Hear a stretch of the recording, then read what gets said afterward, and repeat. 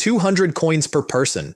The man shouting it stood in the middle of my street with a cracked gong in one hand and a black official's robe on his back with the word tax stitched across the chest, and he was smiling like he had personally invented money. Behind him walked 4 men from the Black Tiger Gang, which in Yanghe County was our polite name for organized crime with a government license. 200 coins. Per head.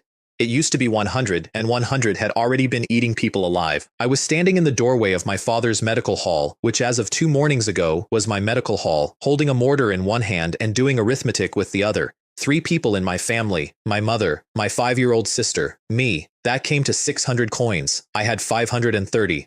Now before you feel too sorry for me, understand that 530 coins was the most money my family had seen in a month, and I had earned all of it in 2 days by putting needles into strangers. My father was a 9th-rank physician.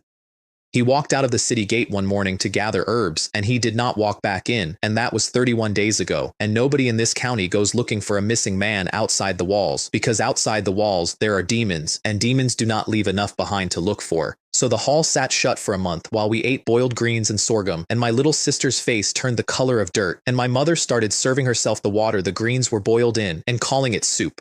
I opened the hall. I was 13. The first customer carried a dying old man in on a door plank and looked at me and said, out loud, to my face, "He's only 13. Yeah, thanks. I got that." I put my fingers on the old man's wrist and said, "It can be saved." And it was saved, because I had something that neither the old man nor his son nor anyone else on that street knew about. If I close my eyes, I fall into a dark space. Not a dream. It has the weight of a place. And in the middle of it stands a tree. Bronze. Enormous.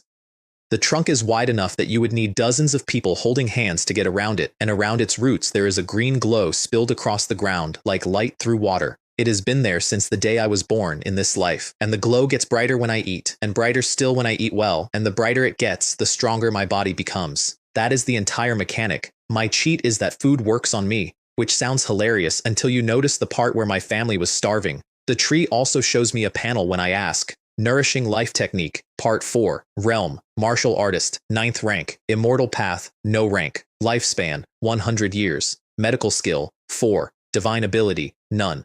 My father made me swear not to cultivate until I turned 13 because it stunts the growth of a child, and my father was the kind of man who worried about a boy's height while a demon was eating him.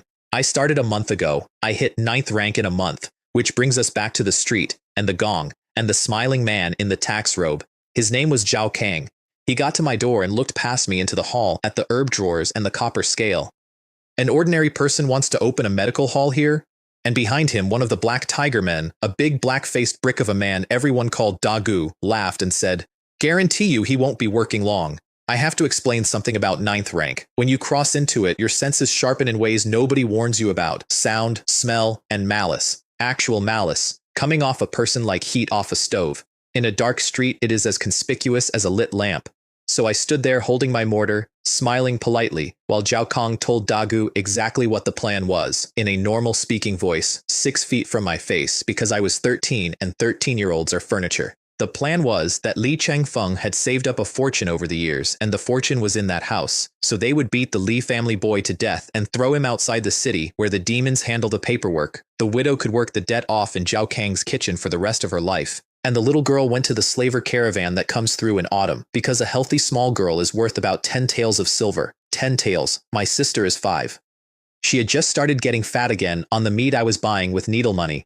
Her hair was turning from yellow back to black. 10 taels of silver. Then Dago got to business, and what he did next was a masterpiece. He counted my family and said, 4. I said there were 3 of us. He said my father was not confirmed dead. No body, no death certificate. So the county still counts him as living in that house, and the county collects on the living. 800 coins instead of 600. I let my face do the thing a 13-year-old face does when it is about to cry, and I went inside and came back with 200 more coins on top of everything I had, and Dagu patted my head and said, "You're a smart kid." I really was.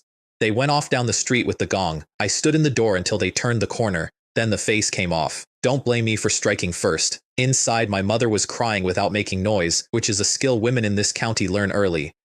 She said, "When your father was alive, they would never have dared." I said, "I know, mother."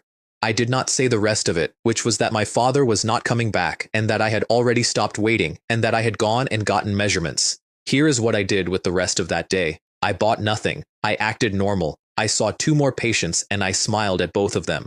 And that night, when the house was asleep, I went into the storeroom and took out my oldest clothes, my oldest shoes, a pair of gloves, and from a hole in the wall, a knife and 4 small cloth bags of quicklime. I tied a rag over my face so only my eyes showed. Then I stood there for a while with my hands shaking. Everyone who tells you these stories skips this part. In my first life, I was a normal person. I paid taxes. I complained about the weather. I had never hurt anybody. And I stood in that storeroom at 13 years old with a knife, and my hands were not steady, and I had to say it to myself out loud like a man taking cold medicine. Without ruthlessness, I don't get to stand anywhere. Then I went over the wall. 9th rank is skin refinement. 1,000 caddies of strength, skin like copper, and eyes that see well enough at night that a moonless street looks like an overcast afternoon. I crossed the east quarter in under a quarter hour, and I did not use a single street. Dago's door had a wooden bar across it. I put my shoulder into it, and the bar was suddenly 2 pieces of wood. He sat up. I got a hand over his mouth first, which at 9th rank is less like a hand and more like a bear's paw coming down. And then I broke both his arms and both his legs, one after another, and he could not even scream properly. Then we had a conversation. What did Zhao Kong say today? Where does Zhao Kong live? East of the city, 3rd lane, Blue Gate. Who else was standing there? Everything. He gave me all of it inside 2 minutes, and then he started begging, and it was so sincere, it was almost impressive. I leaned in, and I said, "Actually, you've already guessed who I am, haven't you?" And I watched it arrive on his face. Not fear of a killer. Something worse. The specific horror of a grown man realizing that the thing kneeling on his chest is the 13-year-old he patted on the head that afternoon. I broke his neck. Under his bed I found 1 ingot of gold, 15 tiles of silver, and 4 strings of copper coins. I left the copper. Copper is heavy, and I had 4 more houses to visit, and I have never in my life regretted a decision more. The second man on Dago's list slept with a hatchet under his pillow, which I discovered because he got it out. He was 7th rank in nothing at all, which is a polite way of saying he was a large man who had won a lot of fights against people who were not trying to kill him. He swung once. I caught the handle. He looked at his own hatchet, held still in the air by a boy who came up to his collarbone, and he said, "What are you?" And I would have loved to give him an answer. The third one did not wake up, and I stood over him longer than I needed to because he had a wife asleep next to him with her arm across his chest, and I had to do it in a way that did not wake her, and I did that for her, not for him. The 4th one tried to buy me. He was up and dressed when I came through the window, sitting on his bed with his money box already open on his knees, because he had heard about Dago from a runner, and he had decided the smart move was to be awake with cash in his hands. He said, "Whoever's paying you, I'll double it." I told him nobody was paying me. He said, "Then triple." And that is when I understood that these men genuinely could not imagine a reason for anything that did not have a price on it, and that if I had gone to them that afternoon and offered them silver, they would have sold me my own sister back at a discount. Then Zhao Kong. There were 2 people in that house. It was over for both of them before either of them was fully awake. 10 taels of gold in a lacquer box, 30 in silver, and, on the desk, a tally sheet in his own handwriting with every household on my street and a number beside each name. Mine had the number 4. By the time I came back over my own wall, the sky was still black. 11 taels of gold, 97 in silver, 5 strings of copper. I spent the next hour grinding the ingots down into anonymous little bars, because gold with a merchant stamp on it is a signed confession, and I put them in the hole under the loose brick. Then I burned the clothes in the corner of the yard, buried the ash, and planted herbs on top of it. And then I sat in the dark and reviewed my performance, and I want to put this in writing because it became the first entry on a list I have been adding to ever since. Rule number 1 for surviving a world with monsters in it. Killing is easy. Getting rid of a body is hard. I had left 5 houses full of evidence. I had not thought about chi traces. I had not thought about the fact that in a world with a demon suppression division, there are people whose entire job is to ask a corpse questions. 6 murders, and I had run the whole operation like a boy stealing melons. In the morning I hired a cart, 3 shy of unhulled rice, 2 jars of lard, 20 caddies of pork, 6 strings of copper, gone in one go, and my mother's face when the cart came through the gate was worth every coin, and I still thought about those copper strings under Dago's bed. I am not a good person, I am just a consistent one. Then I went into the backyard with a spade and started digging a cellar. At 9th rank, packed earth cuts like a knife through bean curd. I put in a main chamber and 3 side rooms and tamped the walls until they were basically concrete. The only real problem with digging a cellar is the mountain of dirt that appears in your yard while you do it. So I pressed the dirt into bricks. Then I built a woodshed over the entrance and stacked firewood on the floor of it. When I finished, you could stand in my yard and see nothing but a poor family's woodpile. While the mud bricks dried, I taught my sister to read. Girls in Yangtze County do not learn to read. I did not care. She sat on an overturned bucket with a stick and wrote her name in the dirt about 400 times, and every time she got one right, she looked up at me for approval like a small dog, and I thought, when you are 7, I am teaching you to fight too. By evening, the whole street had the news. More than a dozen people died in the East Quarter last night. Demons. A demon got in over the wall, and then, from the woman selling pickles, in a tone of deep religious satisfaction, and it ate those tax collectors too. Truly a blessing from heaven, said the man buying the pickles. I said nothing and bought pickles. Then that night my mother sat down next to me and lowered her voice and said, there was a demon in the east of the city last night. 19 people died. I saw them carrying the bodies. 19. I killed 6. I want you to sit with that number the way I sat with it, in the dark, with my hands flat on the table, somewhere between midnight and dawn, in the same quarter of the same city. On the same night I was going door to door with a knife. Something else had been doing the exact same thing, and it had done 13. And I had walked through those streets at 9th rank, which in this world means that the weakest demon alive can eat you, and that you are required, by every piece of practical advice anyone will ever give you, to run. You cannot even threaten a demon until 7th rank. I had passed within a few streets of one, in the dark, carrying a kitchen knife, feeling like a professional. I went and checked on my sister twice that night. Meanwhile, on the other side of the county, at the government office, a man in an oil lamp's worth of light was reading the same numbers off a report. Of 19 dead, 1 tax collector, 7 black tiger, 4 from the Three Rivers gang, 2 watchmen, the rest ordinary people. The coroners of the Demon Suppression Division had gone over all of them and come back with a sentence that would have made me put my head in my hands. 6 of them were murdered. The rest were killed by the demon. The county magistrate was a man named Hu Yuanlong. He read reports at night with his fingers in his beard and the patience of somebody who had never once been in a hurry. His county lieutenant, Chen Bao, stood there waiting for orders. Decisive, the magistrate said. Ruthless, meticulous. They left no clues, and we can't even determine what style they used. Chen Bao asked if they should investigate. Quietly, if we find them, good. If we don't, we drop it. Then, without changing his tone, the demon we hang on the gangs. Weren't they claiming they co-govern this county? Then he went back to the tax schedule. 500 coins in the inner ward, 200 in the outer, 100 outside the walls, 50 in the villages. He tapped that with one finger and said, we mustn't push them into a rebellion. Chen Bao said later to somebody else, the sentence that should have been my warning if I had been standing close enough to hear it. He says he doesn't care about anything. In reality, he sees everything.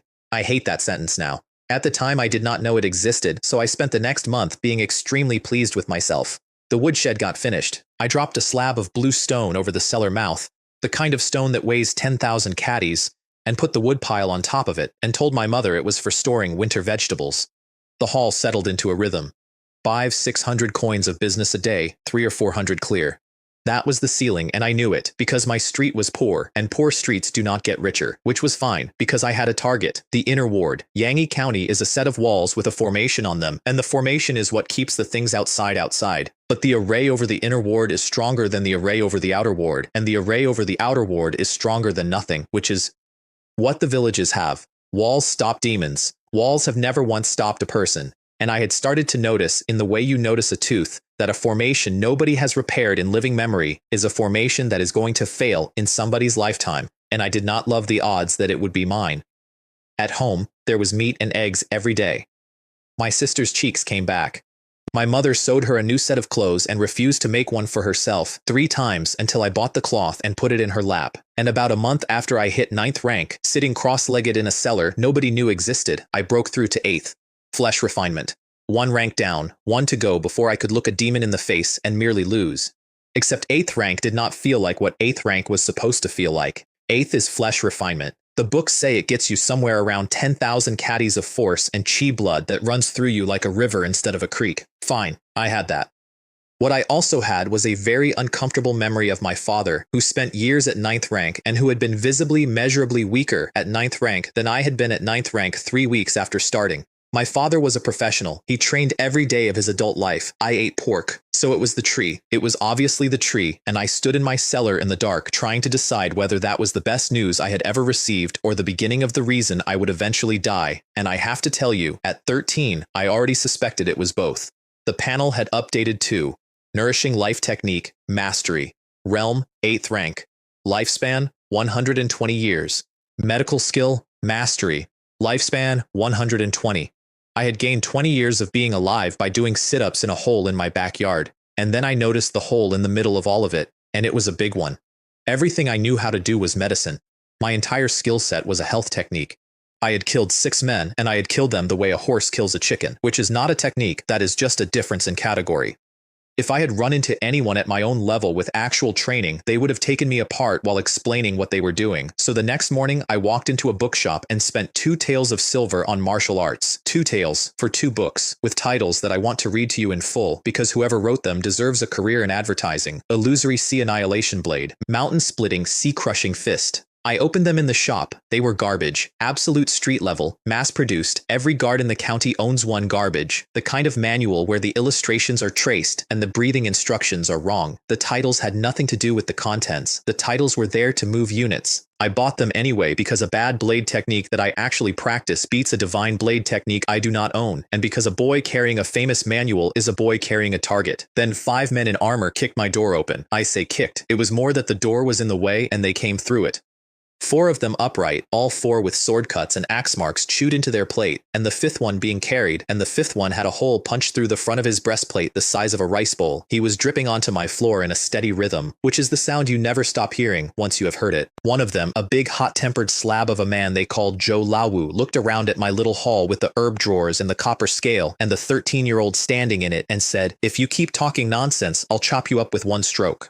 I had not said anything yet. Another one pulled him back and said, in the exhausted voice of a man who does this every time, "Young doctor, even if you can't cure him, we won't blame you."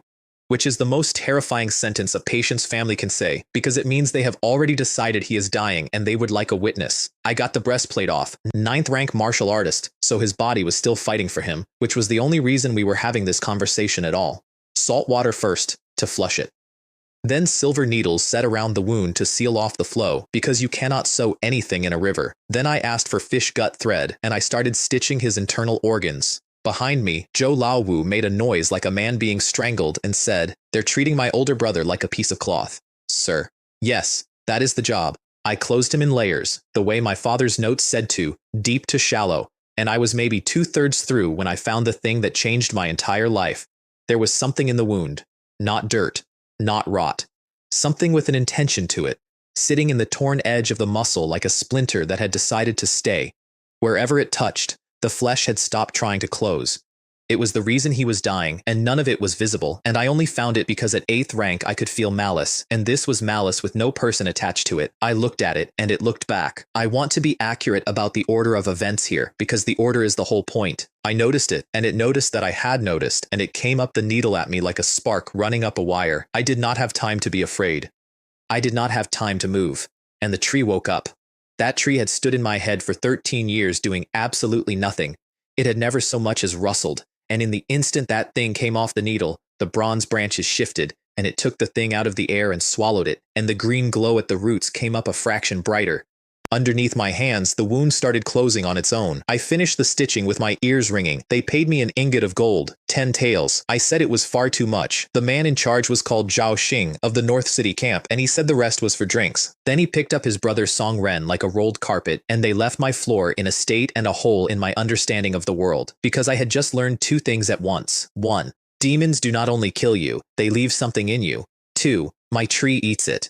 I stood in the empty hall with a gold ingot in my hand and a mop in the other, and I felt the way you feel when you have been playing a game for a year and someone finally hands you the instructions. And that is exactly when I heard 2 men discussing my murder charges from the 2nd floor of the building across the street. 8th rank hearing. I had been walking around for weeks vaguely aware that I could hear more than I used to, in the way you are aware that your new shoes fit. Then somebody says your family name in a room 100 paces away, and you discover that you now live inside everyone else's private conversations forever. There were 2 of them. Patrol Inspection Department, both 9th rank, both leaning out a window with the specific posture of men being paid to watch something. The first one had a beard like a hedge and a robe with more wrinkles than fabric. Hu Lei. Everyone called him Hu Tyrant, and I would learn over time that he had cultivated that nickname on purpose because a man who looks like a bandit does not get asked to do paperwork. The other one was Chen Ming. Pockmarked, thin, and the smarter of the 2 by a margin that Hu Lei would have argued about violently and lost. 19 dead, Chen Ming was saying. 6 of them killed by a person. 6, said Hu Lei. One night. And here's the thing. The only argument in that quarter that night was over a tax assessment. At the Shu family's door. I stood very still behind my own counter with a bloody mop. And then Hu Lei started laughing. He laughed for a while. He had to hold the window frame. That kid, he said, is 13 years old. 13. And you think he killed 6 grown men in one night? What do you think murder is? And I want to record for history that I have never in my life been so grateful to be underestimated and so personally offended at the same time. Chen Ming did not argue with him. Chen Ming just said quietly, "Then what about the father?" Hu Lei stopped laughing. Li Changfeng, 9th rank physician, walks out the gate one morning. No body, no witness. A month later, 6 men who were shaking down his family turn up dead in one night. Huh, said Hu Lei. They chewed on that for a bit, and then they arrived at the conclusion that men in their position always arrive at. Say we solve it, Hu Lei said. Say we actually catch him. Do the higher-ups reward us? No. Do we get promoted? No. We stay petty officials until we die. Right.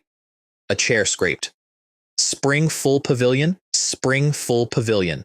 And off they went to drink, and that was the first time in my life I ever heard those 2 names together, and if you had told me then that I would end up owing my life to both of them, I would have asked what the punchline was. I did not touch them, obviously. A 13-year-old boy whose investigators develop health problems is no longer a suspect. He is a confession, and they had nothing. They had a shape in the fog and a joke about my age. But they were not stupid, and that mattered, and I wrote both names down in my head next to the one I already had, which was the magistrate's.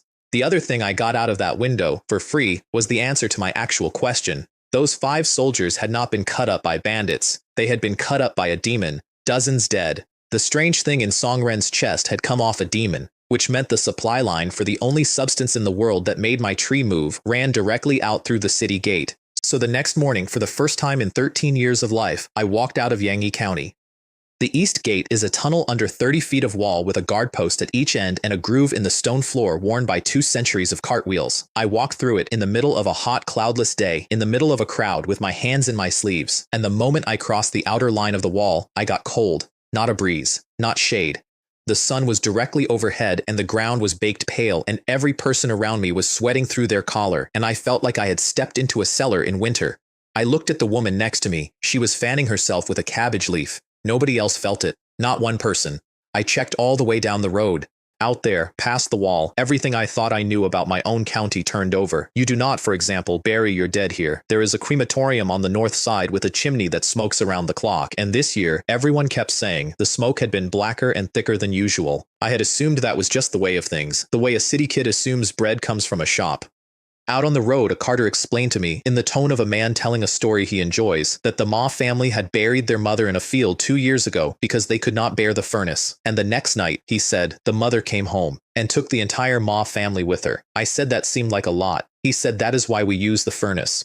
Further out, I ran into a boy I knew slightly, Song Kai, walking an enormous black bull with faint blue scales up the ridge of its forehead. He was grazing it outside the walls, alone, at 13 or 14 years old, which was insane. I asked him why. He shrugged and said, "Go out, a demon might kill me. Stay in, I definitely starve." I have thought about that sentence more than almost anything else anyone said to me that year, because it is not a joke, and it is not despair, it is arithmetic. Everyone out there was doing that arithmetic every single morning, and most of them were getting the same answer. Under the wall itself there were shacks, refugees. 2 villages had been wiped out that spring, then a third. A woman boiling something in a broken pot told me, in a conversational voice, that the demons out east eat children, and then asked if I wanted to buy a hairpin, and then I looked north, and I saw the mountain. The whole county was the color of an old bone that summer. The drought had cooked the fields flat, the trees along the road were gray, and the grass crunched. The mountain was green. Enormously, richly, impossibly green, from the base to the top, in a year when nothing anywhere else had a drop of water in it. It sat on the northern horizon with its back up, and everything about the way it lay on the land made you think of an animal. Black Mountain. I asked the carter about it, and he got quiet, which was a first. Warriors go in there, he said, sometimes with 50 men. They do not come out. Not most, not some. They do not come out. Somewhere in that direction, 32 days ago, my father had gone to gather herbs. I stood on the road in the middle of a drought, freezing, looking at a green mountain, and the thought arrived fully formed and never left. Yangyi County is not a town.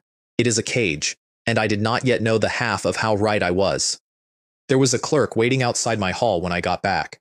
Small man, official's cap, a writing board held against his chest like a shield. He did not greet me. He said, "You're being conscripted, now." I asked what for.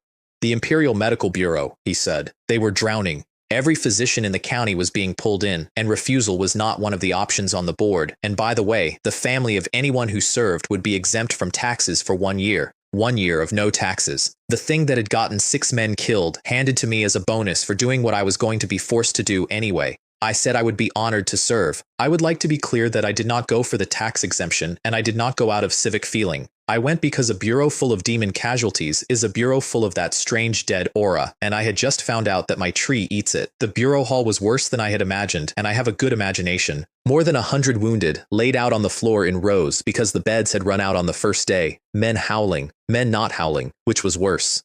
4 or 5 physicians moving through it at a dead run, and every one of them had the specific gray look of someone who stopped keeping score of the dead sometime yesterday. An old man came down the row toward me, white streaks through his hair, and eyes that went over me once, top to bottom, like a scale weighing grain. Medical Commissioner's son, Sun Jinshan, 6th rank martial master, the finest alchemist in the county, and the owner of the 100 Herbs Workshop, which was the largest pharmacy inside the walls and supplied most of the rest. He did not say hello either. He said, "How did you save Song Ren?" I said needles, fish gut thread, acupuncture points to seal the flow. He said, "That's not enough." And here my own character shows.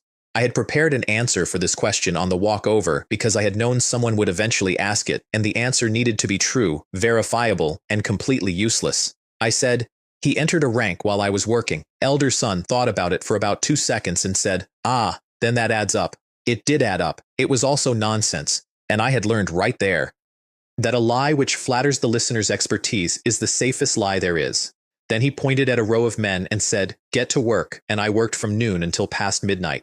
I will not pretend it was heroic. Most of it was cleaning, sealing, and stitching, over and over, until my hands worked without me. More than 100 men came through my section that day. 52 of them died. I remember the number because I counted, and I counted because I have never once been able to stop myself from counting. And with every single one of them, living or dying, I did the other thing. I found the thread of strange aura in the wound, and I drew it out, and the tree took it. 14 threads in 1 day. 14. In 1 day. And the green at the roots of that tree came up like someone turning a lamp. At midnight, the magistrate sent food over for the physicians, which is the kind of gesture that costs a county nothing and buys it a great deal. We ate in a side room, and Elder Son reached across and dropped a slab of dark meat onto my plate. I asked what it was. "Spirit beast," he said. "Even a martial artist can eat it. It accelerates cultivation." I ate it. It tasted like a thunderstorm, if a thunderstorm were a rib. Then Elder Son put his chopsticks down and said, "Would you be willing to join the Imperial Medical Bureau and become my disciple?" I moved fast. I was on my feet before he finished the sentence. "Disciple greets teacher." He blinked. I think he had a whole persuasive argument prepared. Look, I know how that sounds. 13 years old, and I said yes to a stranger in under a second. But run it from where I was standing. That one sentence gave me an official position, a name to hide behind, legal access to every demon casualty in the county for the rest of my life, and a 6th rank martial master standing between me and anyone who wanted to look at my family sideways. The teacher's wife did the ceremony 2 days later, and I was expecting tea and a bow. She set a table in the courtyard with a red silk cloth over it, and at the end, she took the cloth off. 10 gold ingots, 10 taels each. 100 taels of gold, sitting on a table in the sunlight as a welcome gift.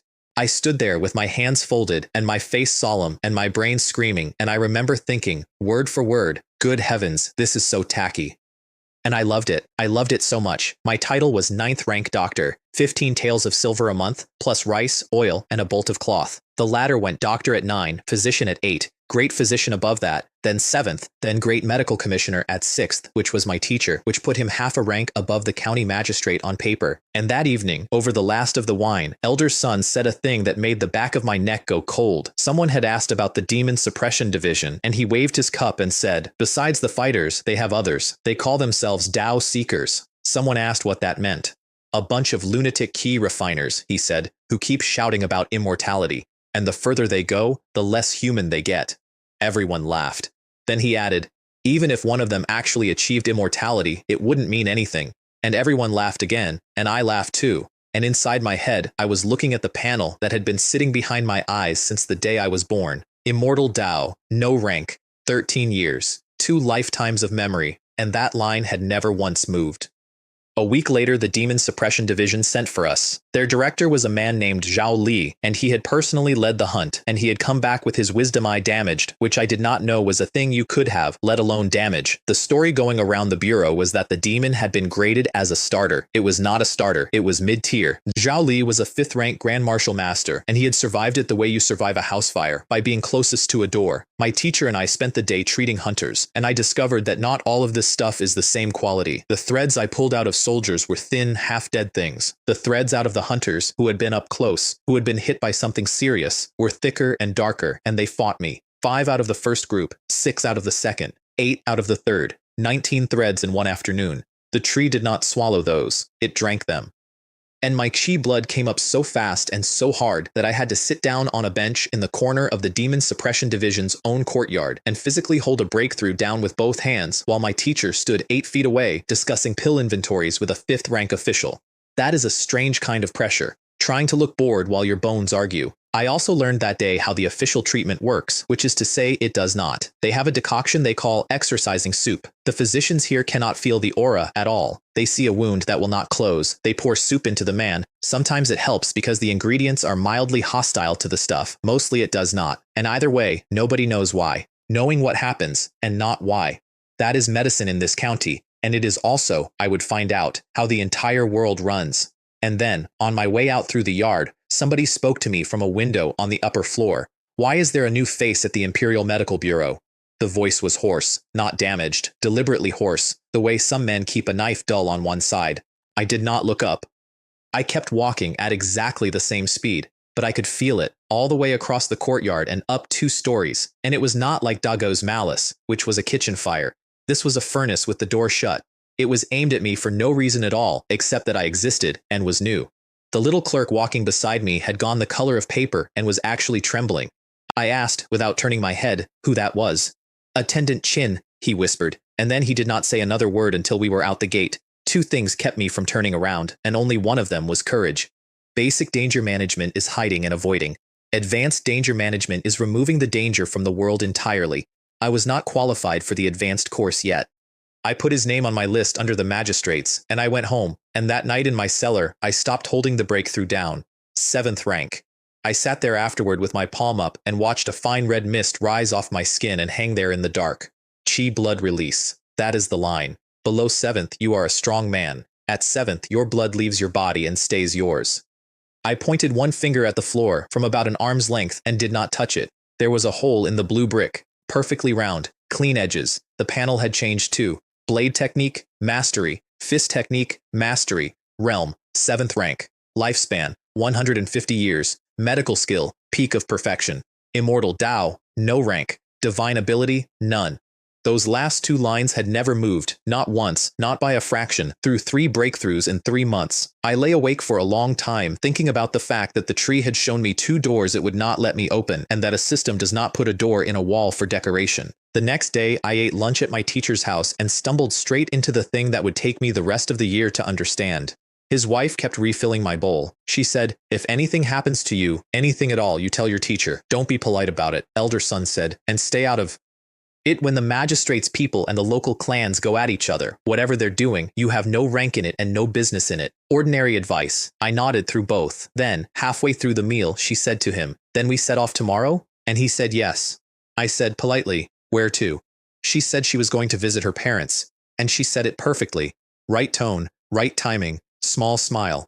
If I had been a normal 13-year-old, I would not have noticed anything at all. But I was a 13-year-old who could smell a lie the way a dog smells a storm, and the lie was not in her voice. It was that nobody in her position visits their parents in the middle of a drought, in the middle of a demon season, in a county where the roads are the most dangerous thing about the county. I did not ask a second question. I have learned that the second question is what people remember. Here is the part I only found out much later, which happened after I walked home. She stood at the window of that house looking north at the Green Mountain, and she said, "This is a horrible place." And my teacher said, "It's too early and too hasty.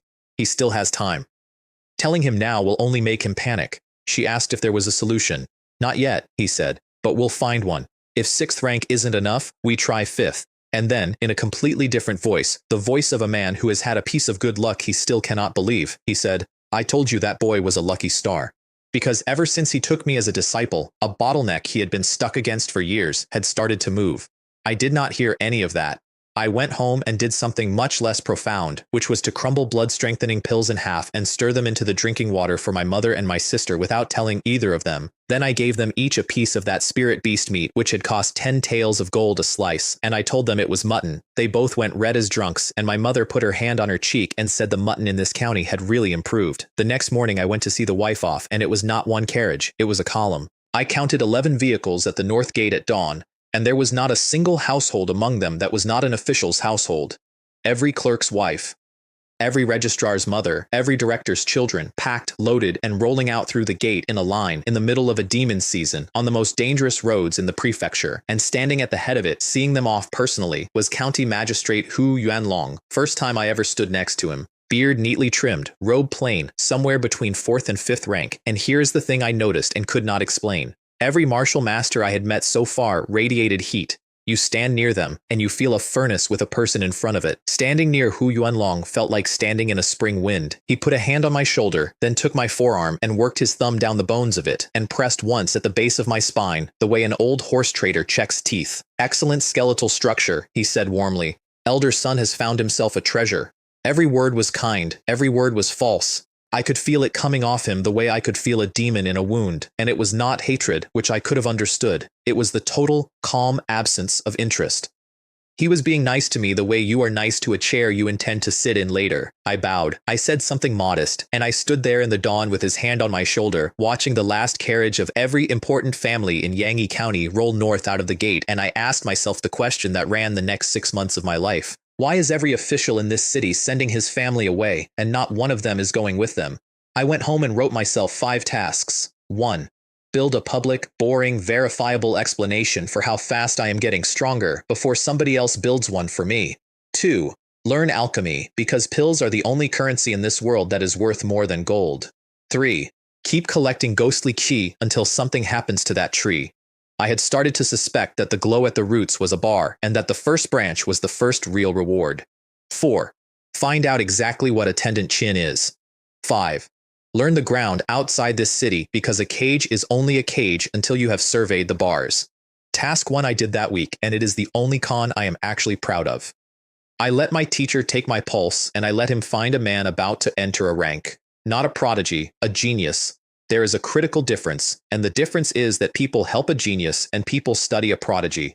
I timed it so my progression looked steep but explainable, the sort of thing a proud teacher brags about at dinner and a rival dismisses as luck. He held my wrist, and his eyebrows went up, and he said, "Even in a prefecture city, they would call you a genius." Perfect, exactly what I ordered.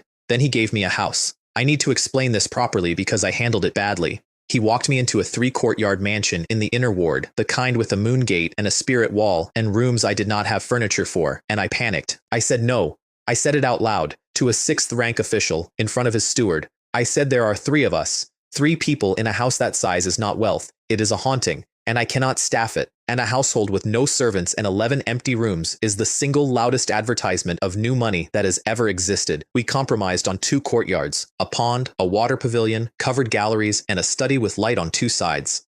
Then I made my one genuine mistake of the day and asked what it cost. "Get out," said my teacher. His steward, a Quan, walked me to the gate and explained it patiently, like a man handling a foreign visitor. A disciple is a son. A son who buys his own house while his teacher is alive is telling the entire county that his teacher does not provide. It is not generosity. It is arithmetic of face, and I had just tried to pay my father for dinner. We moved that week. I did not close the old hall in the south quarter, because a hall with the lights on is an alibi with a roof. My mother walked through the front gate of that house and stopped dead in the middle of the first courtyard and did not say anything for a long time.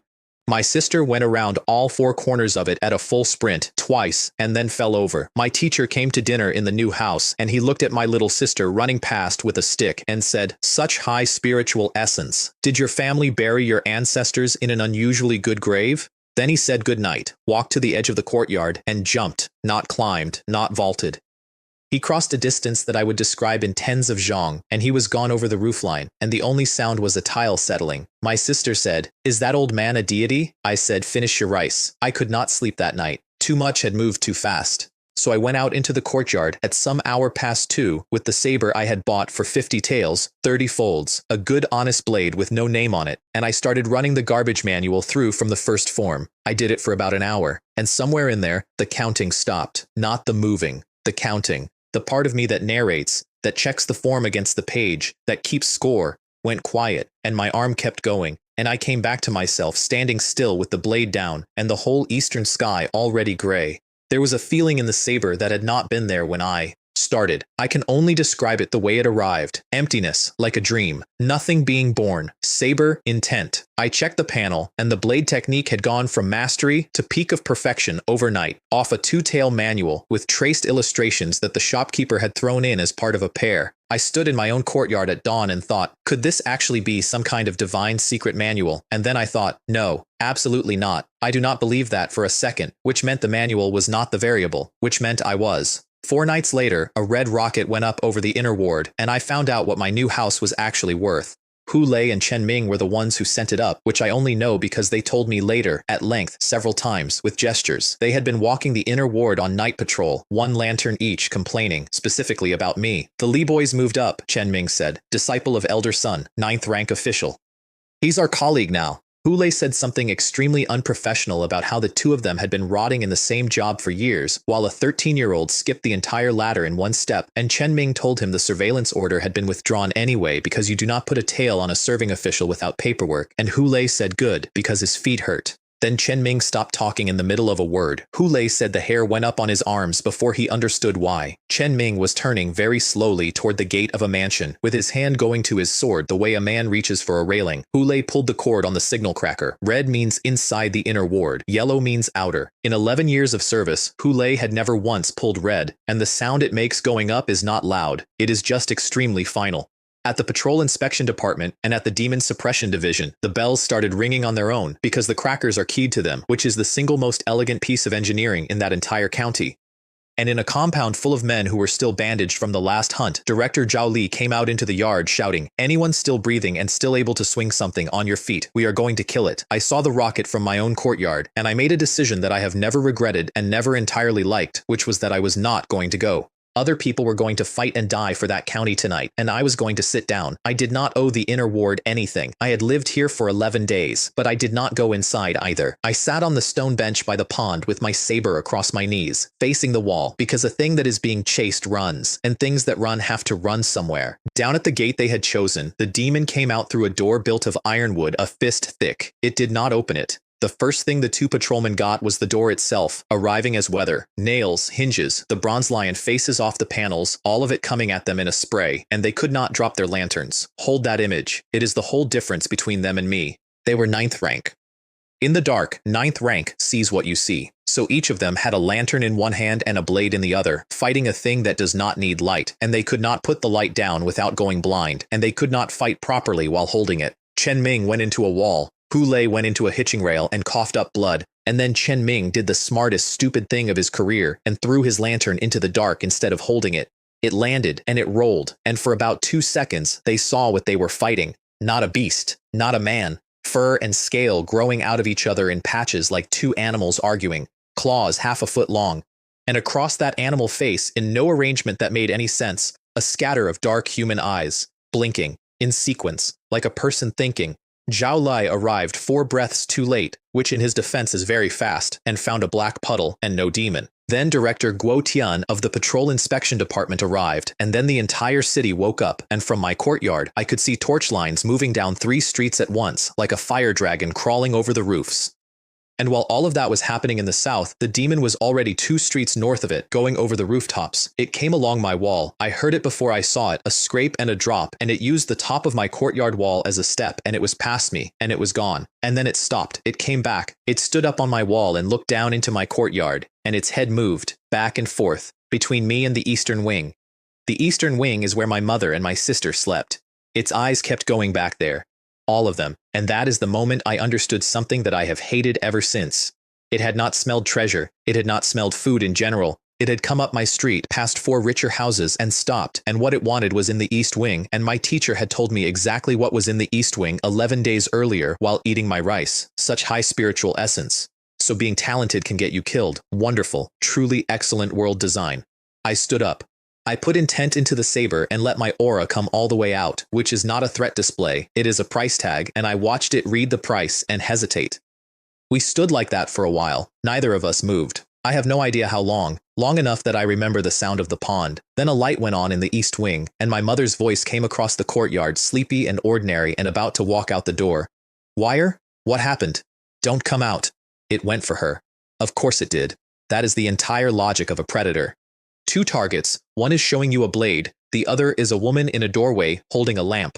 I got there first. I want to describe the next part accurately, because I got it wrong in the moment and being wrong about it is important. I had been braced for the fight of my life. 7th rank is supposed to mean you can barely protect yourself against a demon. That is the received wisdom. That is what every Carter and every guard and every book tells you. My first strike knocked it off its feet and its claws came apart against my blade with a sound like coins being thrown at a wall, and I remember thinking, in the middle of a life or death situation, with genuine confusion, wait, isn't this thing supposed to be stronger? After that it was short. Claws that could open flagstones went through like bean curd. Scale came apart like rotten leather. 2 more exchanges and it was finished, and the pieces of it were still moving on my flagstones, and all those dark human eyes were still open, and every one of them was looking at me with an expression I can only describe as personal. I did not care for that, so I finished it properly, and then it stopped looking at me. 1 thread of ghostly chi came out of the body. 1. But it was worth about a dozen of the thin ones I had been pulling out of soldiers all month, and the tree took it like a man taking a drink after a long walk. Then the actual work started, because I now had a demon corpse in my courtyard with saber cuts all over it, and saber cuts are a signature. It had already begun coming apart on its own, which helped. I put my fists through the cut lines until there were no cut lines, just damage, the kind of damage that could have come from anything. Then I carried it 3 streets over and put it in a drainage ditch in a spot where somebody would find it by morning, but not immediately. Then I came back and swept my own courtyard, and the flagstones where the blood had gone I lifted and rinsed into the pond, and then I stood in the middle of my yard in the dark, checking it the way you check your own face in a mirror before meeting someone important. Rule number 1, updated. Killing is easy. Getting rid of a body is hard. But I was getting good at it, and I did not enjoy how quickly I was getting good at it. My mother was standing in the doorway of the east wing with the lamp when I came back in. I told her the truth, or half of it, which is the only version of the truth that is any use to anyone. A demon came. I killed it. I entered a rank while I was doing it. Then I told her the part that mattered. Nothing happened in this courtyard tonight. Not to me. Not to you. Not to my sister. No matter who asks. She looked at the saber, and then at my face, and she did not ask a single question. And I have thought about that a lot since. My mother was a poor woman from a poor street who had never held a weapon in her life, and she understood immediately, without being told, that the safest thing her son could possibly be was uninteresting. Elder son came over the wall about 10 minutes later. He had come out of secluded cultivation for this. He put 2 fingers on my wrist before he said hello, and his eyebrows went up. Are you entering the ranks? Yes, I said. I got nervous, and it sort of happened on its own.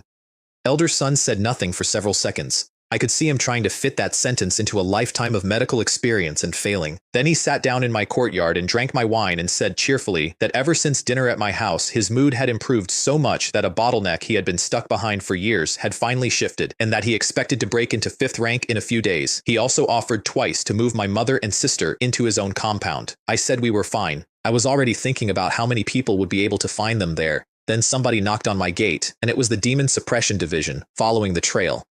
The trail, they explained politely, ended at my front wall. Elder son did not even look up from his cup. We didn't see anything, which is a complete sentence when a 5th rank alchemist says it. Half an hour later, there was a commotion 3 streets over in a direction I could have pointed to with my eyes shut. 15 minutes after that, the criers went through announcing that the demon had been destroyed and everyone should go back to bed. And they did. The entire city went back to bed. Not everyone. In a lit room across town, Zhao Li stood over what was left of that thing on a plank with his arms folded, and Hu Lei and Chen Ming were carried in on doors of their own to identify it. More than 10 eyes, Chen Ming said. They're gone now, but that's the one. Zhao Li did not say anything for a while. Then he said the thing that nearly ended me. This demon was at the peak of the low tier, 1 step off mid-tier. If I had met it alone tonight, I would have been careful, and I would still have come away hurt. Guo Tian said something dismissive. Zhao Li kept going. Killing it outright takes 6th rank at the absolute minimum. There are men in this county I could count on my hand who could do it, and whoever did left the body where we would find it and did not come forward to claim the bounty. That was the sentence, right there. So he is not an official, Zhao Li said. Officials collect. Guo Tian, who was a practical man and my favorite person in that room, shrugged and said, somebody did our job for us for free and asked for nothing. Why is that a problem?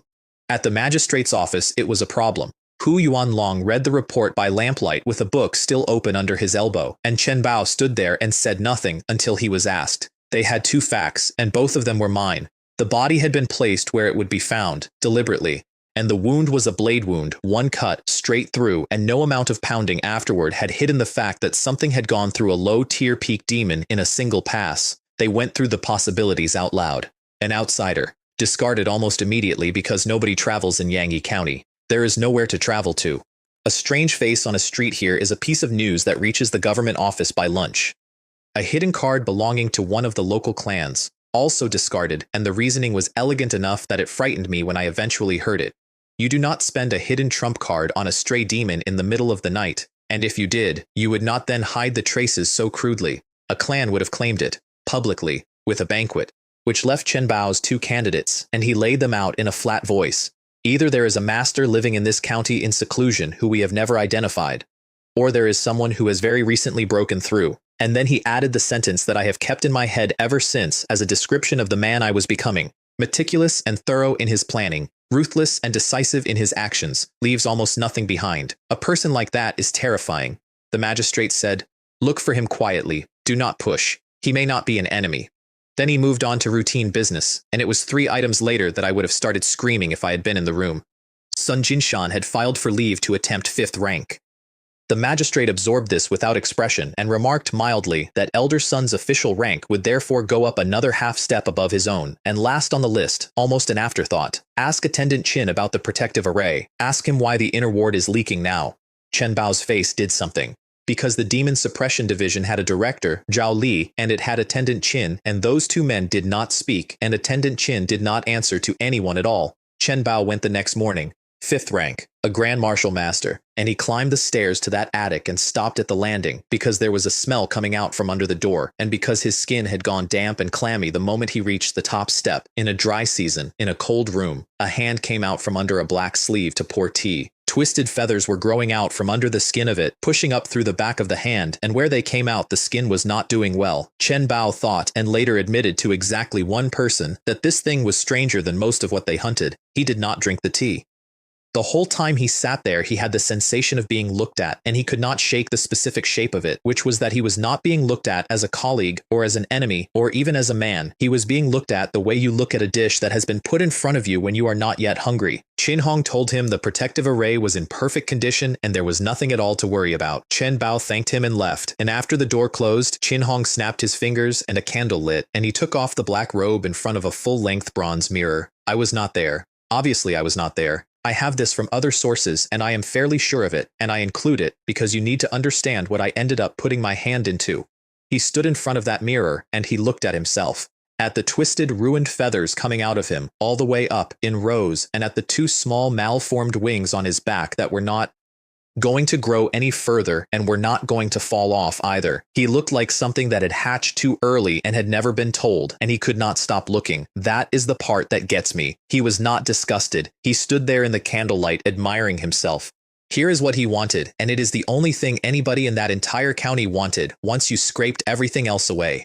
Those who eat qi become divine and live long. Those who do not eat qi do not die and become divine. That is the ladder. Navigating qi, spirit illumination, channel opening, Tao embryo, fasting. And in the oldest records of his school, there was a 6th step, which they called the True Lord of the Purple Mansion, and nobody living had ever seen it.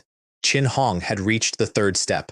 Channel opening. It had bought him 500 years of life. And in exchange his body had begun to rot, slowly, from the inside out, and the truly horrifying detail, the one that kept me awake later, is that he could not feel it happening. He had watched it happen to somebody else first.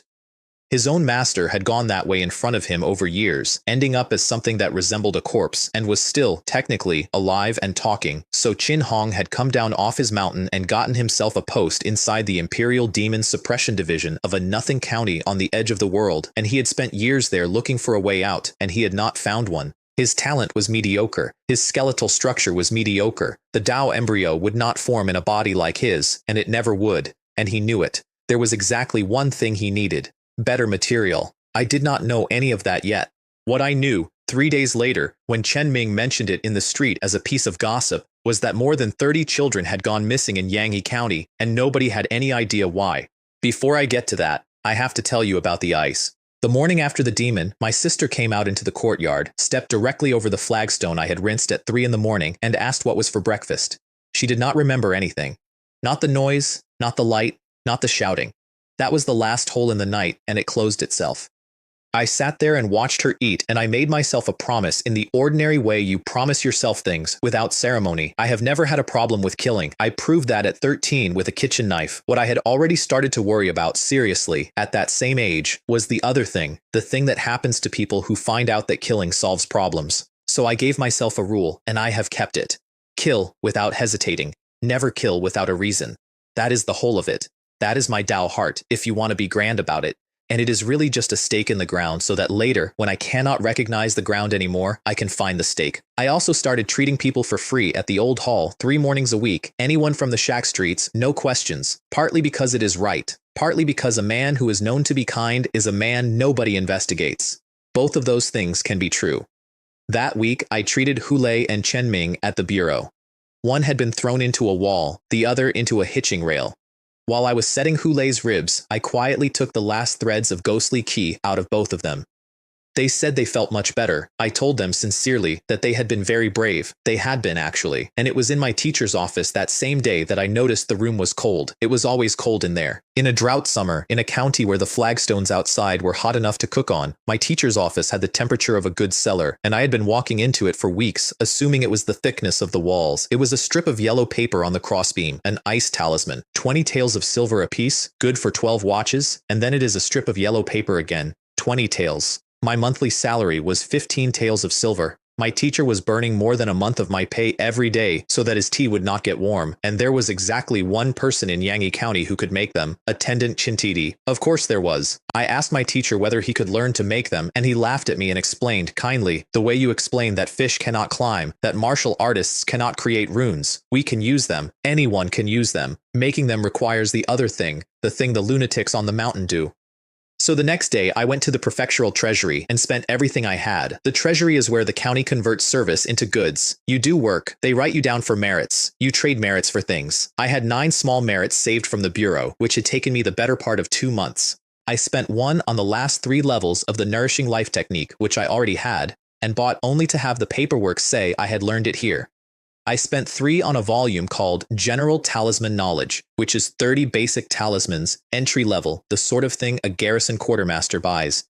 And I spent the last 5 on 3 purity lotus seeds, a bottle of spirit ink, and a stack of talisman paper. 9 merits, gone in 1 afternoon. And as I walked out with a package under my arm, 2 clerks behind the counter did not even bother to lower their voices. Another idiot buying talismans, should have bought pills. They were right on the economics and wrong about everything else, and I let them have it because a boy who is known to make bad purchases is a boy nobody watches.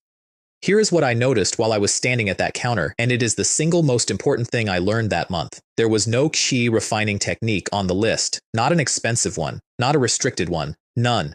The imperial court of this dynasty will sell a 13-year-old a Dharma eye method and 30 talismans and a bottle of spirit ink, and it will not sell him the first step of qi refining at any price because it is not on the list to be priced. That is not scarcity. Scarcity has a number next to it. That is a decision. I went home and tried to draw my first talisman with qi blood because that is what I had. The brush exploded, not the paper, the brush. It came apart into splinters in my hand and left the paper on fire. I did it 5 more times and I got better at it in the sense that I stopped flinching. Around attempt 4, I worked out the actual problem, and it is almost funny. A talisman wants magic power, which is what a qi refiner has, and magic power is apparently soft. What I had was qi blood, and at 7th rank, qi blood is not soft. Trying to write with it is like trying to do calligraphy with a blowtorch. Then I sat in the dark for a while, and I did something I had never done on purpose. I reached past the qi blood. I went into the dark space, and I pulled 1 thread of power directly off the tree, and I did not let it touch anything else on the way out. The brush moved like it was going through oil, the strokes closed, the paper did not burn, and a new line appeared in my panel for the first time in 13 years. Talisman. Ice talisman. Entry level. The emotional content of that moment. I had killed 6 men and a demon, and I had jumped 3 ranks in 3 months, and none of it hit me like drawing a piece of paper correctly. I stuck it to the crossbeam in my mother's room. She had been sitting up in there most nights fanning my sister with a flat reed fan because the heat was so bad the child could not sleep, and my mother is the kind of woman who will do that for 6 hours and mention it to nobody. The room went cold in about a minute. My sister rolled over and stopped kicking her blanket off. My mother touched the beam and said, "That must have been expensive." "I drew it myself," I said. "It cost nothing. 20 taels on the open market." I have never enjoyed lying to my mother more. And then, over the next few days, I noticed the thing that reorganized my entire understanding of what was living in my head. My teacher's talismans, made by attendant Chin, a third-step chi refiner with 500 years of life, lasted 12 watches. One day. Mine lasted days, same paper, same ink, same entry-level technique out of a 3-merit book, drawn by a boy who had been doing it for less than a week, which meant the power I was pulling off that tree was not magic power. It was not a worse version of magic power, and it was not a martial substitute for it. It was something else, and it sat above, and that told me what the tree was for, because think about it. The tree feeds on food, and it made me a monster at martial arts, and I had assumed that was the point. But martial arts was the thing it did while idling.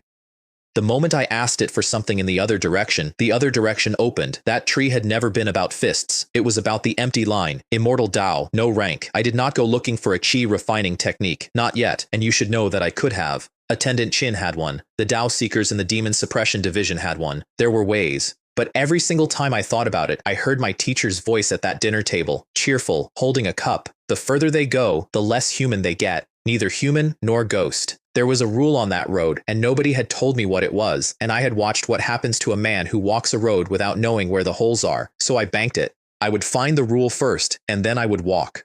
That decision saved my life about 4 months later, and I want that on the record, because almost nothing else I did that year was patient. The drought got worse. I do not have a good way to make you feel it, so here are the details I remember.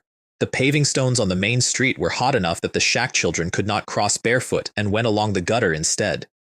The cracks in the ground outside the wall were wide enough to put your hand in. The bark had been stripped off every tree within an hour of the gate, up as high as a person can reach in a clean line, like somebody had measured it. Bodies in the street swelled by midday. The carts went to the crematorium in a queue, and the smoke off that chimney was thicker and blacker every week, and everybody had stopped looking at it. And Black Mountain sat up there in the north, green as spring, absolutely full of food, and not one starving person in that county went up it.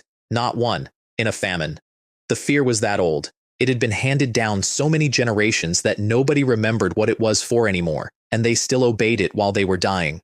I remember thinking, standing in my doorway watching a cart go by, that hunger is going to break that fear eventually. It has to, and when it does, whatever is up there is going to come down here. I was right about that too, but not in the way I expected, and not that year. There was a torn reed mat outside my old hall one morning with 2 people on it, a woman so far gone that she had stopped being a shape and become an outline, and a child next to her, and I have treated a lot of starvation, and I still had to take a moment. Dry skin pulled straight onto the bones, nothing left in the face at all, except the eyes. The eyes were bright. That is the cruelty of it. The eyes are the last thing to go. The child put out a hand toward me, turned up, fingers curled, like a chicken's foot. There were a few copper coins in it, and the child did not look at me while doing it. The child looked at the mother. I took the woman's wrist. There was nothing there. Her organs were burnt out. She was a cracked jug, and you can pour whatever you like into a cracked jug.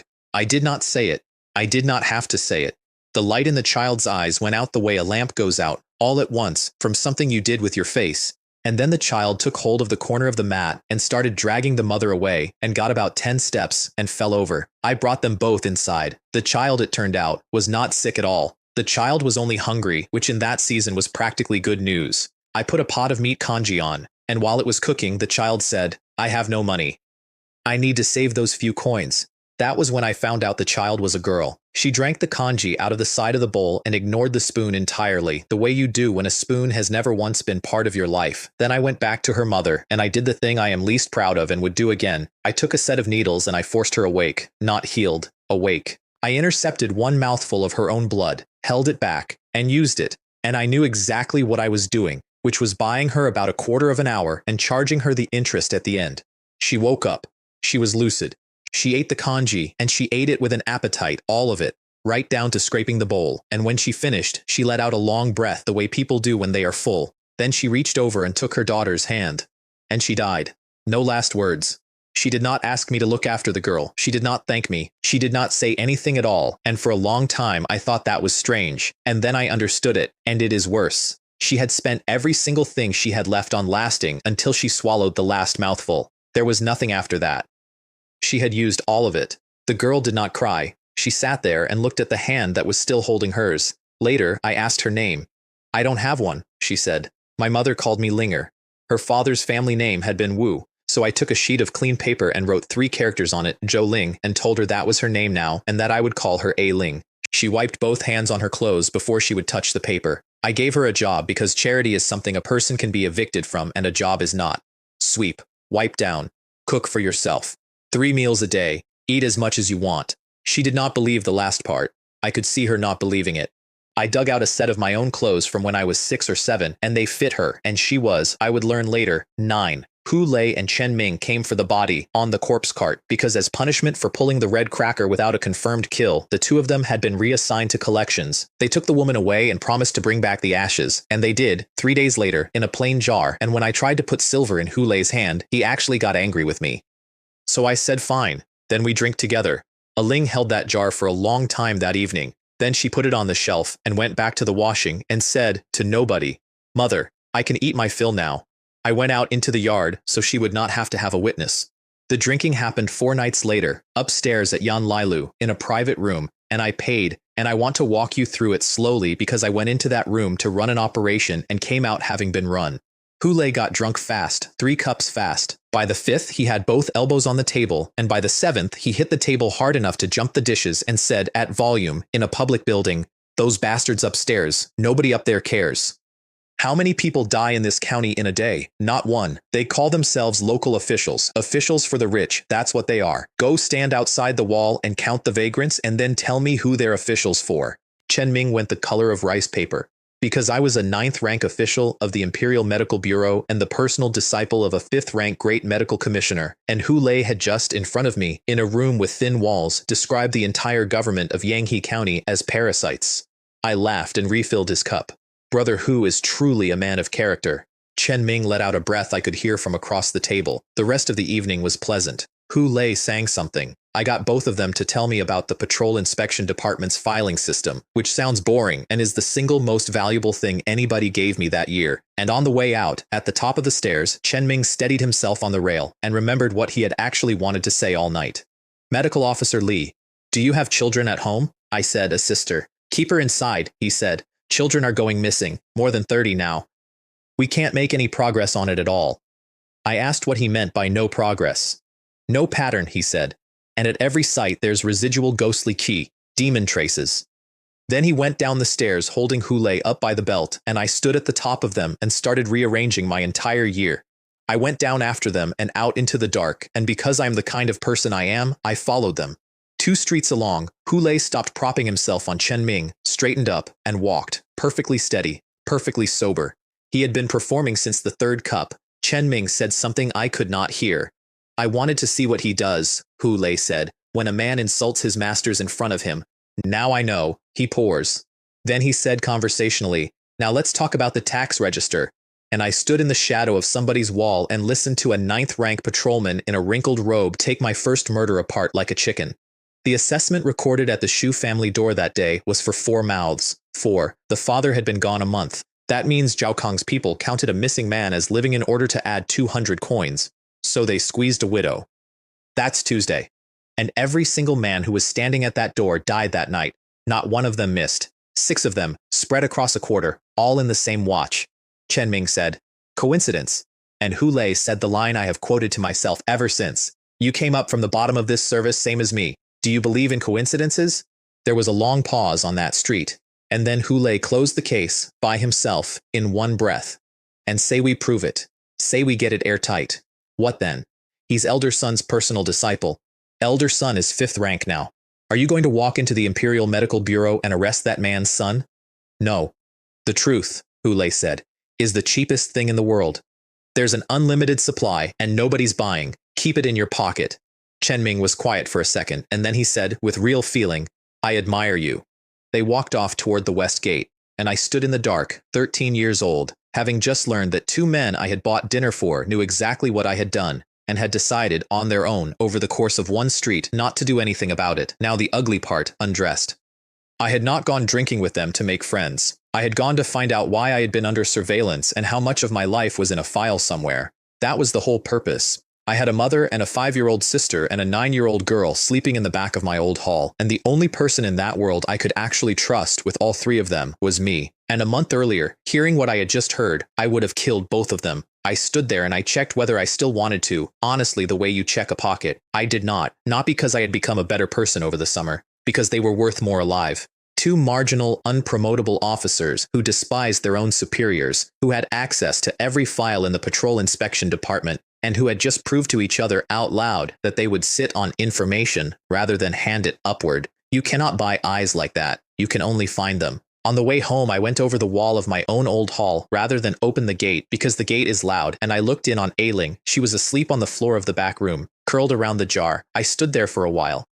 Then I stuck an ice talisman on the crossbeam over her, which was 20 tiles of silver of nothing at all, and I went to leave. There was a bowl of rice congee on the stand by the door, covered with a plate. She had made 2 portions, one for herself and one for whoever came back. I did not eat it.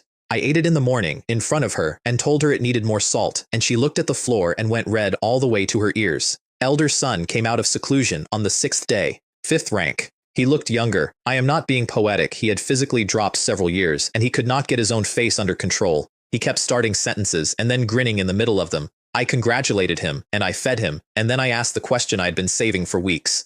Teacher, about Black Mountain. What is actually…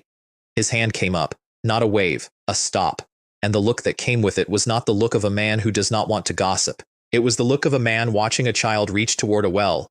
Don't ask, at least not now. And do not go looking into it yourself. I said, yes, teacher. I fully intended to go looking into it myself, and he knew that, which is why he said the second half. Then he changed the subject to the missing children, and he sent me his own steward, a Kwan, an 8th-rank martial artist, to sit in my courtyard during the day, not at night.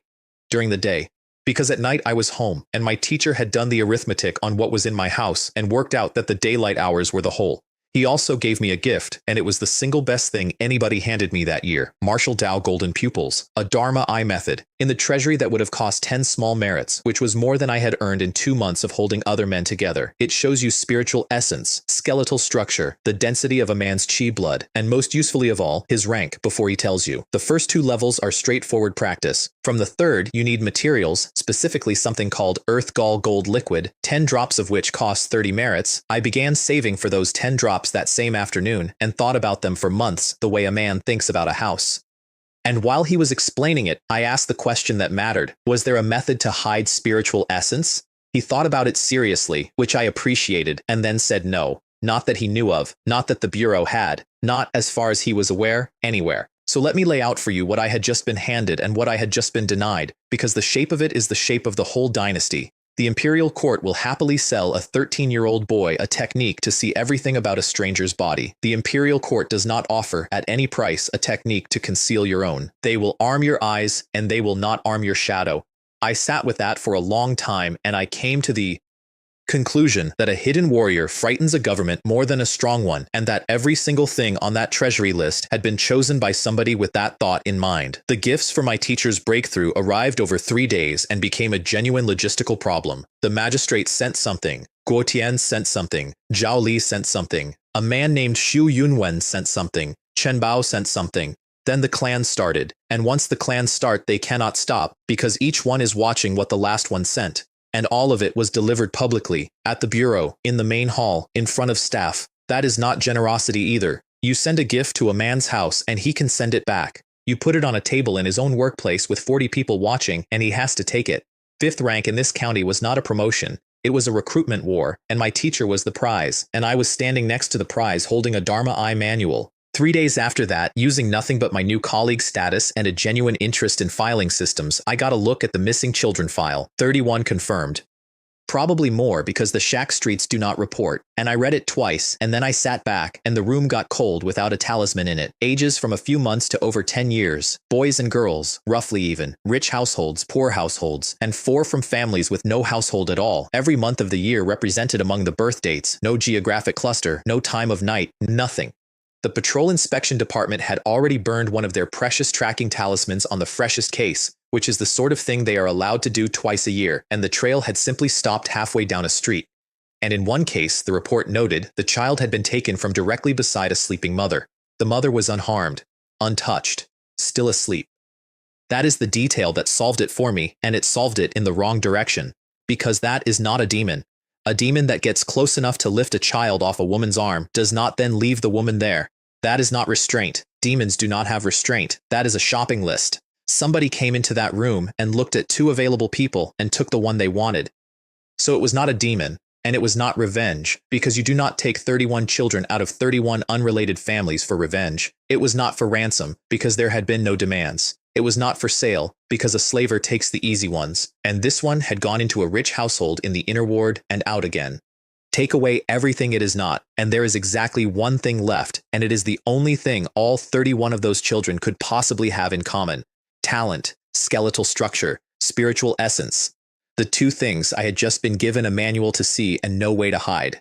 I put the file back on the shelf exactly the way I had found it, and I walked out through the yard of the patrol inspection department into a hot street, and I did the arithmetic on my own household. My sister, such high spiritual essence, my teacher had said, delighted out loud at my dinner table with the windows open. And me, I went to the old hall. It was spotless again, not clean, spotless.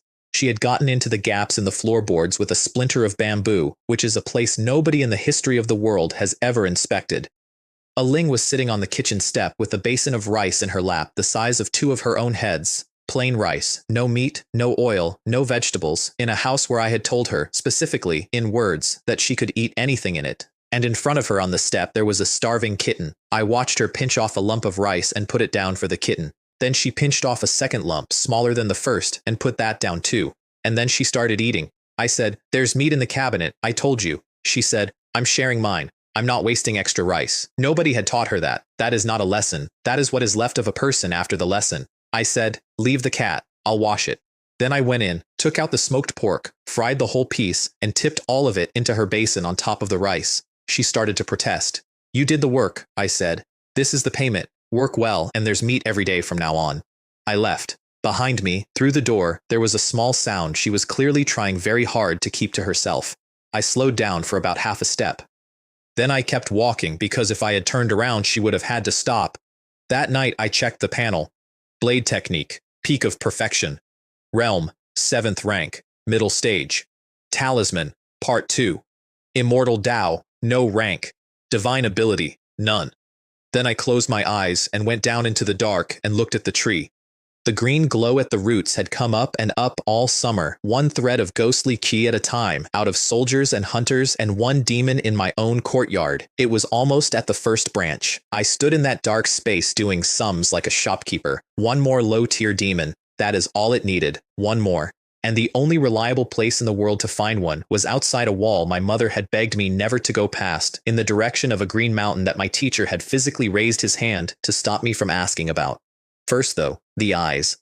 I went and read the pricing on the 3rd level of golden pupils properly, because I am a serious person who does his research, and the 3rd level needs 60 drops of Earthgall gold liquid. 60 drops. At 30 small merits per 10, 180 small merits. I had earned 9 in 2 months of standing in other people's blood.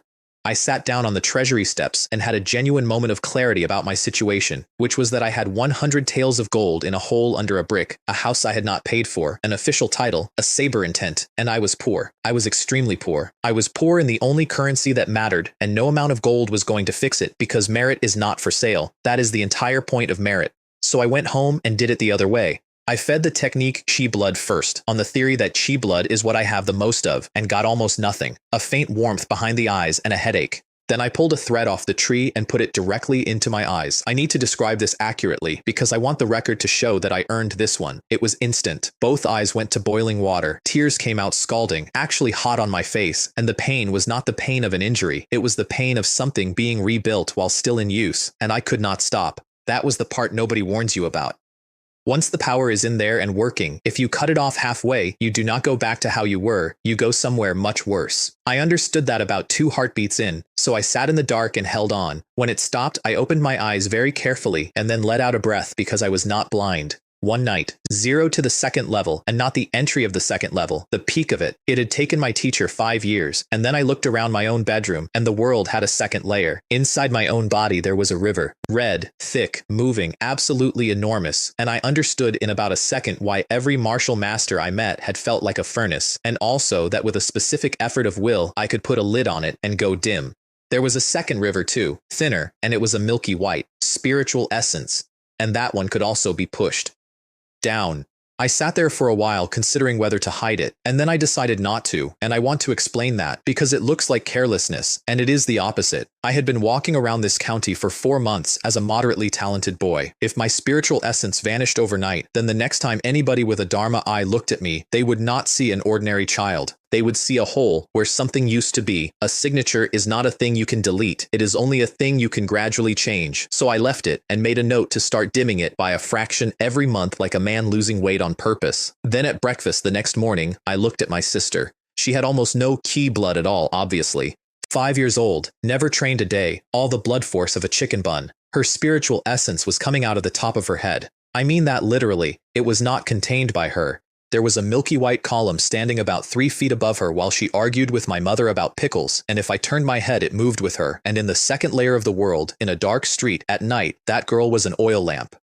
That is what the thing on my wall had smelled. I put down my chopsticks and went to my teacher's office and asked, again, whether anything at all existed that would hide it. He said, again, that no method existed. Then he opened a drawer and took out a strip of paper and put it on the desk between us, an intermediate breath concealing talisman. There's no method, he said. There is a thing. I asked what it cost. 1 large merit.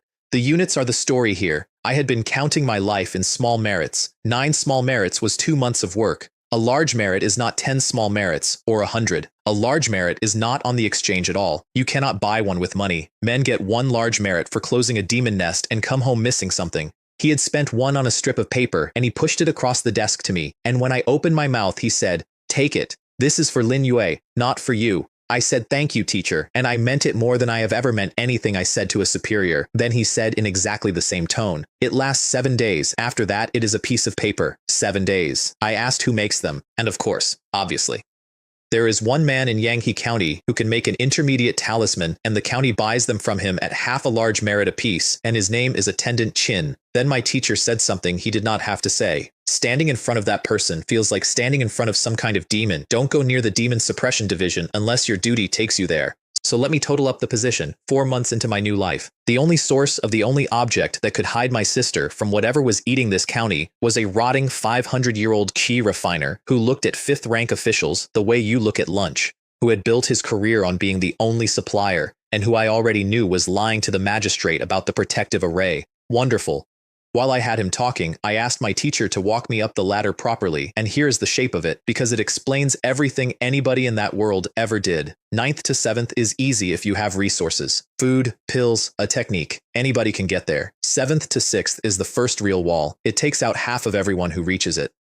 4th to 3rd is the wall that 90% of people who reach it die behind. Not fail behind, die behind. Above 3rd rank, you are a grandmaster, and a grandmaster can found a sect, ignore a county, and if he is in a bad mood, redesign a city. Also, and I filed this away very carefully, a martial artist at 2nd rank can draw talismans, because at 2nd rank you enter something called the spirit refining realm, and at that point the distinction between the 2 roads starts to blur.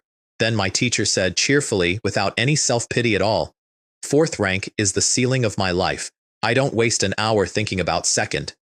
He was 5th rank. The highest ranked man in the county by half a step, at the top of a ladder he had climbed for 40 years, and he had already measured the exact spot on the wall where he was going to stop. I did not say anything comforting. He would have hated it.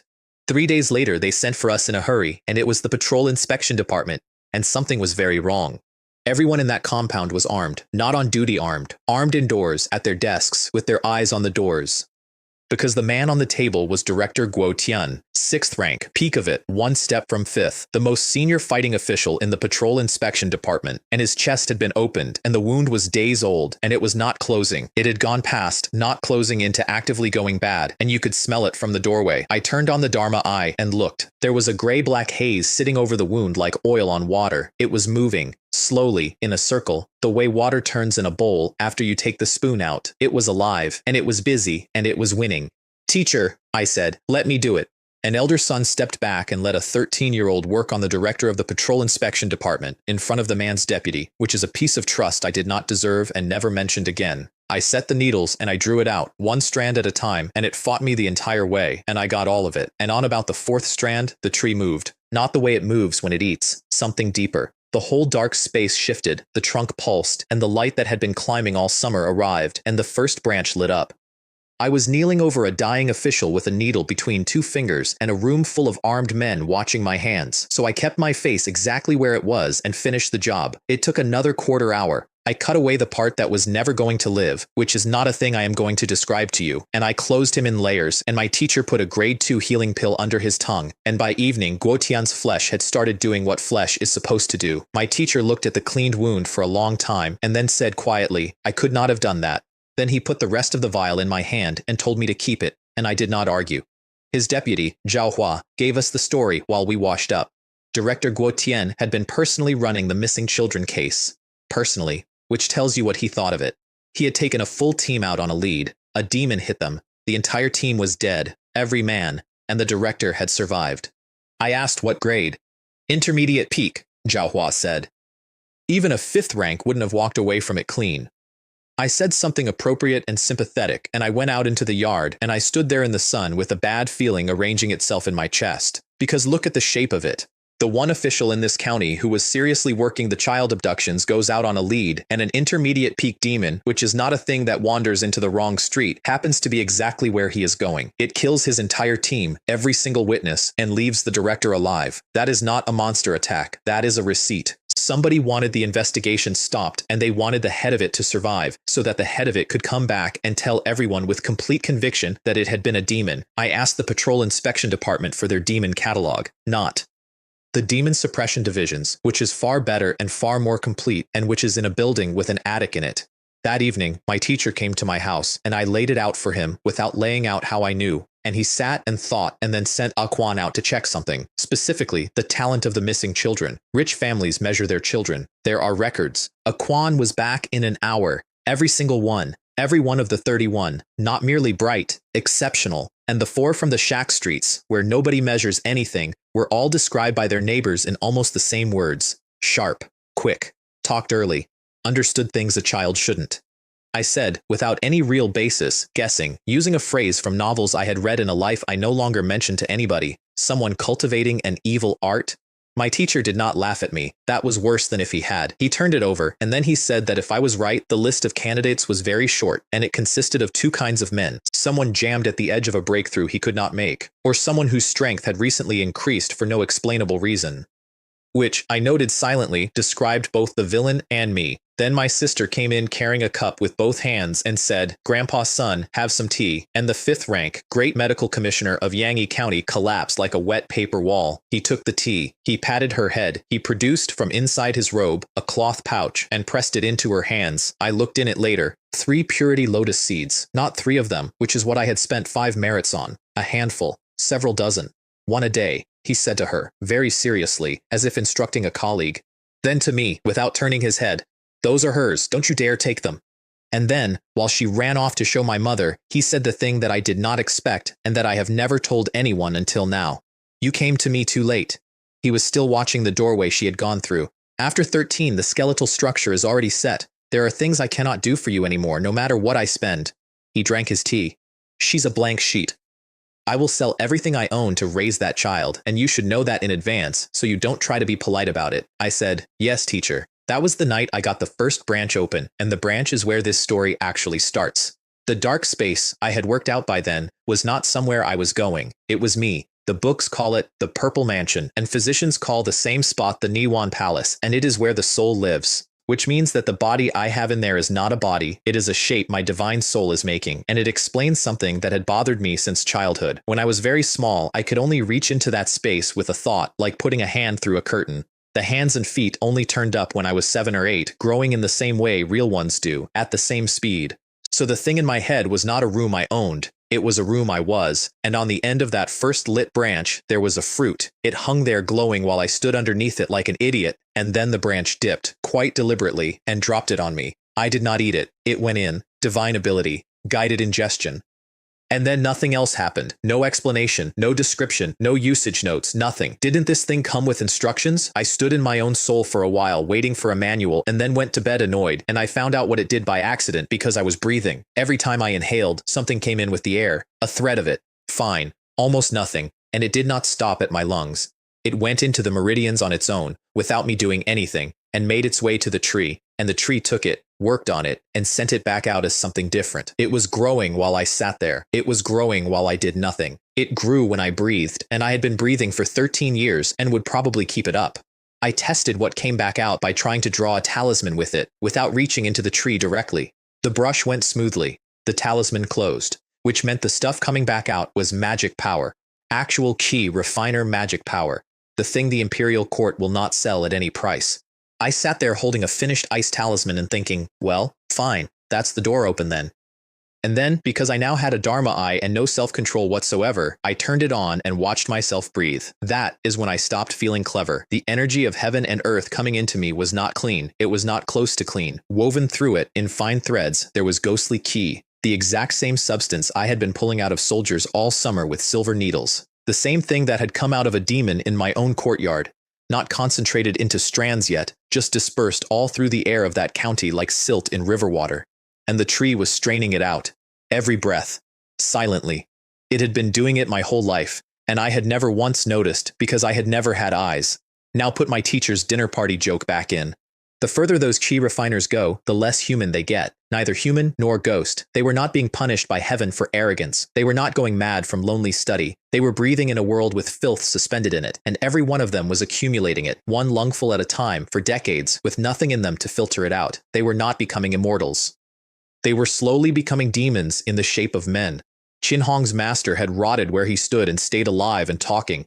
Qin Hong had feathers growing out from under his skin and could not feel it, and stood in front of a mirror in candlelight admiring the result. The road to immortality in this world was not guarded. It did not need to be. It was a trap, and it had been open for thousands of years, and everybody who walked it exactly as far as their lungs allowed. I checked the panel with my hands shaking slightly. Immortal Tao. Nachi. Early stage. Divine ability. Guided ingestion. Entry level. Talisman Part 3. 13 years that immortal Tao line had said no rank, and it had been waiting for me to be able to survive the road before it let me on it. One more thing came out of that night, and it is the reason I got everything else done. I sat down to meditate, and when I opened my eyes it was morning, and I was not tired, not rested, not refreshed. Not tired, as in the concept had been deleted. Meditation did not improve my sleep, it replaced sleep permanently, at no cost. Which meant I had just been handed the only resource I actually needed, which was hours. I went out into the courtyard at dawn, and my sister was already up, pouring buckets of well water onto the paving stones and shrieking with delight because the water was turning to steam on contact. She was not doing it to cool the yard, she was doing it because it made a noise. I stood in the door and watched her do it 11 times, and I thought, you have no idea what is in you, and you have no idea what is out there, and I am going to make absolutely certain you never find out. I was late to the old hall that evening, and Ailing had been waiting since noon. She had washed the kitten, incidentally, and it had come out snow white, which nobody could have predicted from the original object. It sat on the step beside her, and she pinched off a lump of rice for it without looking. I came in with a paper package. I'm late, I said. No smoked pork. We'll roast. Goose stew. Here is a small thing about me that explains most of my life. I cannot stand being made to wait on a promise, even a tiny one, even a stupid one. And because of that, I have never in my life been able to break one, and it has cost me more than every enemy I have ever had. I sat down on the hot step next to her and watched her eat an entire goose. I do not have a good explanation for why, but that was the most peaceful I had felt in 2 lifetimes. She took every bone down to nothing, the cartilage too. By the time she finished, there was not enough left on the plate for the cat to be interested in the smell. I said, give it a piece of meat. If you feed a cat meat, she said, without any expression at all, it stops eating rice. While she was working on the wings, I turned on the Dharma eye and swept the yard because I had gotten into the habit, and I stopped dead. A Ling had spiritual essence, not like my sister, nothing like the lamp on top of my sister's head, but well above ordinary, enough that if the thing taking children off this county's streets had walked past this hall at night, it would have looked in. I said, how old are you? 12. She kept eating. I turned 12 the day my mother died. 12. She was the size of a 7-year-old. I said, do you want to learn martial arts? No. That was fast. Why not? It's expensive. I'll pay for it. She stopped chewing for the first time all evening. I can't pay you back. You're not paying me back. When you're good at it, you'll protect my family. Deal? She stirred her chopsticks around in the basin for a while, thinking about it. Now, my reasoning was cold, and I will give it to you straight. My sister was 5, my mother was 30 and could not fight. A Quan was a good man and somebody else's servant, and a hired sword is only ever loyal to the next offer. People you raise yourself are the only people you can rely on, and I had a 12-year-old with above-average essence eating a goose on my kitchen step. Hers was colder than mine, and I only worked it out later. A Ling was not afraid of dying. She had watched dying up close, and it had not particularly impressed her. A Ling was afraid of being hungry, and she thought, sitting on that step, that if she said no to me twice, I might stop feeding her. Okay, she said. I also signed my mother up, which went less smoothly. Martial arts, she said. Me. Not to fight anyone, so you don't get sick. So your back stops hurting, so you live a long time. I won't be able to do it. You will. I really won't. She was 8th rank inside a year and never once admitted that this had happened. Half a month went by, and I want to give you the accounting because this is the stretch where I stopped being a boy with a secret and started being a problem. Martial arts, 7th rank, peak. 1 step from the first real wall, chi refining. Not chi, and it moved slowly, and I did not care, because every level of that road added decades to the lifespan line, and lifespan is the only number in this world that cannot be taken off you by a stronger man. Medicine. 6th level, which the panel told me was the ceiling of what the technique had. I split the tree's output in half into the fists, half into the other road, and I stopped thinking of them as 2 things. And then I made an intermediate talisman, which should have been impossible because there is no manual for intermediate talismans in a county this poor. What I had was the one my teacher had given me, and 7 days on the clock and a working knowledge of what an entry-level talisman is supposed to look like, so I took it apart, not physically. I sat and looked at it with the Dharma eye for 4 nights and worked backward from the finished object to the strokes, the way you would reconstruct a recipe from a cake. I spent every small merit I had left on intermediate ink, a proper brush, and red talisman paper, which is the expensive kind. And I was careful about how much I bought, because a man who buys enough paper to practice on is a man who is practicing, and I did not want any clerk in that treasury able to say later that the Lee boy had been going through red paper. Halfway through the first one, my magic power ran out, so I pulled a drop off the tree directly, and something interesting happened. The tree's power swallowed the magic power I had already laid down, absorbed it whole, and then finished the stroke itself. I do not know what that means. I still do not entirely know what that means. The talisman worked. I made several. The next morning, I hung a small pouch on a red cord around my sister's neck and told her it was a good luck charm from Grandpa's son, and then I turned on the Dharma eye. The lamp went out. Completely, not dimmed. She stood in my courtyard, eating a bun, and in the second layer of the world, she was a perfectly ordinary 5-year-old girl with no essence at all. I sat down on the step and put my head in my hands for a second, and then I went and did the same for my mother. Then I walked across the city to the old hall and hung one on A Ling, and she immediately tried to give it back because she could feel it was expensive. It didn't cost money, I said, which was true, and also the funniest thing I said that year. Keep it against your skin. Mine lasted about 5 days. Chin Hong's lasted 7, and that told me something I did not enjoy. I was a beginner with a cheat in my skull, working off an object I had reverse engineered in 4 nights, and the rotting man in the attic was still beating me by 2 full days, which meant Attendant Chin was not a fraud with a monopoly. He was genuinely, seriously good at this. And if a man that good at talismans had spent 500 years accumulating a stock of combat talismans, then somewhere in that attic there was a drawer, and everything I had was worth less than that drawer. Then my teacher took me into the pill refining room for 6 days, and I did not eat, drink, or sit down. The room had been built for him personally by the magistrate, which tells you what a 5th-rank alchemist is worth to a county. 3 furnaces in a row, and set into the floor under each one, a 4th-grade fire crystal. Those things burn for a year without going out. They are only mined in one place in the empire, a county called Skyfire, and I do not know what they cost because nobody would ever tell me. For 6 days and 6 nights, Elder Son refined 1 batch of grade 4 healing pills. That is not medicine. That is the thing you keep in a jade box and take out when your son is dying. The first day he explained everything. The second day he explained less.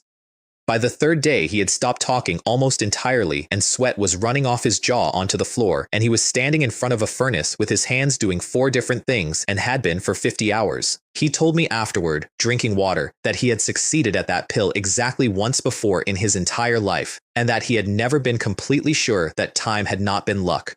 We got 10, each about the size of a raspberry. One of them will lift a high-ranking master back into fighting condition in the time it takes to walk across a courtyard.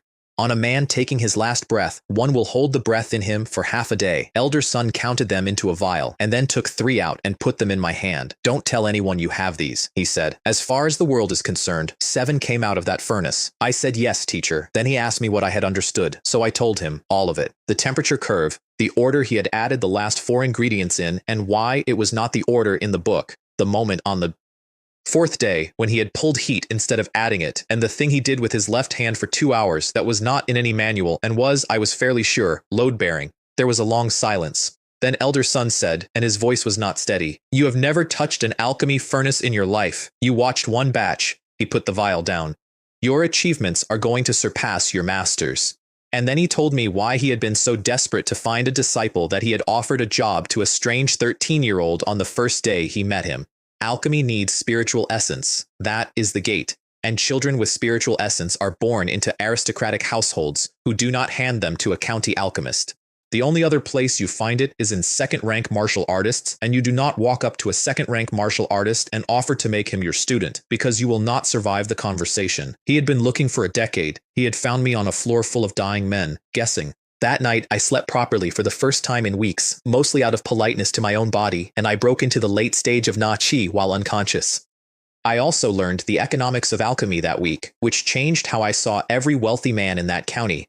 A client brings you the raw materials for a batch. The batch produces somewhere between 7 and 15 pills. The client gets 2 or 3. The alchemist keeps the rest. That is the standard, agreed, public arrangement. And some alchemists, my teacher mentioned with real contempt, simply tell the client the batch failed. My teacher was about to become rich for the 2nd time in his life, and he had spent the first fortune on ice talismans so his tea would not get warm. Around then, the children started going missing again. I found out because Hu Lei and Chen Ming were sitting on the flagstones outside my old hall with the specific expression of men who have made a mistake. A Ling had been told to keep a guest's cup full. She had taken this instruction the way she took every instruction, which is to say completely literally and without any conception of a stopping point. Every time Hu Lei's cup went below the halfway line, she filled it. He had drunk 6 cups of tea out of pure politeness and could hear liquid moving when he shifted his weight. I told her that was enough tea. She looked at me like I had changed the rules of the universe. Chen Ming got to the point. Children were disappearing again, 3 in 11 days. And then he told me his own conclusion, which he had reached entirely on his own, and which was correct. A father and son were sleeping in the same bed. The boy was taken. The father wasn't touched. He looked at the ground. There's no such demon. That's not how any of them work. So I gave them an instruction, and it was the first time I ever used those 2 men as tools instead of talking to them. Do not investigate this yourselves. You will die. You will die within the month, and you will not even find out why. Instead, get the idea to Guo Tian, and separately, get the same idea to Zhao Li. Do not attach a source to it. Let both of them arrive at it on their own, from an anonymous suggestion. My reasoning, and I am not going to pretend it was noble. Guo Tian was the local clansman. Zhao Li was the magistrate's. If I fed the same conclusion to both, and then watched what each faction did with it, I would learn the shape of both factions for free.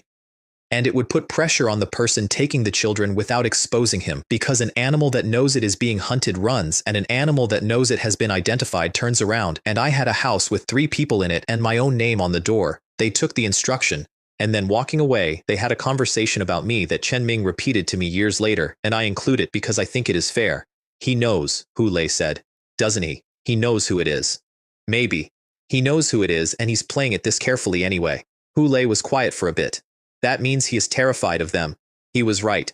I was. One more thing about those 2, since I have them on the page. They lived from payday to payday. In the back half of every month, they both ate at the government canteen, because the canteen was free and the food was an insult, and their private, stated, actual dream in life, which they discussed with each other at length, was that once Medical Officer Li learned alchemy properly, they might get whatever leaked between his fingers. That is what ambition looks like on 15 taels of silver a month. That night, I went out hunting.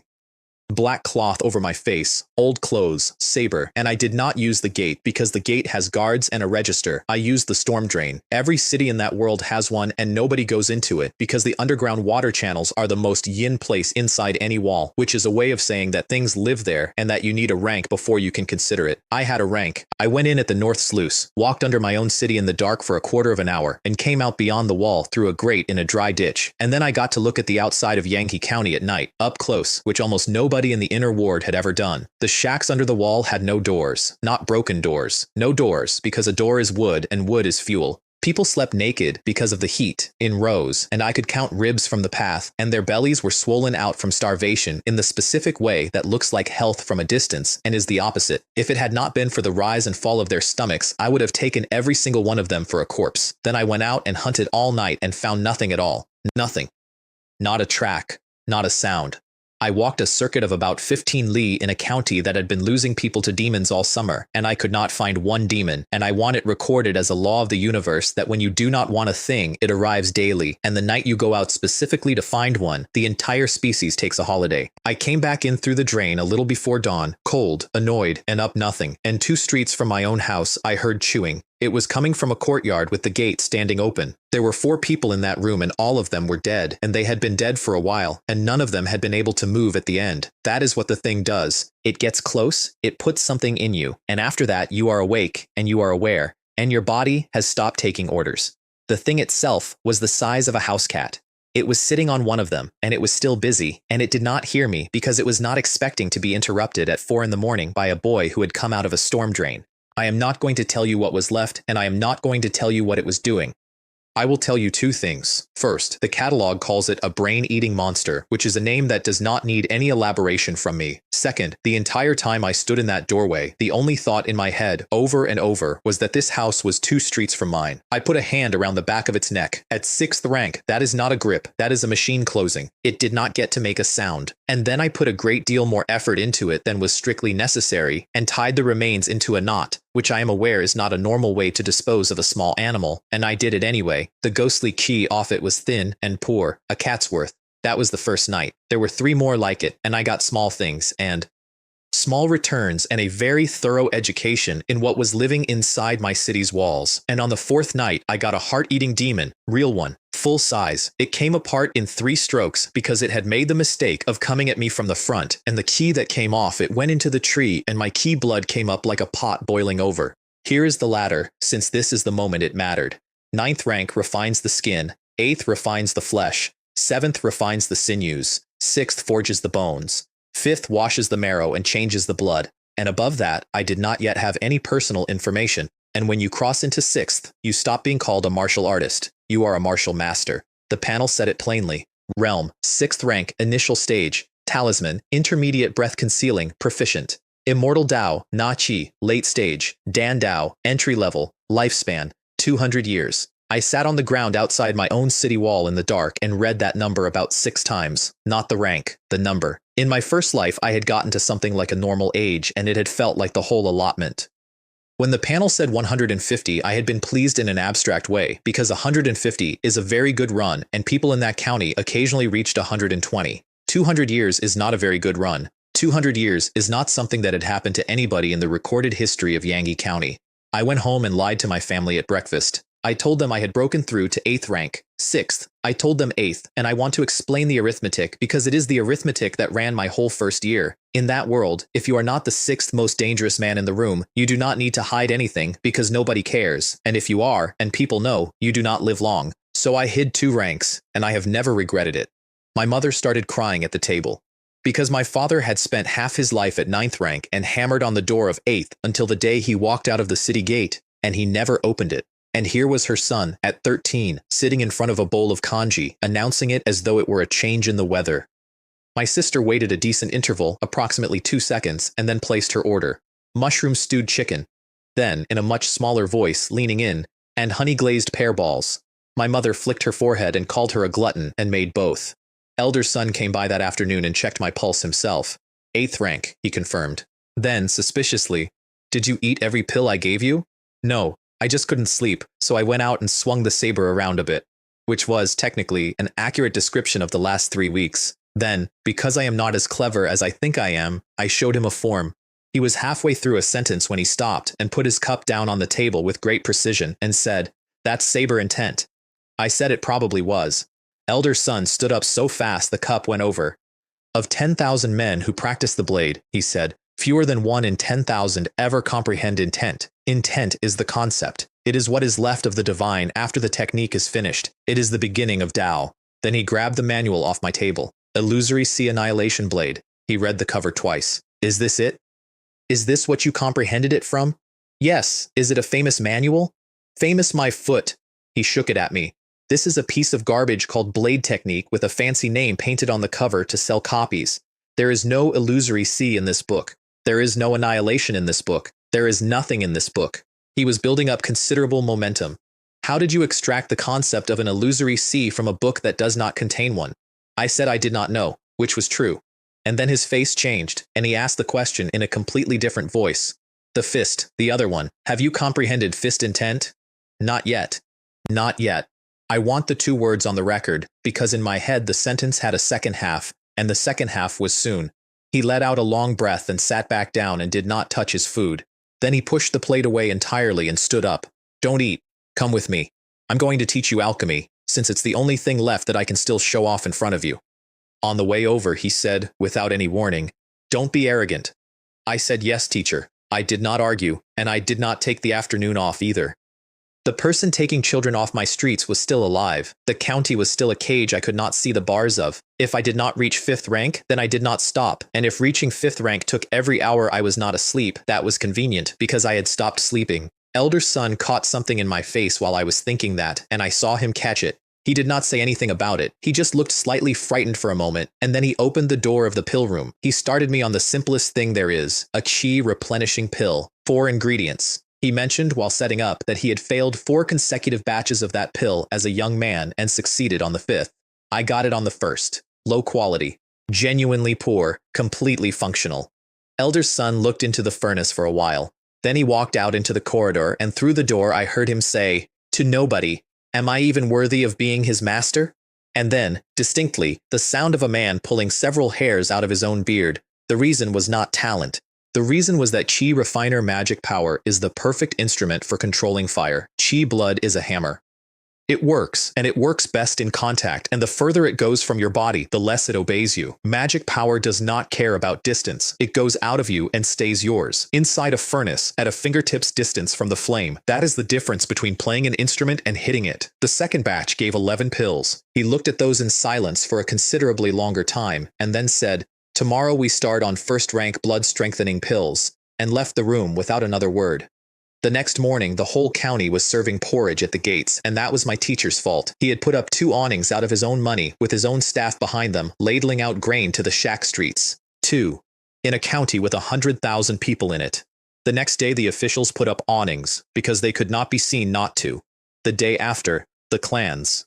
Within a week there was a line of them down the whole East Road, and the county granaries had been opened for genuine relief for the first time in that drought. Without my teacher, every grain in those granaries would have sat there and rotted and been written off in a ledger, and everyone involved would have gone on record as having done nothing wrong. Then his wife came home. Madame Bai arrived from the prefecture city with a caravan, and when I climbed into the carriage to greet her, the temperature dropped about 15 degrees. Not a talisman. There was a box of pale jade sitting on the bench, drilled through with small holes. I asked what it was. "Cold jade," she said comfortably. 1,500 taels of gold. Then, before I could get my face under control, "I bought 2. One's yours." Elder son's cheek was twitching. He said, It's quite good." She patted his arm. "Don't worry, I paid for them out of my own money."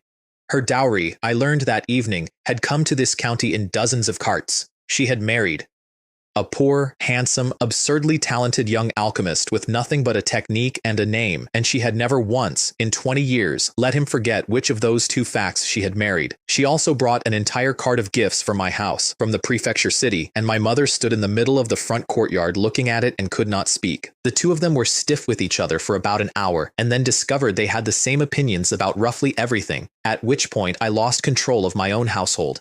And over dinner, Madame Bai looked across the table at my sister, who was industriously eating a pear ball with both hands, and said, "Your family is a rare thing. 2 geniuses in 1 generation." And then casually, while the plates were being cleared, my teacher asked her a question he had clearly been holding all evening.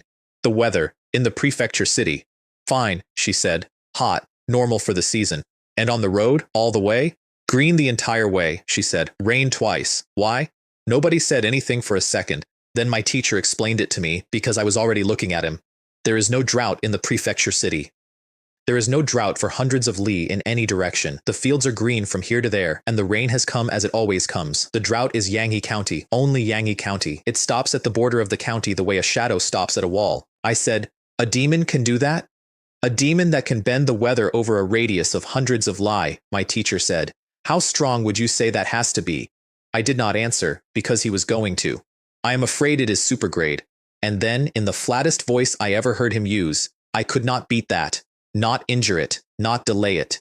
There is no version of that fight. Supergrade means the equivalent of a third-rank grandmaster. There is a phrase in the records for what one of those does to a populated area, and I am not going to repeat it. So I asked the obvious question, at the dinner table, in front of his wife. Teacher, why don't we just leave? He looked at his cup. And then he started talking about the duty of an official and the responsibility of the bureau in a plague season, and how a physician does not abandon his post. And every word of it was a lie, and I could taste it. Because elder son could have left any day he liked. The Imperial Medical Bureau is not the Demon Suppression Division. Medical officials transfer, medical officials retire. He had a 5th rank and a fortune and a wife who had just driven in from a green county, and if he had wanted to walk out of Yanghe, he could have done it in a week with the magistrate's blessing. He was lying to me about leaving. Again, the second time. I went home and sat in the dark and took it apart. 1. My teacher lies to me, specifically and only, when the subject is leaving this county. 2. So the obstacle is me. He is not leaving because of me, which would mean my mother and my sister too. 3. But that cannot be right, because there is no version of the world where exactly one household is unable to leave a county. That is not how anything works. If the obstacle were about me, he would simply go, and I would stay. Which meant it was not about me, it was about everyone. Nobody leaves Yanghe County, and once I had the sentence, the evidence came out of my memory like water out of a jug. In 13 years of my life, in a county of 100,000 people, in the worst drought anyone could remember, with green fields 3 days' travel away, the population had not gone down. Outsiders come here, outsiders leave, merchants come and go all season. The road from here to the prefecture city is a gold mine. Everybody knows it is a gold mine, and not one wealthy clan in Yanghe County runs a caravan on it. Not one. The entire trade is held by outside merchants who drive in, sell, buy, and drive out. There is a saying about how a strong dragon does not crush the local snake. In this county, the outside dragon crushed the local snake on every single route every year without a fight, and the local snakes let it happen and made no complaint. There is exactly one explanation for that. The local snakes cannot leave. I went and stood in my courtyard and looked north at that mountain, green in a dead county, lying on the horizon with its back up. And I felt for the first time consciously and completely that I was living inside a cage, and that I had been born in it, and that my mother had been born in it, and that everybody I had ever loved was in it with me, and that not one of them knew. I did not panic. I want that on the record too, because panicking was available. Instead, I made a list, and it is the shortest and best list I have ever made. If 6th rank cannot solve it, then 5th. If martial arts cannot solve it, then chi refining. If chi refining cannot solve it, I will get a divine ability that can. And if none of that works, I will take my knife and go find that super-grade demonic specter and cut it into pieces.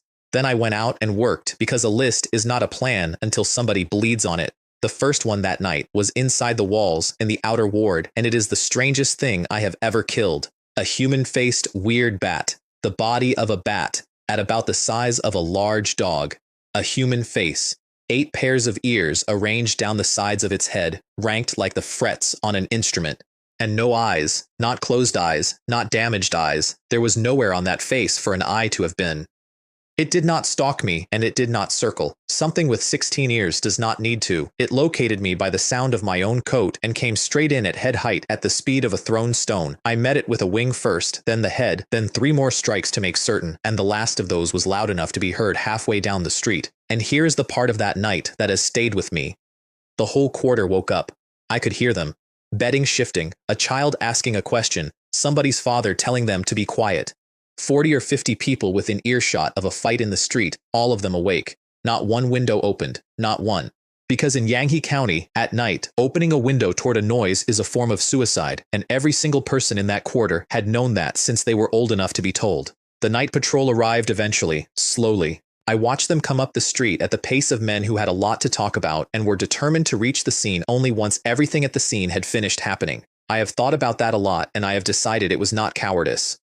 Ninth rank patrolmen going quickly toward a demon in the dark are ninth rank patrolmen going quickly toward the end of their lives. Moving slowly was them taking their own survival seriously, and they were correct. I was 2 roofs away before the first lantern reached the body. They stood over it for a while, and then one of them said, "It's him again. The mysterious master, the one who did the many-eyed thing." And the other one said, "Right. So we write it up as Hu Lei and Chen Ming," which is how those two got their second commendation of the year for a demon they were not present for, and I have never told them, and I am telling you. The second one that night was outside the walls, and it was intermediate grade, and it nearly finished me. It was standing among the empty shacks, black, roughly the shape of a goat, upright on 2 legs, with tusks.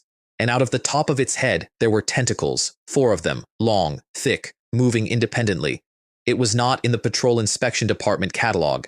I checked afterward, twice. There is no entry. The shacks were empty, incidentally, all of them, for about 100 paces in every direction. It had not moved into an empty place. It had made one. Now, my approach to fighting, which I developed at 13 and have never seen a reason to revise. Go all out. Leave nothing in reserve for a second exchange. Be as still as possible beforehand, as inconspicuous as dust, and then arrive like a thunderbolt. If the job can be finished in 1 strike, why on earth would you plan for a second one? And the reason that works is not aggression. It is information. The first strike tells you everything. If it holds, you finish. If it does not hold, you leave immediately, without pride, and you do not come back until something about you is different. My first strike put that thing through the wall of a shack. The second took a hind leg out from under it, and the noise it made was a goat bleating and a man screaming at the same time out of the same throat. And I would like to formally request that nobody ever describe that sound to me again. Its horns caught my blade twice, ringing like struck iron.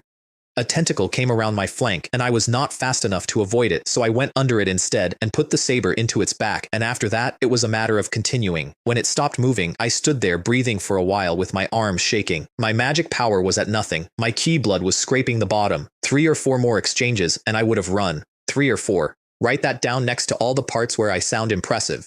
The ghostly ki off it was thick as syrup. I put every thread of it into ki refining, and I came up to 1 step below spirit illumination and stopped there, right on the line, and could not cross. So I did the only thing left available to me. I went into the dark space and bowed to a tree. Brother tree, nothing. Ancestor tree, please, help me out here. I'll get you twice as much next time, I swear. It did not answer. It has never once answered, which I felt was a poor showing, frankly, because in the novels I used to read in my other life, the spirits in your treasures talk to you constantly, offer advice, make sarcastic remarks, and in the worst novels, they keep you company at night. Mine was a magnificent bronze tree of immeasurable origin that had given me 200 years of life and a divine ability, and it had the conversational range of a wardrobe. While I was doing that, on the other side of the city, my teacher and his wife were sitting up next to a 1500 tael box of cold jade having the conversation I would have paid a year of my life to hear. I know what was said in that room because both of the people in it told me afterward, separately, months apart, for completely different reasons. The drought, Madame Bai said. You think it's a demon. I think it is a demon. Then it isn't merely close to supergrade. It practically is one. I would say I am 70% certain. She was quiet, and then she said, "Then we leave." Yes. And Li Wei, and his mother, and the little girl? There was a pause in that room that went on long enough to be an answer. I hadn't thought about that, she said. Then more sharply, because Madame Bai was nobody's fool. You reached 5th rank. You have been at 5th rank for weeks, and you haven't solved it. Solved it. My teacher laughed, and by all accounts it was not a good laugh. I cannot find it. Do you understand? Not fight it, not survive it. I have looked for a year, and I cannot locate the thing. And with that boy's mind, he has already worked out most of it, and he is 13, and he asked me at my own dinner table why we do not just leave. When are you going to tell him the truth? Would the truth help him? She did not answer that. Then she said in a completely different voice, "This wretched place really is a cage." Yes. So what do we do? We find a person, my teacher said. If 5th rank is not enough, we find a 4th rank. Do you know a 4th rank? And my teacher said, I don't. Then he said the line that I have decided is the single most Sun Jin Shan sentence ever spoken. But my pills do. The next day he put me on 1st rank blood strengthening pills, which are a real pill, a serious pill, 10 ingredients instead of 4, and he demonstrated the whole batch himself first. It was beautiful, watching him work. That is the only word. There was a grace to it that had nothing to do with speed. He had done it 10,000 times, and every motion had been worn smooth like a stone step. I closed my eyes and ran the entire process from beginning to end behind my eyelids twice and marked 11 separate places where I was likely to get it wrong. My first batch came out low quality and completely functional. His first batch, when he was young, had taken 2 weeks and 11 attempts. He looked at my pills, and then he walked out of the room without saying anything at all, which I was beginning to recognize as the highest praise he was capable of. I ran a second batch an hour later, medium quality, a hair off high. He came back in, picked one up, rolled it between finger and thumb, and threw it back in the tray. It'll do. Stone face. Absolutely stone. Another batch tomorrow. If you get high quality, we move on to the rest of the first rank list. Then he left again, and I heard him say, out in the corridor, to nobody at all, being a teacher is not as enjoyable as I was led to believe. Hu Lei and Chen Ming turned up at the Imperial Medical Bureau canteen 3 days later on the pretext of official business because the food at the Patrol Inspection Department was a punishment and ours was free. I sat down across from them with a tray and mentioned, in passing, that I had run 2 batches that morning and both had come out. The entire canteen stopped. I did not realize it was happening until it had already happened. 40 people with chopsticks in the air. Chen Ming said, very carefully, both of them, came out, because that made me a junior alchemist. And a junior alchemist is not a job description, it is an automatic official rank, and the rank it carries is Great Physician, 8th grade, at 13, 4 months after opening a medical hall on a poor street. Then I put a vial on the table and pushed it across. 10 first-rank blood-strengthening pills, my practice batches, low quality. They're training runs, I said. The quality is bad. If you're too proud for them, sell them. Both of those men went down on their knees on the floor of a government canteen. It was not funny in the moment. Hu Lei, 40 years old, bearded, wrinkled, who had walked a night patrol for 11 years and had once thrown a lantern at a demon so his partner could see, knelt on a stone floor and said, from this day forward, if Medical Officer Li gives us an order, we will go through fire and water. And they meant it, and they never once took it back, and I had bought them for 10 defective pills. Now, the thing about low-quality pills, and this is the part they knew perfectly well when they took them, bad pills carry pill toxin. It builds up in the foundation over years, and it degrades what you are built on. A man who eats low-quality pills for a decade is trading his ceiling for his floor. I said something about it. Hu Lei waved it off, and then he said the sentence that told me everything about how that county thought. What kind of future does a man have if he stays at 9th rank his whole life? None. That is the answer. None at all. So you take the poison because the alternative is nothing, and everybody in that world was making that exact trade every day in 100 different currencies. For the record, there is a grade above high quality. It is called supreme, and it carries no toxin at all. Elder son had never made one, had never seen one made, and told me the only supreme grade pills anybody had heard of in living memory had been found in ancient ruins. I filed that away, and it took me a very long time to understand why it mattered. The next thing I did was a mistake. I went to the treasury and spent 29 small merits, which was everything I had accumulated since the last time I bankrupted myself, on 2 books. Low-tier talismans, 30 of them, 7 merits, and mid-tier talismans, 12 of them, 20 merits. The clerk tried to talk me out of it, kindly. Martial artists cannot draw talismans before 2nd rank, he explained. It is not a matter of study, so I gave him the cover story I had prepared, and it was a good cover story. Alchemy came out of the QE Refiner's Road, and so did talismans, and since I had picked up alchemy quickly, perhaps some of it would transfer by analogy. He accepted it completely because it flattered his understanding of the world, and then I made the mistake, and it was 1 sentence. I asked casually, while he was writing out the chit, who in the county was strong with talismans, because I would like to ask someone's advice, and I do not know anybody. I have replayed that sentence more times than I can count, because Qin Hong was in the treasury that day. He was not in the room. He was somewhere down the corridor, and he heard a name he had heard once before, and he waited. The clerk left and got about 20 paces, and a voice behind him said quietly, "Stop." The clerk stopped. He told me about it much later, drunk, and he was still frightened. He said it was like standing in a field and realizing something enormous had been watching you the entire time and had decided, only now, to be interested. He said he was certain, absolutely certain, in a government building, in daylight, that he was about to die. He repeated every word I had said, word for word, including the part about advice, and Qin Hong said to himself, "Talismans? What is this little one up to?" Then he checked. And this is the only piece of luck I had that whole year, and it is not luck, it is the tree. Qin Hong was at channel opening. 3rd step.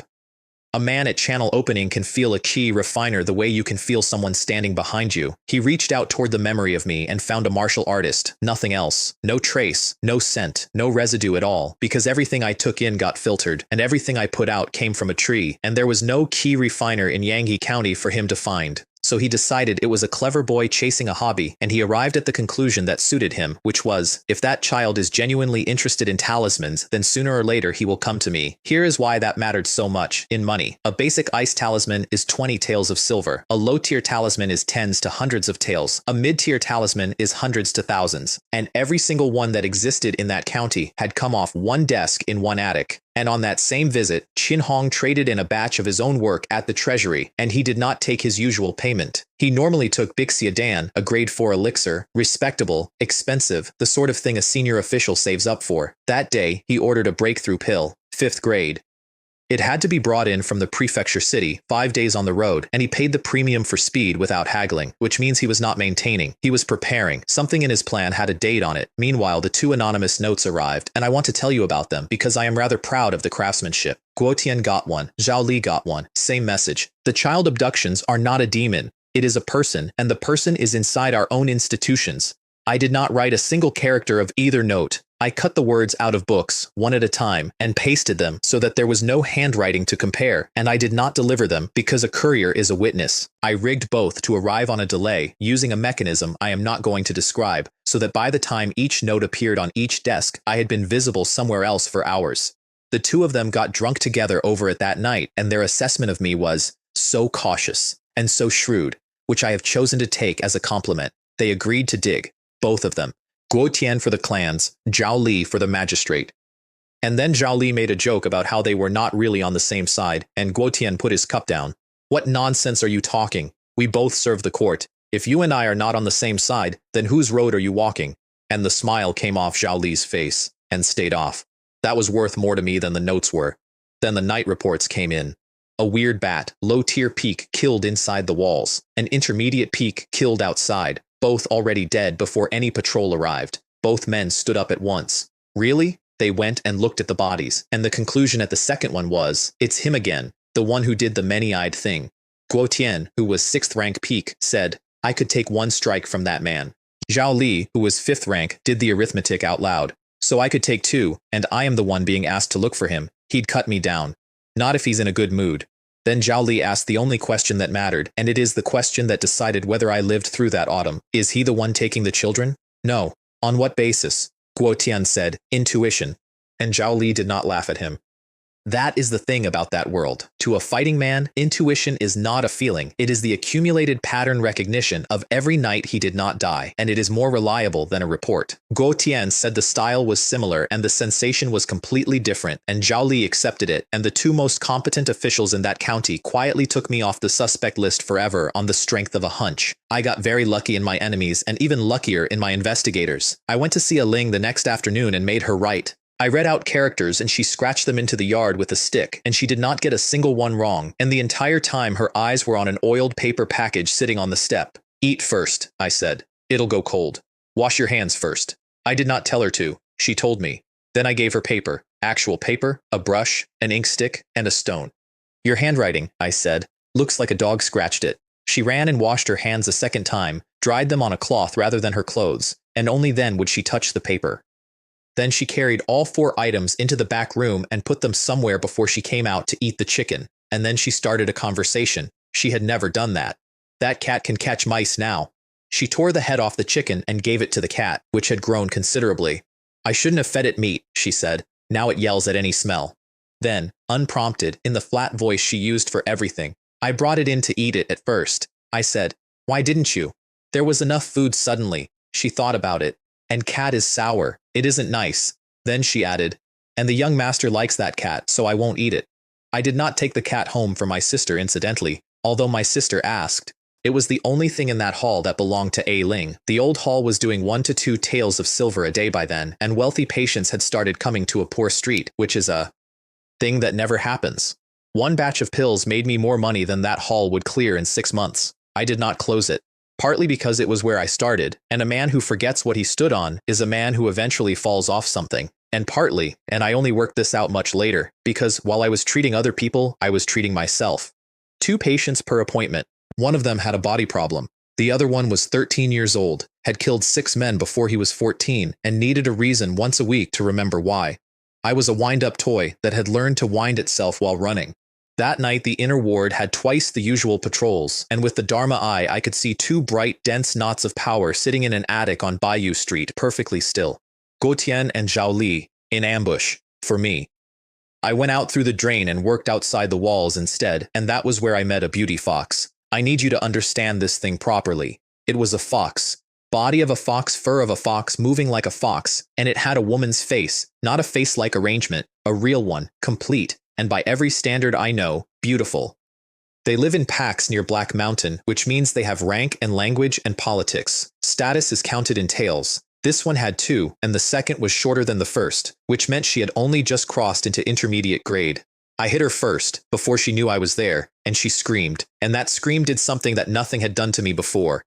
It went past my ears and got into the place behind them, and for a fraction of a second I did not know where I was or what I was holding. A fraction of a second. Then my divine soul shook it off, and I have the tree to thank for that too, because a divine soul that has been marinating in filtered heaven and earth energy for 4 months is not a normal divine soul. She screamed again, and I put the blade in her mouth. What I remember is thinking, with complete contempt, what an idiot. She had a voice that could stop a 5th rank in his tracks, and instead of using the 2 seconds it bought her to run, she stood there and used it again.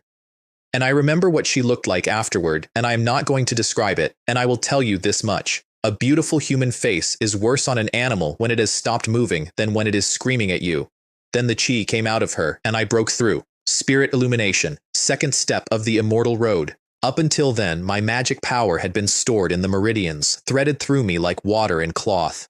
Spirit illumination opens the lower dantian, and it is not a container, it is a place.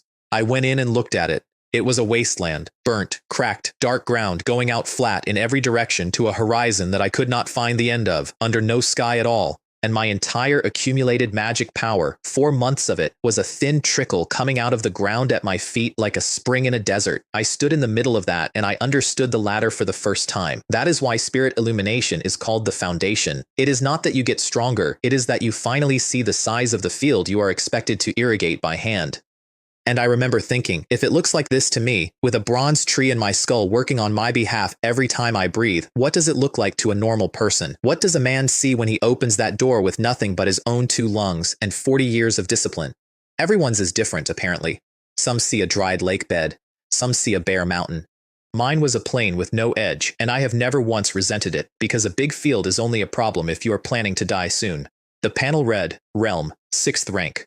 Immortal Road, Spirit Illumination, Early Stage, Lifespan, 250 years. Talisman, Part 4. Dan Dao, 2nd level, 250, not 400. The 2 roads do not add, but each level of the second one puts 50 more years on the total, and I had gone from 100 years of life to 250 in 4 months, and my actual combat strength had passed a normal 5th rank martial master. I came home at dawn, and my mother was in the courtyard. She got up early now and did her forms in the half-dark by herself, badly, every single morning without being told. She looked at me and said, "Something on your mind?" I asked how she could tell. "When something's on your mind," she said, "you either go punch things, or you go swing that knife around, or you go and treat people." Which was a complete and accurate description of my entire personality delivered by a woman with no education whatsoever. Then she said the rest of it, and this is the part I have never been able to put down. She had known for a long time that I was well past 8th rank, since the demon in the courtyard. The talismans confirmed it. She had never said a word about it because it was good news, and because she had worked out that I did not want it discussed. "Everything we have now," she said, "is more than most people can imagine having in a whole lifetime, so you don't need to carry me in Xiaoyue. If there's ever a day when you feel that your mother and your sister have become a burden to you, then put us down." I looked at her for a second. "Mother, what are you saying? Only a weak man calls his family a burden. Nothing I have ever worried about has been a family matter." She nodded and went back to her form. Understand what she was doing out there every morning. She had no interest in martial arts, none. She did not enjoy a single minute of it. She was doing it so that her son would have one less thing to carry. 3 days later, I went to the household registration department. It is the worst office in Yangyi County. No budget, no staff, no prestige. Song Xuan ran it with 4 clerks and the salary of a man who cleans a stable. When a serving official from the Imperial Medical Bureau walked in the door, one of them physically ran out the back to buy decent tea from the shop next door. I said I was doing a study on longevity and disease patterns for the Bureau, which was almost true, and they gave me the registers, all of them, every household in the county, going back generations. And I sat in that dusty room with a cup of borrowed tea and read for 4 hours, and then I closed the book. Not one ordinary resident of Yangtze County lives past 50. Not one. And before you say famine, before you say drought, before you say demons, not one wealthy resident either. The clans, the merchants, the men who eat meat every day and have never done a day of labor and have physicians on retainer. 50. And then they die of something.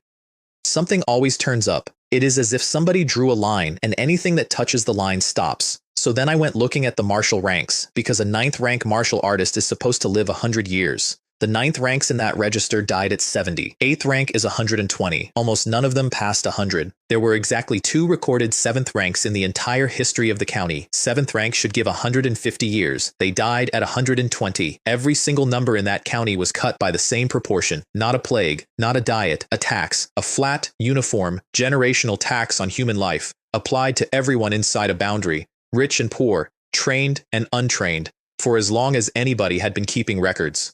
I put the register back on the shelf and thanked the clerks for the tea. Then I walked out into the street and stood there and looked up at the sun for a while, and then I turned and looked north at that green mountain. And I started laughing. I could not help it. I stood in the street outside the shabbiest office in the county and laughed, and I heard how it sounded, and I did not stop. Good, I said. Good, that's interesting, because my panel said 250 years, and I had just found out that in this county, that number was decoration. Here is the oath I made walking home, and I kept it. From this day forward, in the whole of Yangtze County and 10 li in every direction around it, if a single demon gets home alive, it is because I did not try hard enough. That night, in the space of half an hour, I destroyed a mansion, not on purpose. I fought an intermediate demon in the inner ward, and one of us went through a wall, and after that, the building was a suggestion. 15 minutes later, in the outer ward, I cut a low-tier peak in half and left a crack in the paving stones a foot deep. The patrols heard both. Both times, they did not come. Zhao Li arrived at the mansion afterward and stood in the wreckage and said, "He's gone mad. Is that man insane? He was careful. For months he was careful. Tonight he's reckless." Then more quietly to Guo Tian, "Is this a warning? Because we started digging?" It was not a warning. It was a man who had just read a census. An hour later, outside the walls, I found a high-level demon. An armored demon. High level. Not intermediate. Not intermediate peak. High. I actually swore out loud and then swallowed my own blood back down, which is a thing that happens when your chi blood surges and there is nowhere for it to go. Damn it. Bad luck. I could have run. It had not seen me. I did not run. The reason I did not run was a line in a register. I went in with everything, held nothing back, and it was not enough. And at the end, I channeled the tree's power directly into the blade, which I had never done and which hurt in a way I lack the vocabulary for. It died. I was hurt. Not badly, but hurt, for the first time. And my saber, 30 folds, the honest 50-tail blade I had comprehended intent from in my own courtyard, came out of that fight with the edge chewed to a saw and 2 cracks running back from it. Its claws had done that. Another exchange, and it would have snapped. And then the magistrate came in person.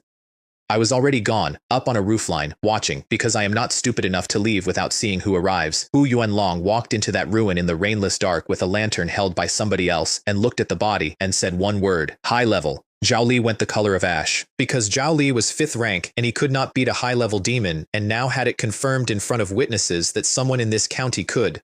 The magistrate crouched down beside the thing and went over it slowly and found absolutely nothing. Then he stood up and said conversationally, to nobody, "At first I thought he was 6th rank." He brushed his hands off. "Then I thought 5th. He turned and looked slowly along the roof lines, not at me, along them. "Now I think he may be 4th. How could I possibly not pay attention to a man like that in my own county? I got off that roof very carefully. One more thing about that armored demon, and it is the detail that made me stop being casual about what I was doing. The ghostly key that came off it was so dense that when it touched me, before the tree took it, my skin and the flesh under it moved, not twitched. Crawled in a direction with intent. If the tree had been a heartbeat slower, something about me would have been permanently different. 2 weeks. That is what the next 2 weeks were. Close to 100 demons. I stopped counting individually somewhere in the 60s. Martial arts, 6th rank, peak. The tree, the second section of the trunk was lit 2/3 of the way up, and the whole county now knew there was a mysterious master who went out every night and killed demons. He did not rob the dead. He did not burn anything. He did not ask for anything. They posted notices offering him a reward, publicly, on the government boards in 3/4, signed by the magistrate.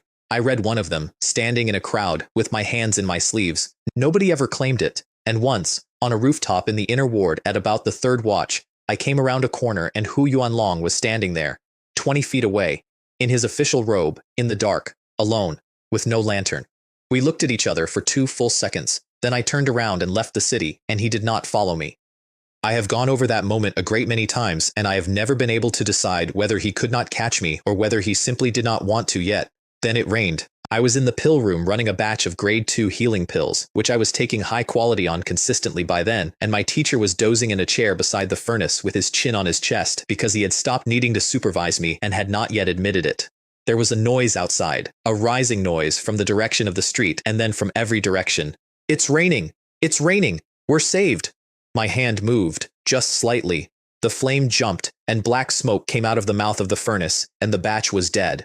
I did not care. I have never cared less about anything. My teacher was already on his feet, and we walked to the door together and stood there and looked at it. Half the city was in the street. Grown men were standing in the middle of the road with their arms out. Somebody's grandmother was being helped down her steps so she could see it. The sound of it on the tiles was enormous, and the smell came up off 6 months of baked dirt, and the whole county was cheering, and the two of us stood in that doorway and did not say a single word because we had agreed weeks earlier on exactly one thing. If the drought was a demon, then the day the rain came would be the first day of the disaster. I found that I had taken hold of the doorframe. I remember precisely, wishing that the rain would stop and come back later. That is what I was thinking while 100,000 people celebrated. At the government office at the same hour, County Magistrate Hu Yuanlong walked out into his own courtyard and stood in the downpour with his face turned up, and he laughed. His clerks told the story afterward, and none of them told it as a happy story. This was a man who had held that post for 4 years and had barely left the compound in all that time. A man so still and so uninvolved that the county's nickname for him was the Clay Bodhisattva Magistrate because he sat there and did nothing. He had refused 4 separate mansions offered to him by 4 separate clans. He read books. He was mild. And he stood in the rain with his head back and laughed out loud, over and over, and every servant in that yard found a reason to look at the ground. My teacher turned around from my doorway and said, "Go home. I have something to do." Then he walked out into it. No umbrella. Nobody in Yangtze County owned an umbrella by then. 6 months of drought, and every oiled paper cover in the city had been used for something else. He went up the street in a 5th-rank official's robe, soaked through in 20 paces, and did not look back. I went home. My sister was in the courtyard jumping in a puddle that had not existed an hour earlier, absolutely purely happy, with her hair flat to her skull. I got her inside by threatening not to buy roast duck. Then I put on my coat and went to the old hall. A Ling was on the kitchen step watching the rain with the cat under her arm. "Pack," I said. "You can't stay here anymore." She did not ask why. She did not ask where. She did not ask for a moment to think. She stood up, went inside, and came back out in under 2 minutes with a bundle. I looked at what was in it, later, and it is the shortest inventory of a human life I have ever seen. The set of my old clothes I had given her, the brush, ink stick, stone, and paper, and the jar with her mother's ashes. That is everything she owned. She had been paid a wage for 2 months and had not spent any of it, and she did not pack the money because the money was in a knot in her sash and had never left her body. She came out holding the cat against her chest with both arms and stood in the doorway getting rained on and said, "Ready." In the new house she was frightened. That is the part I did not predict. I had assumed she would be pleased. What was actually on her face, standing in the front courtyard of a 2-courtyard compound in the inner ward, was fear, because every single object in her field of view belonged to somebody else, and she had spent her entire life in places where that mattered. My mother came out, took the bundle out of her arms without asking, and made up the west wing for her. I want to explain why that mattered, in that world, in that county. Wings are for family. Servants sleep in the back rooms off the front courtyard. There is no ambiguity about it, and everybody understands it the moment they see which door you were shown to. My mother, who had never had a servant in her life and had spent that morning learning a martial arts form badly in a wet courtyard, made up a wing. I had never once called that girl a servant, but I had also never said out loud what she was, and my mother went ahead and settled it without consulting me. Then my sister arrived at a run, having heard there was a new person, took one look at the cat, and said, "Sister, can I play with your cat?" Sister. A Ling did not know what to do with that. Genuinely did not know. She stood there holding the animal and could not produce a response because in every scenario she had ever been prepared for, She was staff. Then my sister started asking questions about the cat, and there were about 40 of them, and somewhere in the middle of the interrogation, a Ling started answering. That was the first time she spoke in that house. At dinner, she stood against the wall. I said, "Do you remember our agreement?" She nodded. "From today, you eat what we eat, and you get what she gets." She stayed against the wall. So my sister climbed down off her chair, walked over, took hold of Ailing's sleeve with both hands, and dragged her to the table, which took some doing because Ailing was twice her size and going nowhere voluntarily. My mother put down a bowl in front of her. Not an empty bowl. She had filled it first, over the top, the way you serve a farmhand, and then she put her hand on Ailing's head and rubbed it once and said, "Eat the way you ate over there." A Ling picked up her chopsticks and put her head down over the bowl, and then she said to the rice, in the flattest voice in the world, that the rice was very salty tonight. Nobody at that table said anything about it. I have had a great many things in my hands since then. Talismans, pills, gold, weapons, objects. Men have died in locked rooms to hold for one afternoon. The most valuable thing in this world has never once been any of that. It is sincerity, and there is no market for it, and you cannot make more of it than you have. Over dinner, I asked my mother, casually, what she knew about a supernatural disaster, because it was the sort of thing an old woman on a poor street knows and an official does not. She knew exactly what it was. When something supergrade wakes up, everything within 100 li of it goes insane with terror and runs, not toward it, away from it, in every direction at once, all at the same time. And every one of those things running away from the thing in the mountain has to run through somewhere. That is what a demonic tide is. That is a supernatural disaster. It is not an attack. It is a stampede, and the county is in the way. I went out that night into the rain, and I got 5th rank. The rain was a problem and a gift. The noise covered everything, which meant I could fight in a residential street without waking a quarter. And the water washed the ground clean behind me, which meant that for the first time since I started, I did not have to spend an hour on cleanup. There were 3 demons inside the inner ward alone. 3, in one night, inside the strongest array in the county. I had a new saber by then, 100 folds, and it earned its price. A headless monster, which the legends say is what a beheaded man becomes if he is angry enough about it, and 2 of the many-eyed kind. The intermediates took 1 strike. The peaks took 2.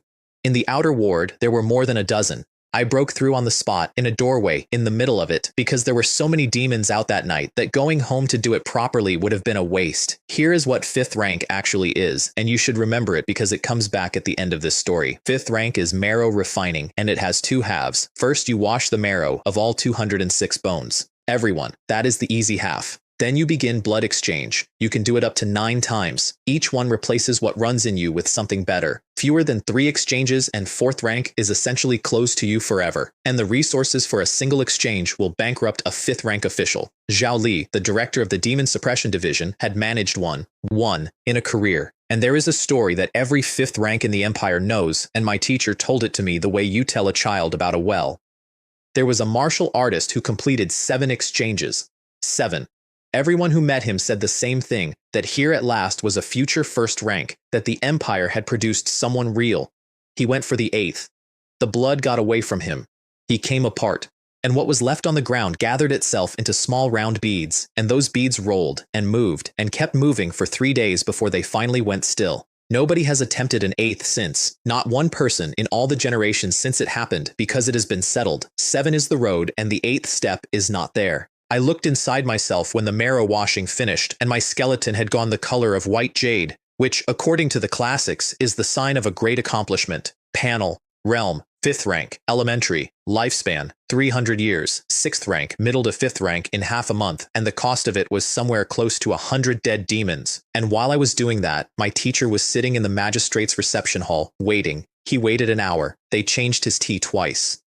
I did not learn a single word of what was said in that room for 5 more days, and when I finally did learn it, everything I have told you up to this point stopped being the story I thought I was in. So I am going to tell it to you now, in the order it happened, and not in the order I found out, because you deserve to know before I did. Hu Yuanlong came in wearing a straw rain cloak, a straw cloak, a bamboo hat, straw sandals, and his trousers rolled up to the calf, with mud on his shins. The county magistrate, in his own reception hall. And for the first time in 4 years, he came into a room without a book in his hand. He was smiling. My teacher put his cup down and said, "Does the magistrate know of the Black Mountain seal?" And Hu Yuanlong's hand stopped in the air with the teapot in it. He held it there for a moment. Then he poured and set it down and said pleasantly, "Ah, so that's what you came for, elder son. Let me guess. It's for your disciple." Then my teacher took a lacquered box out of his sleeve and opened it on the table. 7 grade 4 elixirs. 7. Every single grade 4 pill he had successfully produced in a 40-year career, his entire life's output in one box on a table in front of a man in a straw hat.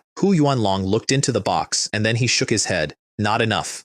And my teacher, who had just been told that his whole life was insufficient, felt something like joy. Because a man who says not enough is a man who is negotiating. Not enough means the thing is possible. Not enough means there is a price. Then the magistrate explained what was actually happening in Yangyi County in his own words, because he was proud of it. This rain will last another half-month. On the eastern foothills of Black Mountain, there lives a 100-headed serpent. It reached the high-level peak 300 years ago. And today, 300 years later, that serpent is about to transform into a dragon. When it succeeds, it will be supergrade. For a snake to become a dragon, it must generate clouds and rain.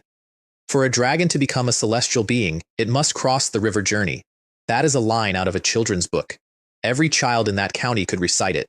For half a year, that thing had been pulling every drop of moisture out of an area hundreds of li across and holding it. That was the drought. That was the census. That was the reason my sister's hair had turned yellow and a woman had died on a reed mat outside my hall with her last mouthful of kanji still in her, and now it was letting the water go all at once over the top of us because it had gathered enough. My teacher asked what the magistrate intended to do, and Hu Yuanlong said, "I want to hunt the dragon." My teacher told me later that he came within a single syllable of calling a serving magistrate a lunatic to his face, because a supergrade specter carries an eerie domain around itself. It is not a shield. It is a region of the world where you do not function. Below 3rd rank, you cannot pass through it. Not fight in it. Pass through it. Every 4th, 5th, and 6th rank in that county could walk toward that thing and would simply stop being able to walk. You cannot reach it. That is not a difficulty.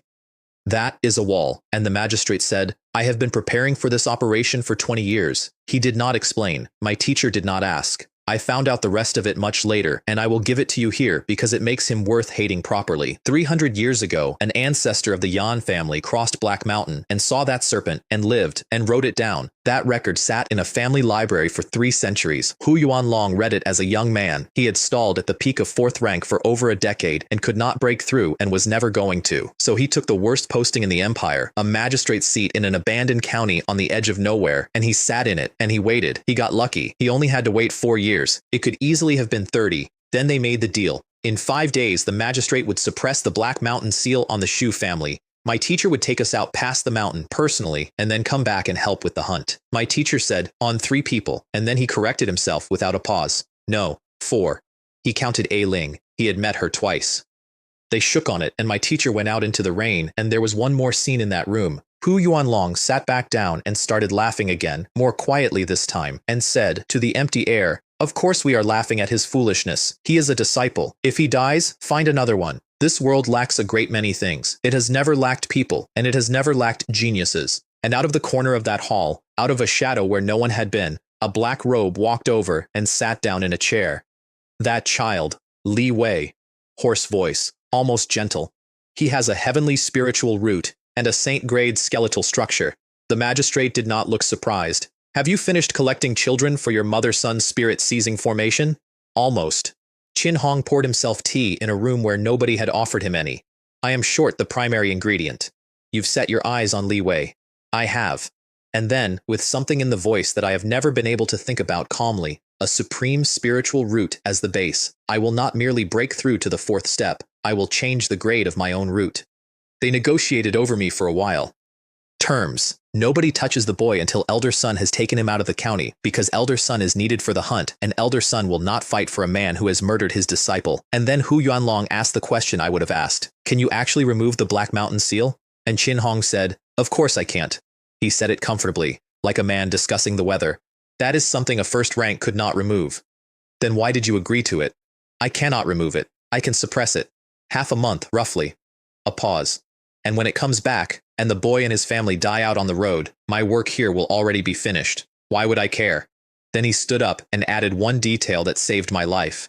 "I am not waiting half a month. I will move the moment elder son gets the news. He will be in one place, and I will be in another, and he will never work out what happened." And Hu Yuanlong said, "Your business. The dragon's core is mine. The dragon's soul is yours." That is what was said in that room while I was standing in a doorway in the outer ward at 5th rank with rainwater running off my chin. My teacher went home and his wife took the wet cloak off his shoulders and hung it up, and he told her the good news first. He agreed. 5 days, the seal comes off and you'll be leaving with them. She stopped with the cloak still in her hands. And you? He did not answer.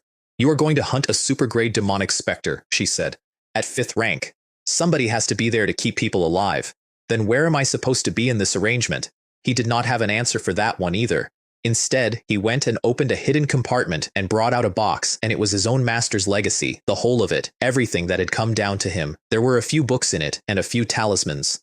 5 elements escape talisman, he said. Supergrade. One of these puts me 100 li away in an instant. The sect he had come from was called the Pill Cauldron sect, and it does not exist anymore. At its height, it had been wealthy enough to own saint-grade talismans, which is a sentence that means nothing to you and would make a prefecture governor sit down. By the time it reached my teacher's generation, it was one old man, a technique, and a box. He also told her, apparently, that his own master had once informed her to her face that she was not the sort of woman who would look after a husband and children, and then, years later, had apologized for it.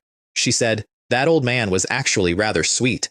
Then my teacher asked her a question, and this is the part where I stopped being able to feel anything about Hu Yuanlong except a very clean intention. Guess, he said, where the most convenient battlefield in this entire county would be? She said, surely not the city itself. The city itself. He was not going up that mountain. He was never going up that mountain.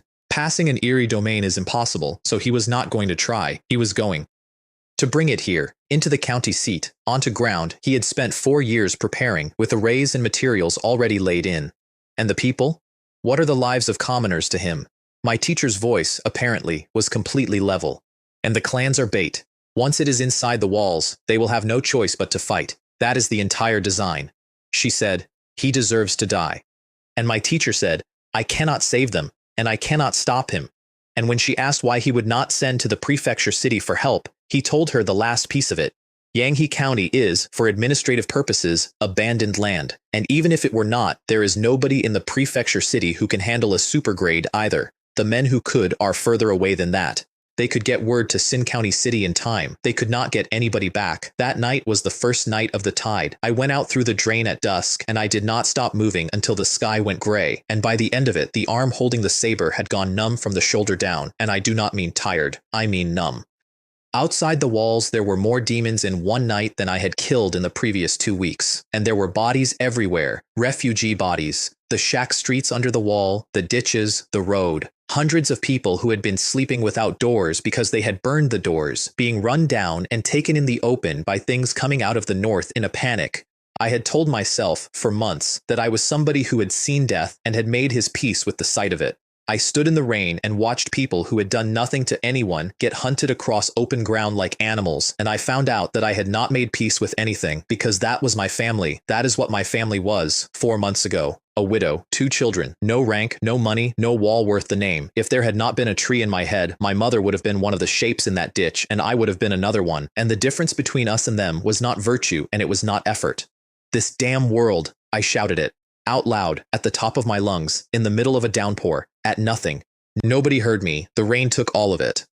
So I set myself a rule for the night, and I kept it. Until dawn, the blade does not go back in the sheath. And in a bed in the west wing of a house in the inner ward, a Ling woke up the next morning in the softest thing she had ever lain on, and there was a set of new clothes folded on the chest beside her, and a white cat asleep on her feet. She lay there for a while with a very stupid smile on her face that she was not aware of and would have flatly denied. Then she put the new clothes on, and they were too soft, and she could not stand it, and she took them off and put her old set back on and immediately felt better. She checked the chest first, though, to make sure the old ones had not been thrown out. They had not.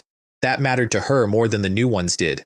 Then the cat tried to get into her lap, and she smacked it out of the air mid-jump and informed it that a cat's job is mice in the yard, not climbing on people. Then she came out into the courtyard and stopped. I was sitting in a chair under the eaves with my eyes shut and my face, by all accounts, the color of paper. There was a thin dark haze coming off me that I could not do anything about for another hour. I had come home at first light. I had killed so many things that night that I had genuinely lost the count somewhere in the middle and had not tried to recover it. And for the first time since this whole business started, I was tired, not sore, not drained, tired, all the way through, in the body and in the part behind the body. in the way that made me understand why my father used to sit down in a chair and not talk for an hour after a long day at the hall. On the good side of the ledger, several dozen of my 206 bones had finished washing. There is a line about fifth rank that the classics use, and it is one of the few pieces of poetry in that world that is also a technical specification. Melt gold into the marrow and jade into the bones, mercury into the blood, forged iron into the sinews, marrow like molten gold, bones like carved jade, blood like quicksilver, sinews like worked iron. I had 2 of the 4. I opened my eyes and looked around my courtyard. A ling was over by the woodpile, feeding split logs to my mother, badly, one at a time, with the specific clumsiness of a person who has decided that this task is now hers and is going to keep doing it until it improves. My sister was lying on the threshold on her stomach with the cat, having a long conversation with it, and I breathed out and let it all go, because whatever the second branch gave me, I would take it, and if it was useless, I would go out and cut up a few more nights worth of demons and get the third one. Then the second fruit dropped, divine ability, averting disasters and misfortunes, and once again there were no instructions. Brother tree, nothing. Ancestors of the tree, nothing. It has spiritual substance. I am certain of that.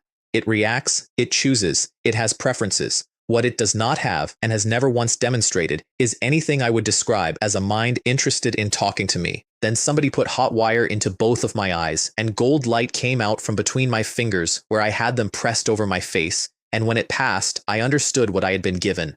2 things. I could see ill omen. All of it. Disaster, curse, malice, taint, the whole family of things that hang on people and places and are the actual reason that half of what goes wrong in the world goes wrong, and I could perform a ritual that takes them off. So I stood up in my own courtyard, in the rain, and looked at the world properly for the first time. Over the city, there was a film. Thin, gray, everywhere, lying on the rooftops like the residue on a pond. Ghostly key, not concentrated into anything, just present, in every street, in every house. Outside the walls, it was thicker. Over the refugee camps under the wall, there was something else. A lead-gray weight, low and heavy, and it took me a minute to recognize it, because I had never seen it before, and I knew it immediately. Grievance. It only forms in places where a large number of living people are carrying the same injustice at the same time, and over the whole world, high up above all of it, there was a sheet of dark crimson. It was thickening while I watched it. That is calamity. Robbery key. And it comes in classes. A minor calamity takes a city or a family. A middling one takes an age or a kingdom. A great one takes heaven and earth themselves, and the one recorded example anybody could name was the last reincarnation, which was so complete that they gave it a name and then stopped talking about it. I stood in my courtyard for a long time looking up at that, and then I looked down at my sister lying on the threshold with the cat. Inside her, wrapped deep in the middle of that milky column of spiritual essence, there was a mark, tiny, blood red, grown into the substance of her soul, not sitting on it. And I could not make out the shape of it no matter how hard I looked, which frightened me more than the shape would have. I looked at A Ling, same mark. I looked at my mother, same mark. Then, standing in the rain with my hands shaking, I turned it on myself. Same mark. So I went in after it. I followed my own mark inward, the way you follow a thread, and it took me down into the purple mansion. And I came out standing in the dark space I had been walking into since before I could talk. And my mark was in the ground the bronze tree grows out of. It was lying there in the soil under the trunk, and the roots of that tree had gone straight through it, not around it, through. They had it wrapped and pierced in about 40 places, and they were pulling something gray-black up out of it in a slow, continuous draw, and the tree was turning that into the power it had been feeding back to me my entire life. I sat down in my own soul, because that was the answer to the question I had never thought to ask, where the returns had come from before there were any demons. Where the strength came from when I was 10 years old eating pork on a poor street. Why food worked on me. Why the glow rose when I ate well. 13 years. It had been quietly eating the thing that was killing everybody else in that county and handing me the profit. Therefore, and I want to say this clearly, that mark has never once been a problem for me. It has never been a danger. It was a fuel line, which brought me to the practical part. I could not remove them. I checked, carefully. Whatever that mark is, taking it off a soul is beyond what a divine ability at entry level was going to manage. But the ritual could move it. I could take a mark off one person and put it on another, and the only person in the world I would put one on was me, and on me it was not a death sentence, it was groceries. I stood in the dark under that tree and I said, out loud, to nobody, this mark is a good thing. My teacher came to the house that evening in a straw cloak and a bamboo hat, and instead of coming in, he took me out of the city, up onto a burial mound east of the wall, in the rain, where you can see for 2 li in every direction, and nobody can be within 100 paces without being visible. Then he said, "I took you as a disciple less than a year ago, but I have thought of you as my own child the entire time." I said, "Teacher, why does that sound like a will?" He ignored that, and gave me the geography lesson I should have had when I was 6. The Empire of Great Li has 36 prefectures. Ours is Xining on the extreme western edge of the map, which is a polite way of saying at the end of everything. Inside Xining, there is a sub-prefecture called Black Mountain Prefecture, and the mountain it is named after runs for thousands of li and takes up nearly half of it. Black Mountain Prefecture has 36 counties, and every single one of them, by imperial regulation, is built at least 100 li from the mountain. It is forbidden to live inside the range. It is forbidden to live in the 100 li belt around it. Not discouraged. Forbidden, in the founding statutes, in writing. Yanghe County is the one that sits at its foot. Yanghe County is abandoned land, my teacher said, for exactly one reason. It is where it is. Then he told me the rest. Yanghe County is a cage. Everybody born here is a caged bird, and any outsider who stays more than a year becomes one too. Born in the county, you get the Black Mountain Seal. Live here a year as a stranger, you get the Black Mountain Seal. Officials do not get it. That is the part that made everything click into place. A serving official of the dynasty is covered by the dynasty's fortune, carried by the post itself, and the seal cannot land on him, which is why every wife and mother and child of every official in that county had rolled out of the north gate in a column at dawn 11 months into the year. They were not fleeing, they were resetting the clock. Madame Bai had left Yanghe County once a year, every year, for 2 decades, and her husband, who held a post, had never needed to go with her. And what the seal does is this. Once it is planted, it is a death warrant with a delay on it. Leave the Black Mountain Range by 100 li and it reactivates and takes your soul. Stay, and it does not kill you. It merely shortens your life and quietly draws off your spiritual essence for as long as you live. I said, so an ordinary person dies at 50, a 9th rank at 70. An 8th rank barely reaches 100. My teacher stopped and looked at me. You have already dug up a great deal, he said. I said I read a lot of registers. Then he told me the magistrate had agreed to remove the seal from my family, and I said immediately, before anything else, what did you give him for it? He did not answer. Teacher, are you leaving with us? He did not answer that either. So I stood on a wet burial mound and told a 5th rank great medical commissioner that if he did not explain the terms of the deal to me in full, I was not getting into the carriage. He explained. All of it. The serpent, the transformation, the 20 years, the hunt. I said, is he insane? That was my assessment too, my teacher said, and then I did the arithmetic, and I am no longer certain that it is insanity. Here is the arithmetic, and it is the most human thing about Hu Yuanlong.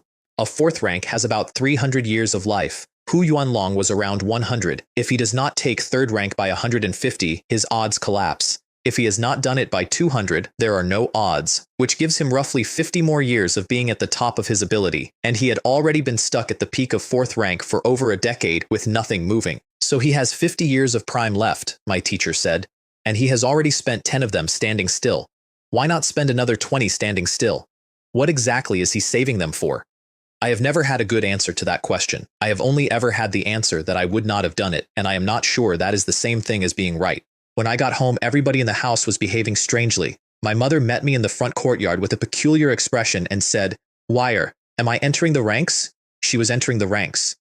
Several months of getting up before dawn to do a form she disliked, plus a high-quality blood-strengthening pill every single day, plus me spending an hour of my own magic power on her every night grinding her skeletal structure into something a rank could live in. She had a rank. At 30-something. A woman from a poor street with no education who had never hit anything in her life. I threw a banquet, ostensibly for her. It was not for her. She thought it was for her, and it delighted her, and I let her have it, and what I was actually celebrating was that I had found a way to take the seal off all 4 of us. 2 nights later, Hu Lei and Chen Ming came to my house.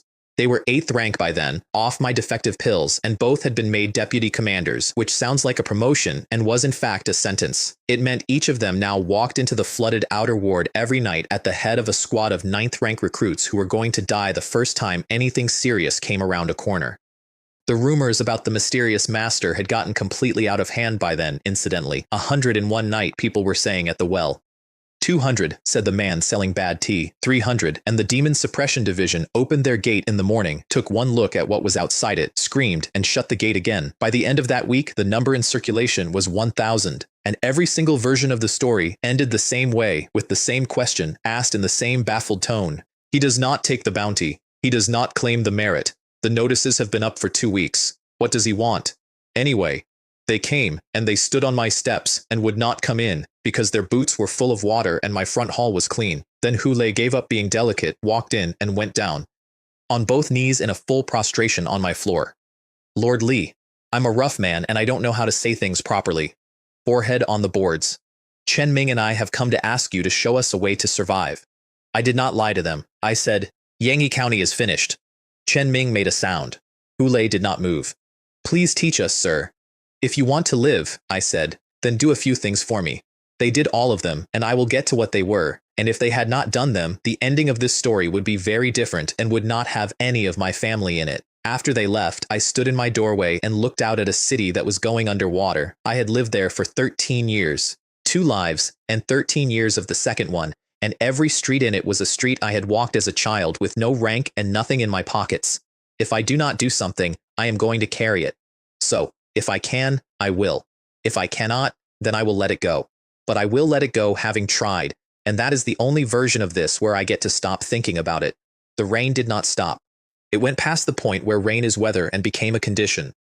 The streets in the low quarters were knee-deep and then waist-deep. The drainage channels, which had been dry for 6 months and full of dust, took about 4 hours to give up entirely. Half a year of drought, then this. No harvest, not a reduced harvest. There was nothing in the ground, and it was far too late in the year to put anything in it, and the refugees did not thin out. There were more of them every single day, because a village that can hold off one demon at a time was managing, all summer, badly, with losses. A village in a demonic tide is not attacked. It is passed through, and what comes out the other side of a village at the end of that is the 2 or 3 people who were somewhere else, walking toward the only wall they know about.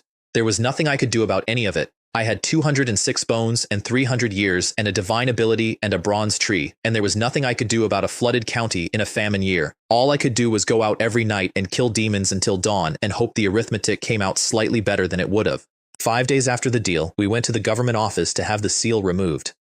The magistrate had an array laid out in a side courtyard, an enormous one, and he stood at the edge of it and explained gravely that the Black Mountain seal was strong enough that he could not lift it by himself and would have to work through the formation. We stood in the middle of it, my mother, my sister, a Ling and me, and I turned on the Dharma eye, and I watched it with my own 2 eyes. Power came down onto the marks. The marks did not go away. Be exact here. This is the moment the whole rest of my life turned on. A weight settled onto each of those 4 marks and pressed their breathing flat and severed whatever thread connected them to whatever is on the other end. They were not removed. They were muffled. Once that pressure lifted, every one of us was still going to die. And then Hu Yuanlong kept going for another half hour, half an hour of theater, sweat on his forehead, hand gestures, a pause in the middle where he steadied himself against a pillar as if the effort were considerable. And my teacher, who was standing at the edge of the array with his hands clenched, said, "Is that all of it?" "I have kept my promise," the magistrate said mildly. "We can verify it at the boundary of Black Mountain. Why on earth would I deceive Elder Sun?" And I stood in the middle of that array, 13 years old, with the Dharma eye burning and my face completely blank, and I thought, with genuine professional admiration, "You are a rare piece of work." He had laid that suppression down days earlier. Days. The last half hour was pure performance for an audience of one honest man. That night, I set up my own ritual in the back courtyard, and I told my mother it was to check whether anybody had put anything on the family, which was true in the way that everything I said to my mother that year was true. Here is how the ritual works, and it is worth understanding because it is what kills the dragon later. A ritual does not use your own strength. A ritual borrows strength from outside and points it at something, which means the entire question is what you borrow from. I had the option of borrowing from the gods and spirits of that world, and there are some, and people do it. I did not risk it, not for a second. Because I had spent 4 months learning that in this world, every source of free power has filth in it, and the last thing I was going to do was dig my own grave by inviting something in whose contents I could not inspect. So the object of my ritual was the bronze tree. I had tested it in advance incidentally, on the cat. Animals have the mark too. I found that out the first time I looked properly. The cat had one, so I took the cat's mark off and put it on myself 2 days before I did it to my family. Then I watched the cat for 48 hours to see whether anything about it stopped working. Nothing did. It caught 2 mice. Then I did it for real. The marks came off my mother, my sister, and Ling, not gently. They came away from the substance of 3 souls and went out into nothing at all, and for about a second there was nothing anywhere, and then they arrived in me. My own mark went dark, almost black, and much larger, and I felt exactly nothing. Under the roots of that tree, it did not so much as twitch, and then the roots, which had been drawing on 1 mark for 13 years, took hold of 4 and started pulling harder. One more thing about that night, and it is the coldest thing I did all year. I could have taken the seal off other people. I had the ability. It worked. It cost me nothing except that it made me stronger, and there were 100,000 people in that county with a death sentence grown into their souls, including 2 men who had knelt on my floor. I did not do it at scale, and here is why. The moment a large number of Black Mountain seals vanish out of Yanghe County, somebody at the very top of this empire notices, and that person does not shrug. That person traces it, and tracing it takes them to a source, and the source is a 13-year-old with a bronze tree in his head, and a mother and 2 little girls in a house in the inner ward. Whereas 4 seals quietly, on the same day that the county magistrate publicly and theatrically removed 4 seals in his own courtyard in front of witnesses, is a thing with an explanation already attached to it. Hu Yuanlong spent half an hour building me an alibi and never knew he was doing it. Several birds, 1 stone. We left the next morning, 2 carriages. I drove one myself because 2 drivers is 2 more people who know where my family went. Most of the load was dried food and water because my teacher's instruction had been very specific and very unsettling. Assume you will not be stopping. My sister carried the cat. She had negotiated for it at length and won by simply refusing to consider any other outcome. Ling came out with a bundle you could hold in one hand, the jar, and the new set of clothes she had never worn once and had folded and refolded and kept. On the way to the north gate, I stopped the carriage at the old hall. "Mother, come down and look at it. This time, when you leave, you may not get another chance." She sat in the carriage for a long time with her hands in her lap. Then she got down and went in. She was in there about a quarter of an hour, and when she came out, her eyes were red, and she was carrying a bundle of my father's clothes. "There's no sense looking at it any longer," she said. "Let's go." It was not the building. I thought it was the building for the first 5 minutes. My father had been gone 8 months. Everybody in that family had known for at least 6 of them that he was dead. Nobody had ever said the word out loud, and nobody was going to, because in that county, you do not say a man is dead until somebody brings back the body, and that is not sentimentality. That is the law of a place where bodies mostly do not come back. For the record, after I hit 6th rank, I went out and looked. 3 separate nights. I went along the eastern foothills where the herb slopes are, and I looked for a satchel, a shoe, a strip of cloth, anything at all, and I did not go deep into the mountain, and I did not find one single thing. She had gone in to get his clothes. That was all she had ever been going in for. The horses were demon horses, which I had never been close to before. They have Yao blood in them somewhere, scales on the forehead and down the chest, and they eat meat. 100 caddies of blood-rich meat at a sitting, and after that they will run for a full day and night without stopping. And those are the weakest grade. Above them are war grade, armored in scale like a mounted man. Above those are dragon blood horses with horns and gold scales, which are said to be able to run short stretches on the wind itself. We ran for the boundary all day because the deal was that we cleared the 100-li belt in daylight. Demons move at night. The rain hit us in the face so hard I had to hold a layer of chi blood in front of my own eyes to see the road. And every time I did it, I thought about the 2 women and 2 children behind me who could not. And about the 100,000 people in the county behind us, who could not either. We stayed at a courier station. I had never seen one. They are worth understanding because they explain how an empire that big holds together. A courier station in Great Li carries a protective array on the same grade as a county seats, not a smaller one, the same. And courier stations report directly to the Ministry of War, which means the local magistrate, the local garrison, and the local prefect have no authority over them at all. The founding emperor's reasoning is written down in the statutes, and it is the single most clear-eyed sentence in the whole legal code of that dynasty. Lose a city, and you have lost a city. Fail to deliver intelligence in time, and you can lose the state. People joke about him. They call him the courier station emperor and the road emperor. And every one of those roads and every one of those stations was still standing 300 years later in a county the empire had officially given up on. 3 keepers ran that station, and all 3 recognized my teacher because he had come through a year earlier. He gave them 3 blood-strengthening pills. Pills are the only real currency in the border prefectures. Gold is a convenience. A blood-strengthening pill is a year of a 9th-rank man's progress in the palm of your hand, and those 3 men looked at them the way you would look at a deed. They also turned out to be, according to Madame Bai, the best cooks within 1,000 li of Station Road, and she had that opinion on the basis of research because she was a serious woman about food and had eaten at every station between here and the prefecture city more than once. That was the last dinner. My teacher gave me my instructions over it, in front of everyone, and then gave me the rest of it afterward with the doors and windows shut, the public half first. Tomorrow we cross out of Black Mountain's range and I turn back. After that, it is on you. It is not about strength, it is about caution. You have never once been outside your own city. I have personally seen 4th and 5th ranks destroyed by shabby little tricks, and every one of them was stronger than the man who did it. I nodded along. I did not tell him that I was carrying 2 hidden martial ranks, 2 hidden steps of the immortal road, and a working knowledge of mid-tier talismans. There is no polite way to inform your teacher that you have been lying to him about your entire nature for 8 months as an act of affection. Your posting in the Prefecture City Imperial Medical Bureau was arranged 2 weeks ago. I stopped chewing. 2 weeks ago, before the rain, before the deal, before he sat in that reception hall and put his life's work in a box on a table. So this is a transfer, he said, not a flight. You will arrive as an appointed official with paperwork, and nobody will ever have cause to ask why you came. He refilled his cup. I know Zhao Deming personally, 4th rank great physician, head of the bureau there, and an alchemist himself. He will look after you because I asked him to, and he will keep looking after you once he sees what you can do, which will take him about a day. Then casually, as though it were an administrative detail, I also changed your place of origin. I put my chopsticks down. You are from Xining Prefecture, Zhending Prefecture, Shangfu County. You are my countryman and my neighbor's boy. I took you as a disciple for your talent and raised you at my own side. Not one word of Yangyi County anywhere in the record. No county of origin to be traced. No reason for anybody, ever, to connect my mother and my sister to a place where 100,000 people had a death mark in their souls. He had been building us a false past for a fortnight while I was out killing things in the rain and feeling clever. Then he closed the doors and the windows and put a box on the table. This was left to me by my master. It is the pill-refining legacy of our sect. Today I am giving it to you. The sect was called the Pill Cauldron Sect. When trouble came for it, the sect master did not send the strongest disciple out with the legacy. He sent the weakest. Because a strong disciple would have been pursued, and a weak one might be overlooked, and that is how the entire inheritance of a school came down to one nervous young man on a road and survived it all.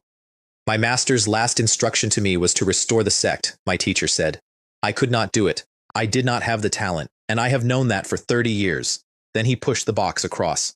I am not placing that obligation on you. I want that said out loud, so you never feel it as a debt. And I lost my temper with him. Teacher, you cannot say things like this. This is a will. You are sitting here reading me your will. He laughed at me. Then he said, if I do not come back, my wife is yours to look after, and my boy. I said, teacher has a child? Did I not mention it? You absolutely did not mention it. The boy was 8. He had been raised at his grandmother's house in the prefecture city, and my teacher described him, without any hesitation, as spoiled into a condition of complete uselessness. I have since met Sun Wenli. My teacher was being generous. The last thing he gave me was a talisman. Black, thick, heavier than it had any right to be, with the runes worn so far down into the material that you could barely see them. Supreme Great Escape Talisman. There were more. I need the rest. You get one. He kept 4. I asked why 4. Because if 4 are not enough, he said, the 5th one will not help. By noon the next day the rain had stopped completely, not eased, stopped. We had driven out from under it, and there was hard sunlight on a dry road, and behind us on the horizon there was a wall of gray standing over the entire world we had come from. The boundary was marked by a stone pillar. There are numberless pillars like it. They stand in a ring all the way around Black Mountain. Hundreds of lie apart, each one carrying the same notice, and the notice says in effect that once you pass this, you have left the land the mountain covers and you are out of its cage. I walked toward it first. My teacher put his arm across my chest. Then he said, Aling, get out of the carriage. She got out. She did not ask why. She had no idea what the pillar was, or what the mark was, or that she had one. Her master's teacher had told her to walk past a stone, so she walked past the stone, in the sunlight, with her hands at her sides. Nothing happened. And my teacher let out a breath.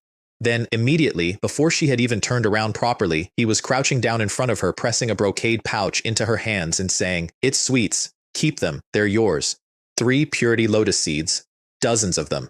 She stood there holding it, entirely bewildered, understanding that she had just been given something enormous and having no idea what for.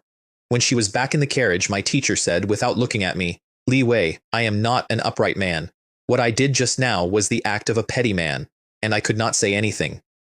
I could not tell him he was wrong because he was not wrong, and I could not tell him the truth, which was that all 4 marks had been on my own soul for 3 days and that there was no risk in that pillar for anybody but me. So we stood there, and I did the only honest thing available to me, which was to ask myself the question properly. If I had not known for certain whether my own mark was gone, if it were my mother and my sister and a girl I had picked up off a reed mat 4 months ago, and one of them had to walk past that stone first, I do not have a clean answer. I have never been able to produce one. And I have stopped trying because I think the men who can produce one quickly are the ones you should be frightened of.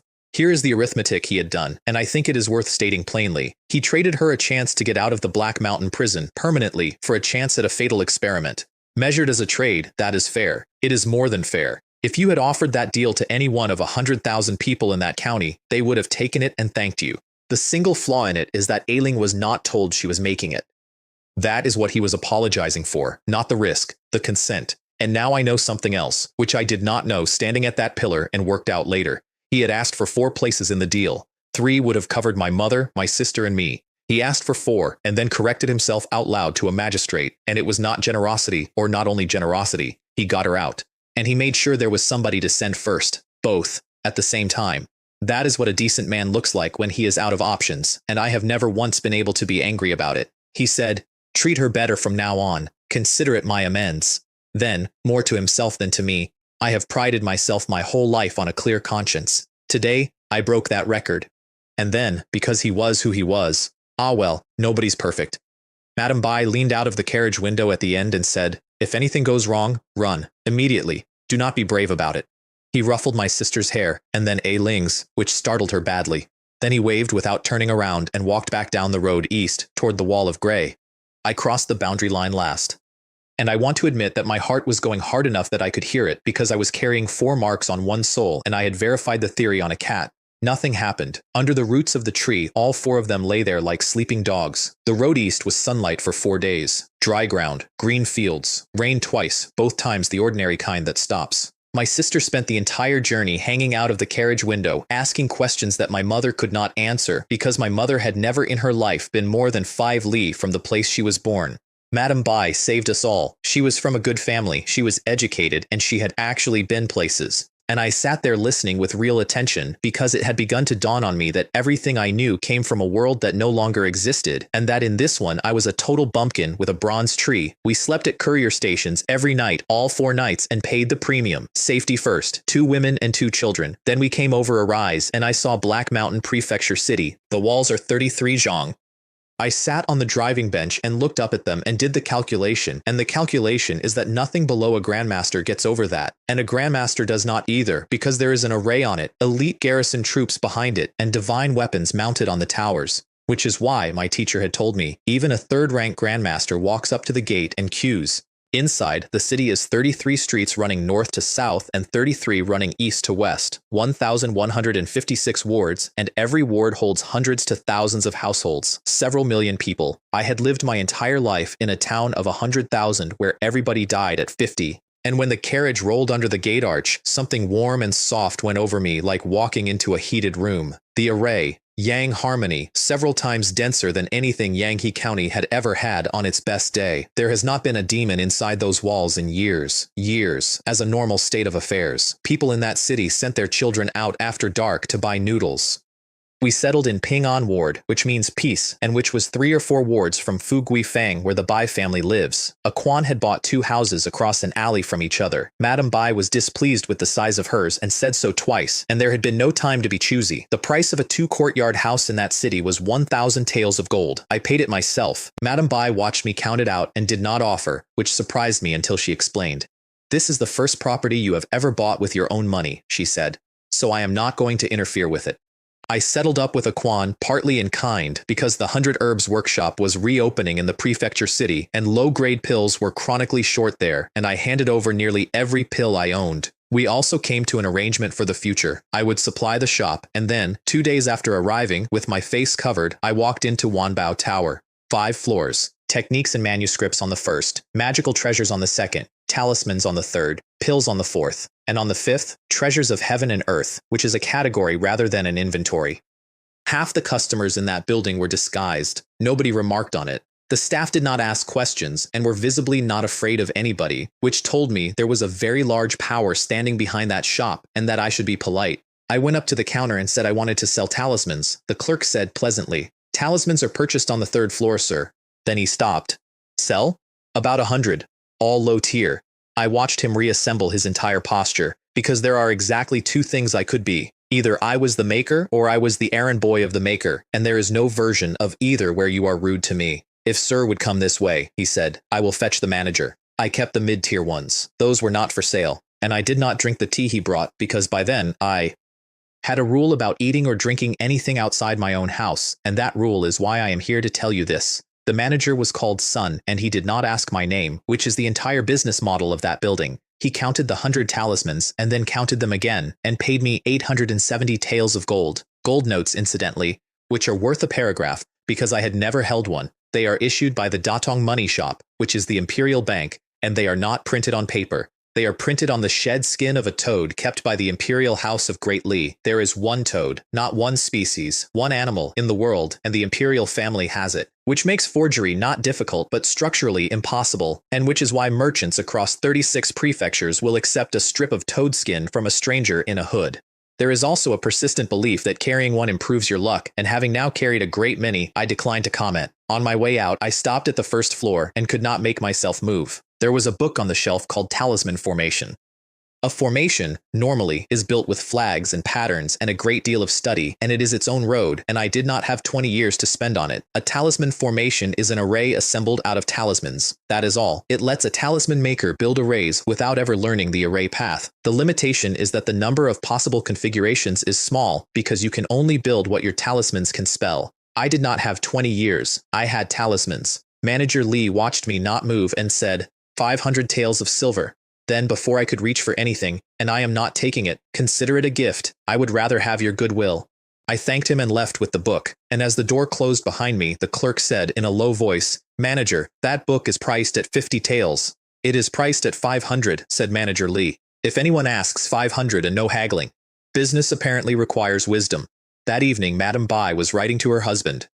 "You send letters in that empire by Raptor through the courier stations, and it is expensive, and it covers 1,000 lie in a day, and it arrives in hours rather than weeks," and she paid without blinking. I told her I could feel a breakthrough coming and would be going into seclusion for a few days. She looked up. "Weren't you at 7th rank only recently?" I said something modest, and then, to get her off the subject, I asked, "Why haven't you gone to collect Wenli yet?" Her smile stopped. She was quiet, and then she said, "I have been busy with the house. And the letters." She had forgotten about her own son. He was in the same city, 4 wards away, at his grandmother's, and she had been in that city for 6 days. I did not say anything about it. People are not one thing. There was no breakthrough. I was going back to Yangyi County. I want to explain why, since I had just spent 8 months arranging not to. My teacher had put every grade 4 pill of his career on a table and traded away his own place in the carriage to get my mother and my sister and a girl he had met twice out of that county. He had faked my origins. He had arranged my posting a fortnight in advance so that I would arrive as a transfer and not as a refugee, and he was going to stand on a roof at 5th rank and hold a lantern up at a super-grade demonic specter. I could sit in a city of several million people behind a 33 zhang wall and be perfectly safe. And if I did, I would live 300 years with that in me. My Tao heart would stay dark for all of it, and every single thing I built afterward would be built on top of the day I did the arithmetic and stayed home. So I told a woman I liked that I was going into seclusion, and I lied to my mother about the same thing, and I went out over the wall. Meanwhile, a leaf had blown onto Aquan's hem in the street that afternoon and stuck there. It stayed there while he walked 4 wards. He never noticed it. Nobody notices a leaf. In a tea house across from the courier station, at a window table, in the shadow, there was a black robe. Qin Hong had worked out the only sane approach to finding one boy in a city of 1 million households, which is that you do not look. You wait somewhere, the target has to appear. Half a day outside a courier station and along came a servant of the Ji household, and his motivation was enormous, which is why he did not go home and forget about me. The mother-son spirit seizing formation can be performed once every 60 years. Once, and it costs a fortune to set up, which means the primary material must be the best available because you do not get a second attempt inside a human lifetime. And Qin Hong had lived 500 years and had never seen material like me. Also, in the last several weeks, the sores had spread. He lifted his cup under the hood and drank, and the man at the next table got up and moved. That night I was packing a stack of mid-tier talismans inside my coat. The Supreme Great Escape talisman up my left sleeve, which is the fastest place to get at. And then, there was a sound in my courtyard. Last time I moved house, a demon came to me on the first night. Fine. So who is it this time? There was a black robe standing in my courtyard in the dark. Who are you? I said, and I put in the exact amount of fear a 7th rank boy would have. Come with me, Chin Hong said. He sounded relaxed, almost kind. And I will let everyone else in this courtyard live. That is a good bargain, isn't it? He was not nervous. Why would he be? He was looking at a 7th rank martial artist. I stood there for a long time, and then, with visible difficulty, I said, okay. And I walked out of my own gate behind him with my hands loose at my sides, and I want you to know that the hardest thing I did that entire year was not cutting his head off. It was walking 11 blocks behind him without doing it, because I had 2 problems. The first was that I did not know how to get out of a city that size at night without going through a gate, which he did. Don't get any ideas about calling for help, he said over his shoulder. If you make a sound, I won't kill you. I will come back here and kill your mother and your sister. And then, a few streets later, in a genuinely puzzled voice, why aren't you resisting? Because I was afraid I would simply beat you to death in the street, and then I would have to explain the street. That is not a joke. That was the second problem, and it is the reason I let a man threaten my family for 11 blocks. Black Mountain Prefecture City has a curfew from midnight to the 5th watch. If you are caught out during it and you resist, the patrol kills you on the spot. If you surrender, the fine is 100 caddies of copper and they take every toe. Second offense, the feet. Third offense, the head. I did not yet know how strictly that was enforced. I have since found out. It is enforced exactly as written.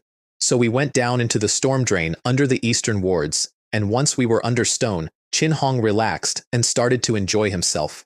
You are the primary material I selected for the mother-son spirit seizing formation, he said. You will become part of me, along with those children, and then we will participate in the great Tao together. We will share immortality. Together, he actually said together. So it was you, I said, the children in the county. Correct. And nobody ever found a single trace, because Hu Yuan Long was covering for you. He turned his head. You're clever. It isn't hard. I worked it out. Back in the county, I kept walking. You and he are in it together over the Calamity Flood Dragon. He was pleased. He was genuinely pleased to be talking to somebody who had followed the plot. And then he stopped being pleased because he noticed something about my voice. It had been getting closer to his for 3 sentences. He turned around fully, and in the dark of that drain, he saw a 13-year-old boy walking behind him, carefully and with concentration, copying his gait. Are you, he said, out of your mind? I don't have one. It came out about 9/10 in his voice. What about you? He backed up a step. Don't be afraid, I said. I'm human.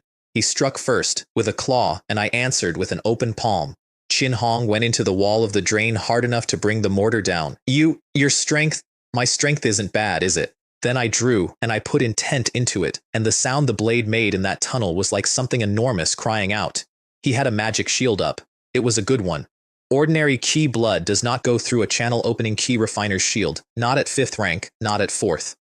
It lasted an instant and burst, and the blade took his hand off. Impossible! He was staring at his own arm. Who are you? That was martial arts. No, that was magic. You have magic? Then he emptied his sleeve at me.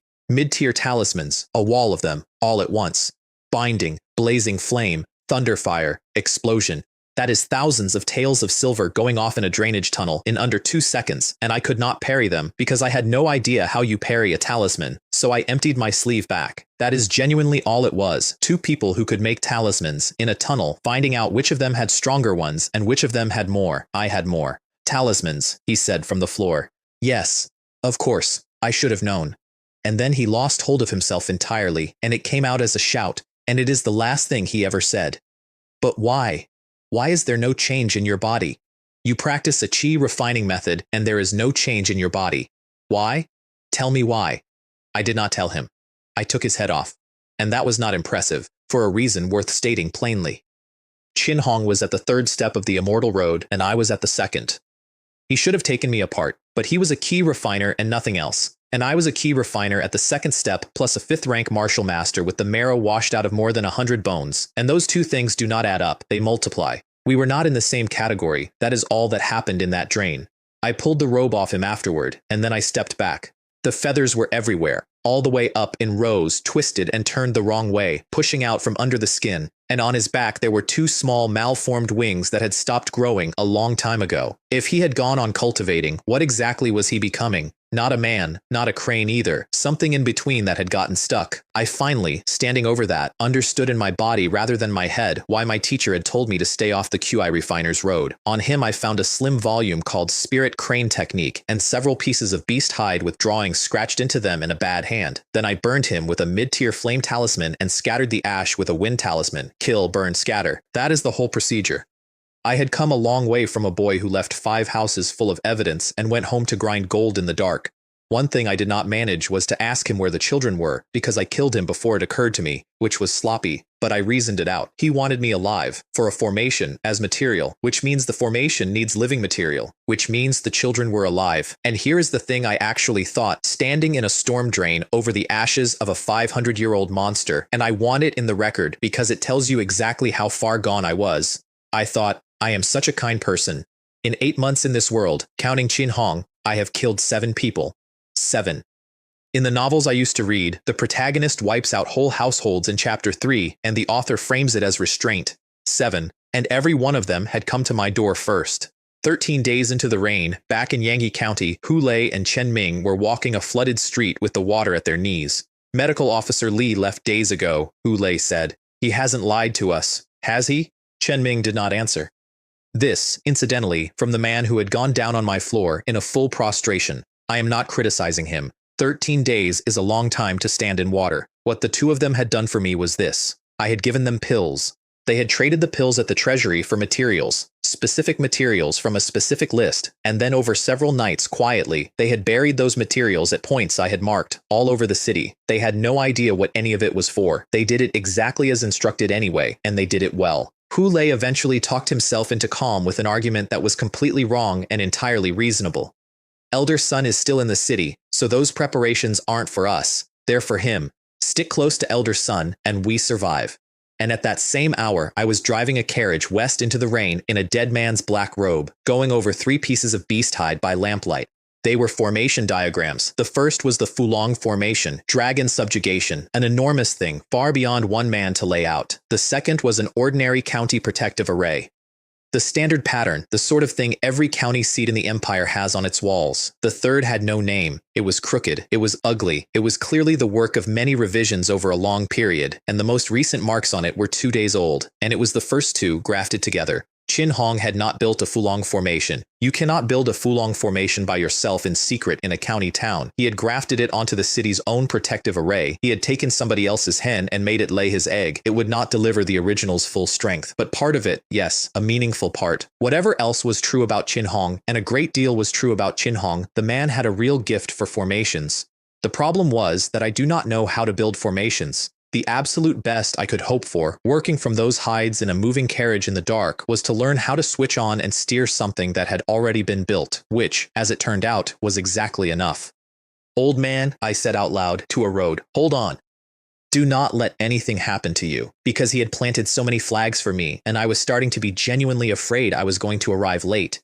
I reached Yangtze County at dawn. The men on the gate had been up all night and were at the stage of a shift where you stop pretending to stand straight.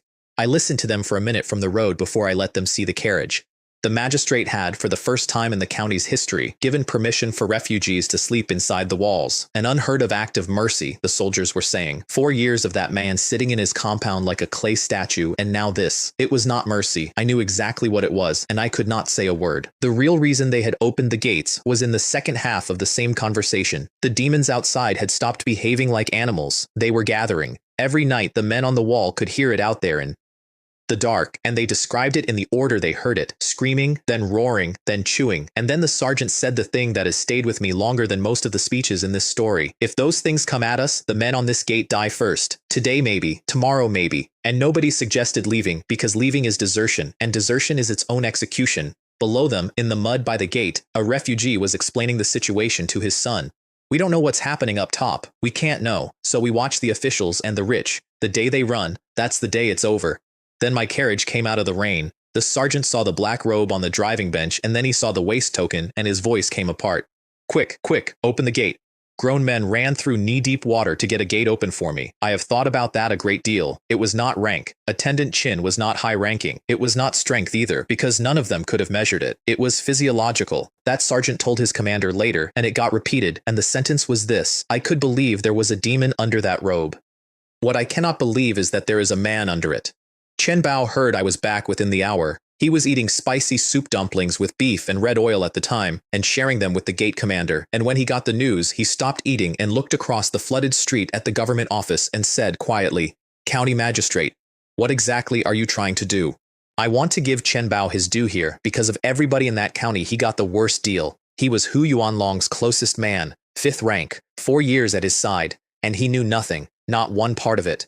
What he had was an accumulating suspicion that the man he served was ruthless, heartless, cold-blooded, vicious, and cruel, and that he had never once looked or sounded like any of those things, and that the gentleness was not a mask over the cruelty, it was the same object seen from the front. The more polite Hu Yuanlong was, the more frightened Chen Bao got. And then his eyes went across the street the other way, to the Imperial Medical Bureau, and he started thinking about Elder Sun, and if he had followed that thought for another 10 minutes, he might have lived.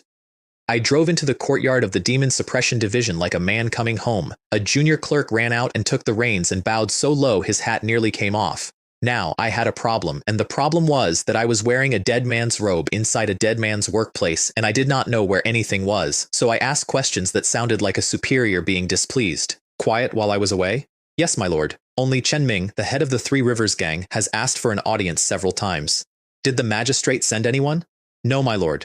Good. Both answers were gold. Then I said, "Bring a basin of hot water to my room." And he went, and I waited in the courtyard, and then I followed him. That is the whole trick. I did not know where Chin Hong's room was, so I made a man carry something heavy to it while I walked behind him with my hands in my sleeves like an impatient master. He suspected nothing, because Attendant Chin always washed alone. Standing in that room with the door shut, I laid out my own objectives, in order. 1. Hu Yuanlong dies. He had made plans for me too. And if this county burns and he crawls out of it alive, then I have left myself a problem with 3 centuries to mature. 2. Kill the dragon if it can be done. 3. If it cannot, get my teacher out. And then there was a loose thread I could not stop pulling at. Why would the head of a street gang be requesting audiences with a Demon Suppression Division attendant repeatedly in a crisis? Because somebody has to feed 49 children. Chen Ming knew where they were. Then the door opened and Hu Yuanlong walked in. No knock. He came into Attendant Chin's private room in the Demon Suppression Division without knocking, which told me a great deal about the actual hierarchy in that county. "You're a day later than we agreed." And I answered him in Chin Hong's voice, which I had spent 2 days practicing in a storm drain over a pile of ashes. Something came up. The prefecture city is not a county town. People die there if they act carelessly. Is Li Wei taken? He is. Then the magistrate frowned and said, "Why do I feel that your breathing has changed?" I did not hesitate for a heartbeat. Preparation for the mother-son spirit seizing formation, and he accepted it. I had gambled everything on one thing, which is that Hu Yuanlong did not understand evil arts. If he had understood them, he would not have needed Chin Hong to build his formation for him. Then I went fishing. The formation cannot be improved further, I said, not unless I reach the 4th step. I saw your revisions. He sat down uninvited in Chin Hong's chair. I had budgeted for 10% of the original array's power. You have given me close to 30%. And more importantly, the past tense. It was already built. It was in the ground under that city right now. Then I tested how much my teacher was worth to him. "Give me Sun Jinshan." Hu Yuanlong looked up. "Sun Jinshan is my sacrificial material," he said mildly, the way you would correct a clerk about a filing error. "The Huntian armor cannot be activated without a blood offering, and without the armor I cannot move inside the dragon's domain at all." Then he counted it off on his fingers for me. Breaking the dragon nail, the dragon binding rope, the Huntian armor, 3 treasures. Each requires the offering of a martial master of 5th rank or above. 3 5th ranks, and he had made a list. I said, "Then take Chen Ming instead, the head of the Three Rivers Gang. I raised that man to where he is myself, and once the formation is done, I have no use for him. Servants can be grown again." Hu Yuanlong laughed. He laughed with real delight, and he slapped the arm of the chair and he said, "Chen Bao, Zhao Li, and Chen Ming, that's 3. Then warmly, like a man complimenting a colleague on a clever solution, "This is how one has to be, ruthless. Otherwise, how would anybody ever handle a supergrade?" I stood in that room in a dead man's robe and listened to the county magistrate of Yanghe cheerfully allocate his own right hand and the director of his demon suppression division to a ritual, and I did not move a muscle. And then he did one more thing, and it is the thing that decided how I was going to kill him. He looked at the black robe he thought contained his partner of 20 years and said kindly, "Don't worry about yourself. You just hold the formation. If it goes badly, you'll have time to run." Nothing runs out of an eerie domain. He knew that better than anyone alive. He was going to spend Chin Hong too. After he left, I went over that room properly. The mirror was there. Full length, bronze, polished, standing against the wall. Chin Hong had this hobby, a grown man who liked looking at himself. I knocked along the wall behind it and found a hollow. And then I did not put my hand in it. Instead, I broke a chip off the lid of the teapot and flicked it into the cavity with 2 fingers. The explosion took out a section of wall and left my ears ringing. There really was a trap. Of course there was a trap. Rule number 3 for surviving a world with monsters in it. The treasure is never the dangerous part. Inside, wrapped in a hide that would not take water or fire, there were 2 books. The first was called Palm Thunder, a combat spell, and a real one, and it requires the 4th step, which is precisely why Chin Hong had never learned it, which means the man who nearly took me alive in my own courtyard had been fighting me at less than his design capacity, and if he had made his breakthrough first, he would have been an entirely different problem. The second was the Spirit Crane Codex, the talisman canon of his temple, from the basics all the way up, first half only. Supreme grade and saint grade were mentioned and not taught, and in a drawer under it, the rest of his stock, all mid-tier. Not one low-tier talisman in the whole cache. I sat on the floor of that room and looked at it and understood how close it had been. He had gone to the prefecture city to collect me, and he had taken a partial load, because why would you carry your arsenal to fetch a 7th-rank child? If he had brought that drawer with him, that fight goes the other way. Pay-to-win players are not to be trifled with. One more thing about talismans, which explains why nobody in that world is drowning in them. Magic power is cheap, but every talisman you draw costs Divine Soul, and Divine Soul does not refill on a schedule. An ordinary key refiner can produce maybe a couple of dozen mid-tier talismans in a sitting, and only if he does absolutely nothing else that day. That drawer was decades of a man's soul, in a drawer, and I put all of it in my sleeves. Then I sent for the head of the 3 Rivers gang. Chen Ming came in and knelt, and he was 5th rank, and he was shaking before I said anything. "My lord, the children are weakening. The weather turned. Many have fallen sick." He kept his forehead down. "I dare not fetch a physician. There would be talk. I await your instruction."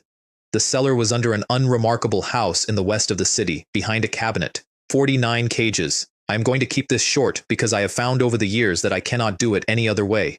They were alive, all of them, ages from a few months to over 10, and when I came down the steps, not one of them made a sound. That is the part, not the cages. Children make noise. Children in trouble make an enormous amount of noise.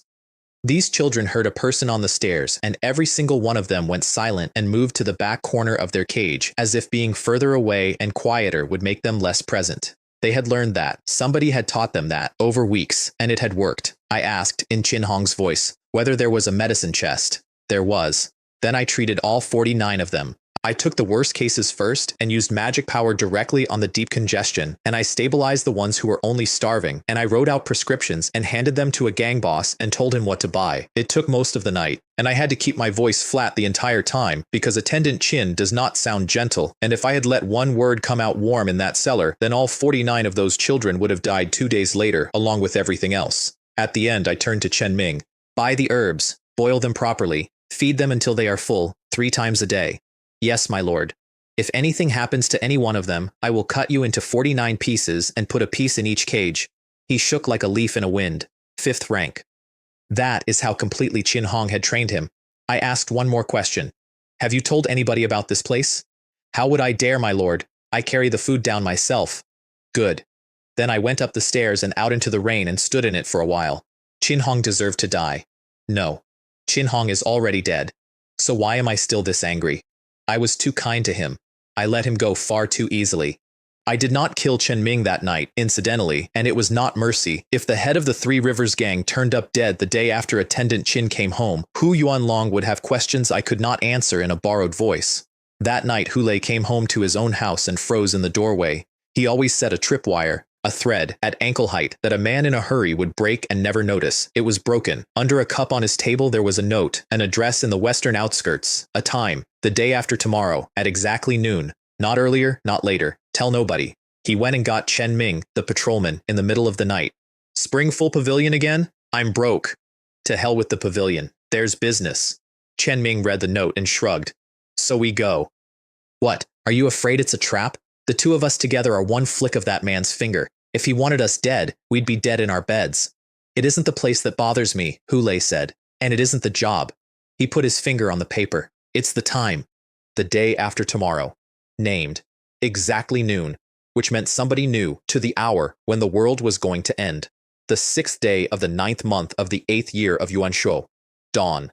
The rain that had fallen for 13 days without stopping began, at last, to ease, and invitations went out of the government office to absolutely everybody, every department head, all 4 clans, Liu, Li, Sun, and Wang. I went as attendant Qin. Zhao Li saw me come in, looked at the robe, and turned away in open disgust. We had never gotten along. Nothing could possibly have suited me better. My teacher was in that hall, eating the snacks, entirely calm, because he had a supreme great escape talisman in each sleeve and 2 more somewhere else. He had no idea that his role in the day's proceedings was not to assist with the hunt, which is the whole thing, isn't it? He had correctly identified the demon, correctly estimated its grade, correctly predicted the timing, and had not once considered that the danger in the room was the man handing out the invitations. The human heart is sometimes considerably more frightening than the demon. Then Hu Yuanlong stood up and told them, the drought was not weather, the rain was not weather. This is a supernatural disaster, and the cause of it is a super-grade demonic specter. The room came apart. Zhao Li was on his feet first. Send to the prefecture city for reinforcements. Immediately. Tonight. Too late. How is it too late? Because the rain is easing, the magistrate said. And on the day the rain stops, the supergrade is born. When does it stop? Tomorrow. There was a silence in that hall that I can still hear. Tomorrow, Zhao Li said. You are telling us we have half a day. And then Chen Hanyu, head of the Chen clan, an old man who had not said a word yet, asked the only question that mattered. And how long has the county magistrate known? Every face in that room changed. Family head Chen wrongs me, Hu Yuanlong said, wounded. I learned of it just now. Nobody in that hall believed him, not one person, and it did not matter at all, and every single one of them knew that too. Because here is the logic that made them all say yes, and it is the most honest thing anyone said that day. Chen Hanyu laid it out himself, slowly, for the younger clan heads who were still working up to being outraged. This county is a prison. We are the prisoners. The officials are the guards. If the prison catches fire, the guards will run. That is what guards do. That has always been what guards do. So what exactly is the plan for the men who are locked in the cages? It is a 100-headed calamity flood dragon, the magistrate said, which has only just entered supergrade. My ancestors left me treasures forged specifically against dragons. What I require from all of you is your complete cooperation, and one by one they gave it, the 4 clans. Chen Bao, Zhao Li, Guo Tian, who was still walking stiffly from the wound I had cleaned out of his chest with my own hands, and then Elder Sun, last, standing up in a room full of men who had all just been recruited into their own funerals. This concerns the lives of 1 million people in this county. I will not hesitate. I stood against the wall in a dead man's robe and watched Hu Yuanlong run that room, and I have never seen anything like it since. He was using every person in that hall, in the open, in front of each other. Not one of them was deceived about being used, and all of them volunteered. His control over the human heart had reached the level of mastery, and I have spent a long time since then trying to learn how he did it. And the answer is that he told them the truth about the fire and lied only about the door. Afterward, he took me aside. And Chen Ming, already in a cell at my division, I can produce him whenever you want. I had sent for him that morning. 2 talismans put a 5th rank on the floor. I broke what needed breaking so he could not run, and I put a sealing talisman across his mouth so that he could not say one word to anybody ever again, and I put him in a cage. I did not enjoy that. I also did not lose a minute of sleep over it, and I have stopped pretending those 2 things cannot both be true. Good. The magistrate straightened his sleeve. Tomorrow I will light the dragon blood incense. It is made from the blood of the dragon race, taken from the deep places of the eastern sea. Nothing of dragon kind can resist it. Then he went back to his guests. I walked back through the city that evening. Half a year of drought, half a month of flood, a demonic tide outside the walls, refugees packed into every open space because the magistrate had generously opened the gates to gather them where the blood would be thickest. The city was already dead. What was walking around in it was a body that had not started to come apart yet. The next morning there was only drizzle, and the whole county came out into the streets and cheered because the rain was stopping. They had been praying for that for 13 days. The magistrate dropped a piece of incense into a burner at the top of the government office. The smoke came up in a column, and it did not spread, and it did not thin. It went straight up into the cloud and kept going. The sky boiled. Purple lightning came sideways through it, and the thunder was continuous. And then out of the depth of the cloud, something answered. And I am going to give you the description they use in the county's own records, because nobody has improved on it. It sounded like an infant crying, and an ox lowing, and a horse screaming, all at once, out of the same throat. My teacher and I were on the tower of the crematorium. It is the tallest structure in Yangtze County, and the core of the city's protective array is at the base of it, which is the only reason I had let anybody put me there. The first head came down out of the cloud, one ugly head at the end of a long, thin neck, and then a second beside it, and a third, and then it kept going. 100. My teacher went down. He did not stumble. He went flat, pressed to the boards of that tower, and he could not lift his own arm. 5th rank. A man who could cross a courtyard in a single jump and land without a sound, and he told me afterward in a completely level voice that the terror was not a failure of resolve, it was physiological. It arrived below the level where you get a vote. The dragon looked down, and what it saw in the middle of Yangtze County was a concentration of human blood. Every refugee the magistrate had so mercifully invited inside the walls, all of them, packed into the open ground in the middle of the city. It came down out of the sky like a mountain being dropped. The houses in 3 streets did not collapse, they went to powder. There was a crater in the middle of my city. Hundreds of people were gone in the time it takes to say it. And then the eerie domain closed, and 100,000 people found that they could not move their fingers, except one. Out of the smoke on the west side, one man came up onto a rooftop, wrapped in a dark armor with red flame turning around him, moving perfectly freely. "Chin Hong," the county magistrate shouted across the ruin cheerfully. "Prepare for battle." So I did. I put my hand on the core of the array under that tower, and I turned on Chin Hong's crooked, twice-revised, grafted, ugly formation. Gold ran across the underside of the sky. It came up out of the city's own protective array like a second plant growing out of the first, and where the lines met, they closed, and then the chains came down. Glowing, they wrapped every one of those 100 necks at once, and the pressure of that thing dropped, off supergrade, down to a high-level peak. The domain thinned, and across the city the strongest men in it began, very slowly, to be able to stand. 2 footnotes, both of which mattered later. The first is why I could stand. An eerie domain does not press on the body, it presses on the soul. And my soul lives in a room with a bronze tree in it, and the tree was between me and it, and I felt the pressure the way you feel weather through a wall. My teacher noticed. He was flat on the boards, and he could turn his head, and he watched a 13-year-old in a black robe stand perfectly upright in a supergrade domain, and he did not understand what he was looking at. The second footnote is this: I had 30% of the original array. 30% knocked a supergrade down a whole tier. If Chin Hong had finished it, that thing would have surrendered on the spot without a fight, and every person who died in the next hour would have gone home to dinner. That is the closest I have ever come to being sorry that I murdered somebody. Down in the ruin, the county magistrate dropped off the roof and walked over to Zhao Li and Chen Bao, who had just gotten to their feet. Both of them bowed to him. "The formation is not enough to take the dragon," he said. "I need your help." "Give the order," Zhao Li said. "How do we attack?" And Chen Bao, without deciding to, took one step backward. "I am asking you both," Hu Yuanlong said, "to offer yourselves. I have 2 more treasures, and they require your flesh and your cultivation." Chen Bao ran. There was nowhere to run to. He was inside a domain that had him at a fraction of his strength, and the magistrate was inside a suit of armor that ignored it. He caught them both without hurrying. "Hu Yuanlong," Chen Bao said, "you will die a horrible death." And Zhao Li said, "County magistrate, we have been loyal to the country. Why are you doing this to us?" Understand what Zhao Li was actually objecting to. That man had led hunts for 20 years. He had been ready to die in the mouth of something since he was 30. He would have walked into that crater on the magistrate's order and not said one word about it. It was not the dying. Hu Yuanlong looked at him, and for the first and only time that day there was something complicated on his face. "You are an obedient man," he said. "Of all the people I have, you are the most loyal. You told me once that you were willing to die for me, and I believed you." He took out a nail the color of dried blood. "So isn't this your opportunity?" The director of the Demon Suppression Division of Yangtze County was dead before he could answer. Chen Bao said, "You are disloyal. You deserve to die." And then the director of the military command was dead too, and the coiled rope in the magistrate's other hand woke up.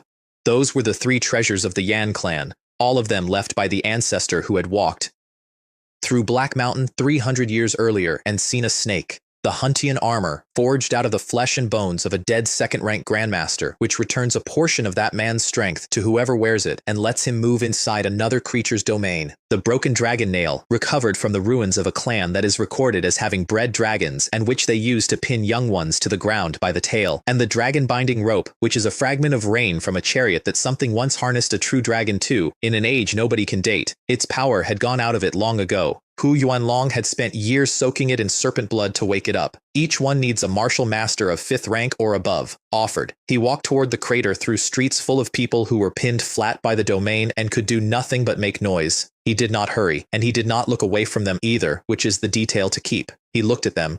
They were bait he had prepared, and the more of them he had gathered, the thicker the blood in the air, and the more certain it was that the thing in the sky would come down to eat. The head of the Bureau of Public Affairs was 6th rank, and he was lying in the road, and he saw the armor coming and shouted, "County Magistrate, save me!" Hu Yuanlong nodded to him and came over and used the nail. The relief was still on that man's face afterward. It did not have time to leave. The nail got brighter. He did the same thing to the head of the River and Lake office 1 street later. And then the clans came in. From the Liu compound, something came up over the rooftops that I had never seen and have never seen since. Their ancestral treasure is not a weapon one person uses. It is an arrow that is not fired from a bow. It is fired by the pooled ki blood of the entire clan at once, every adult in that family pushing together. It took a head off the dragon. 6 more followed it over the next few minutes. 7 heads. And not one of them touched the head with the horn. Then from the Li compound, a single page of a book rose into the air. Off that page came one golden character, and the character was cut, and it unfolded into a blade of light that crossed half the city and took 5 heads at once, 12 of 100.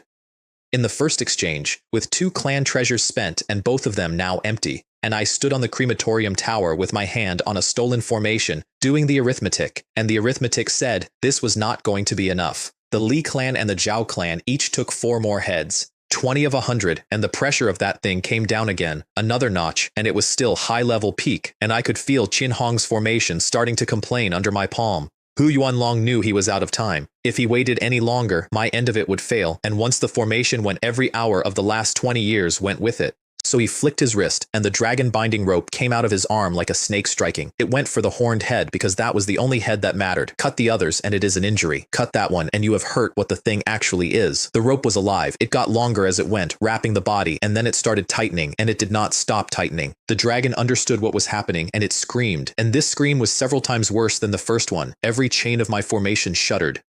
The rope shuddered. For about 2 heartbeats I thought it was going to come out of all of it at once. Then Hu Yuanlong played his last card. A crimson beam crossed the distance between the roof he was standing on and the crater in a single instant, and the broken dragon nail went into the main head. The main body of that thing burst, and the nail did not stop there. It slowed, slightly, and went on through a dozen more heads behind it. Every sound in Yanghe County stopped. The whole county stood still. I mean that literally. Even the people pinned in the streets stopped making noise. Hu Yuanlong's face opened up into pure joy, and up on my tower, I felt my expression change because I was looking at something the magistrate could not see from where he stood.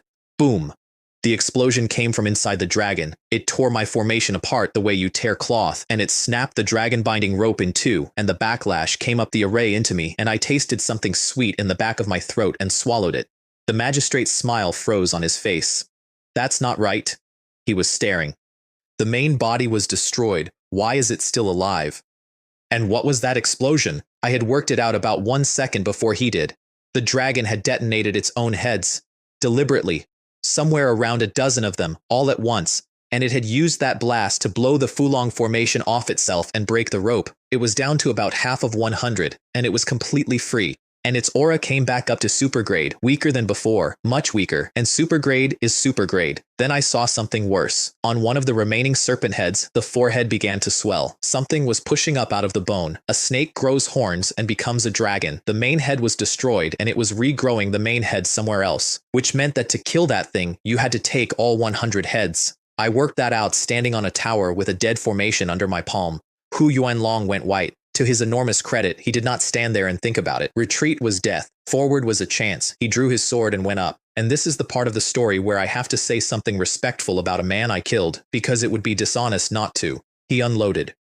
Everything, all of it, nothing held in reserve. His ki blood came out of his body in columns of smoke that went straight up into the sky. A 4th-rank peak martial master with a dead grandmaster's armor on his back. He took 8 or 9 heads in the time it takes to draw breath. The dragon did not dodge and it did not block, and on the 10th, something moved across my vision too fast to resolve. Hu Yuanlong went from the middle of the county into the west wall. I was high enough to see what hit him, the tail. The super grade is not so easy to kill after all, and I want to record this honestly because I have never had any warm feelings about that man and I am not going to pretend otherwise. A 4th rank peak martial artist on scheming and stolen treasures and 20 years of preparation fought a super grade to that point. That alone tells you what he was. Then it came up out of the pit fully and I saw the whole of it for the first time. Of 100 heads, 99 were snake heads and one had a single horn. But there were so many necks crowded onto one body that the proportions were wrong, not frightening wrong, deformed. There was too much of it in the wrong places, like something built by committee, and it had no scales anywhere, just skin, wet and smooth. Watching the necks slide over each other put something in the base of my spine that I have never been able to get out. I thought Hu Yuanlong was finished. Then a second figure came out of the west of the city, hair and beard standing straight out, face covered, one leg bent the wrong way at the knee, and he was smiling. "You are stronger than I thought," he shouted at it. "I still have my Yan family ancestor, 300 years of planning, centuries of preparation." Then he laughed at it. "And this is all you've managed? So what? I'll kill you today." Look, I hated him. He had already sold my teacher, had allocated his own 2 closest men into a ritual before lunch, and had gathered a city full of starving refugees into a killing ground as bait. And when he went back up that second time with a broken leg, I understood exactly why every clan head in that hall had said yes to him. His blade went sideways off the tail strike, parried a dozen jaws, and hit the transforming head again. He did not take it off, but he damaged it badly enough to stop the change halfway, which is a delay, not a solution. As long as that thing was alive, the horn would come back on some head eventually. One head is enough. The center of Yangyi County stopped being a place with streets in it, and behind me, on my own tower, a voice said, "Aren't you cooperating with him?"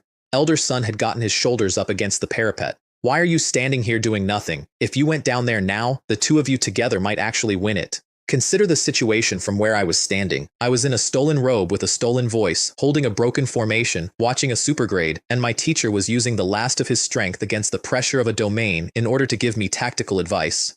He was not doing it out of loyalty to Hu Yuanlong. He said so. He said he had no particular regard for the man and had privately considered him a lunatic for a year. He was doing it because he preferred a human being to a demon, and because if the dragon won this fight then 100,000 people in that city were finished, and he might get out on a talisman and none of them would.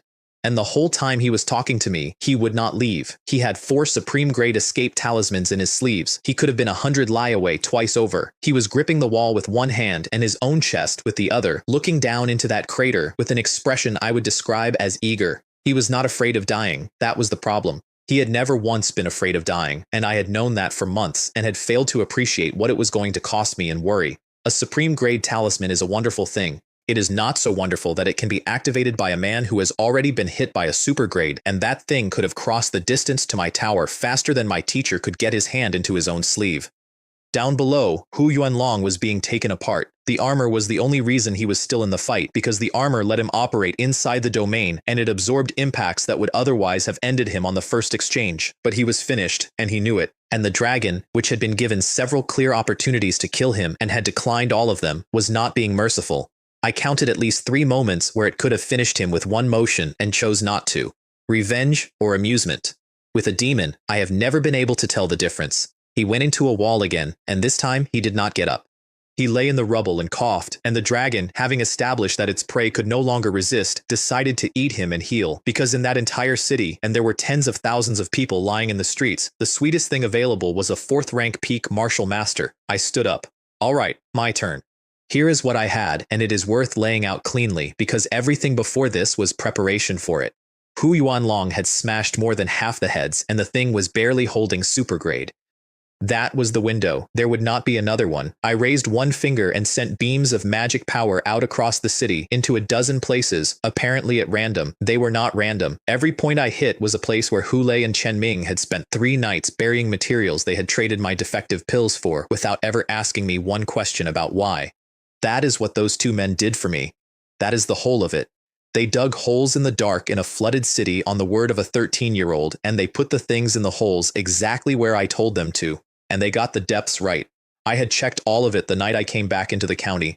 They had not missed a single one, because I cannot build a formation. I have said that already. What I can do is set up a ritual ceremony, and a ritual ceremony does not use my strength, it borrows. And there is exactly one thing in this world that I am willing to borrow from. I had been drilling the second divine ability every spare hour for weeks to get it to the second level, where averting disasters and misfortunes stops being a way of seeing things and starts being a way of moving them. The ceremony had two halves.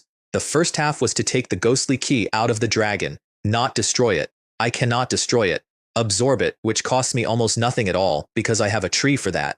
The second half was the part I had not told anybody about, including the tree. A strange humming went up over the whole of Yangtze County. Light came out of the ground in a dozen places and reached for the other points, and then the lines closed, and a grand formation stood up over the entire city. Behind me, my teacher said, in a voice I had never heard him use, "You were prepared. You were prepared this whole time. Then why in the name of heaven didn't you use it earlier?" I did not have the air to answer him. Because the instant the ceremony took hold, the dragon, which had its jaws open over Hu Yuanlong, stopped, and turned all of its remaining heads toward the tower of the crematorium. The source of the disturbance was that little insect up there. I felt its attention arrive. There is no way to describe being looked at by 50 things at once, except to say that it is not like being looked at, and it was not frightened, it was outraged.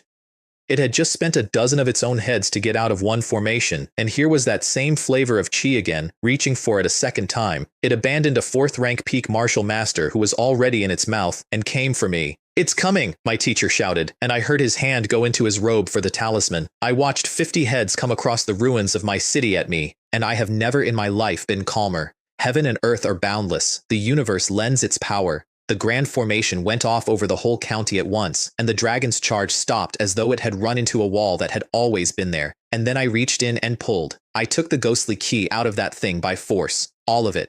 And its aura fell off a cliff, faster and harder than it had under the Fulong formation. That is the part that terrified it. The formation had squeezed it. This was subtraction. It could feel precisely that whatever was leaving was never coming back. It did not even know what it was losing. That was the worst of it for the dragon, and it is the only part of the day I feel bad about. Inside me, the bronze tree opened up and swallowed a super-grade demonic specter's accumulated ghostly ki like a whale taking in a bay, and then, and I have never seen it do this before or since, it moved its branches, all of them, in something I can only call pleasure, and the return came back the other way. It came into me in a flood. I could feel exactly how much of it there was, and I could feel what it would do if I put it into martial arts, and I want to admit that for one full second I stood there and seriously considered it, because it was enough to walk me into 4th rank on the spot. Then I shook my head, because 4th rank does not kill that thing either. 4th rank just dies slightly later. So I took all of it, every drop of the feedback and every drop of magic power I had in my own body, and I put it into the second half of the ceremony, because averting disasters and misfortunes does not only mean removing ill omen, it also means this: you may build a ceremony and borrow the strength of a great existence and use that strength to destroy evil. So I killed the dragon with the dragon. The ground moved, light went up out of the middle of Yangtze County and tore a hole in the black cloud the dragon had spent half a year assembling, and through the hole came sunlight on the county for the first time in 13 days. And then something appeared in the sky. It had no edges I could find. It filled the sky from one side of the world to the other, and its shadow lay over everything, and it was not clear. It was more like the idea of a shape. I looked up at it, and I understood what I was looking at, and I nearly fell over. It was a branch, one branch of the bronze tree. The second branch, not the tree, a branch of it. The texture on it was visible even through the blur, bronze, unbelievably old, and every mark on the surface of it looked like it was in the middle of explaining something enormous. I looked at it for about the length of one breath and then had to stop because my head swam and my stomach turned over. Everybody in that county felt the eerie domain vanish at the same instant. People got up off the ground all over the city. Some of them immediately ran. A great many of them stood exactly where they were and looked up, and I heard someone from 3 streets away in the sudden quiet say, "Is that a miracle?" I got hold of myself and I pointed at the dragon, and the branch reached down and the very tip of it touched it. Gently, the way you would touch a moth off a sleeve. The scream that went out of that thing went for miles. There was rage in it, and there was resentment in it, and underneath both of those there was something I had not heard from a demon before, which was fear. Demons do not do fear well. It has to be taught to them, and behind that fear was the knowledge of death arriving on schedule. It could not move, not because of a domain, not because of a formation, because of something further up the ladder than either of those, and it recognized that immediately in the way an animal recognizes a larger animal. The scream cut off.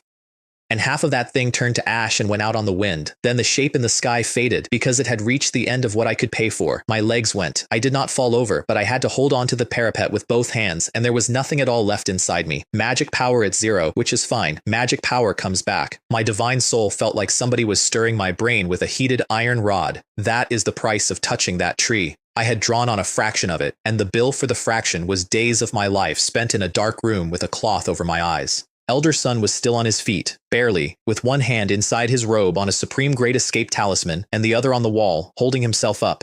A super-grade demonic specter, he said, wiped out, like that. Then, what was that? At the end. Does Chin Hong have methods like that? He turned around to ask the black robe. The black robe was not there anymore. I walked out into what was left of the county with my ears ringing. The fight had taken most of it, not the dragon's arrival, which was terrible enough.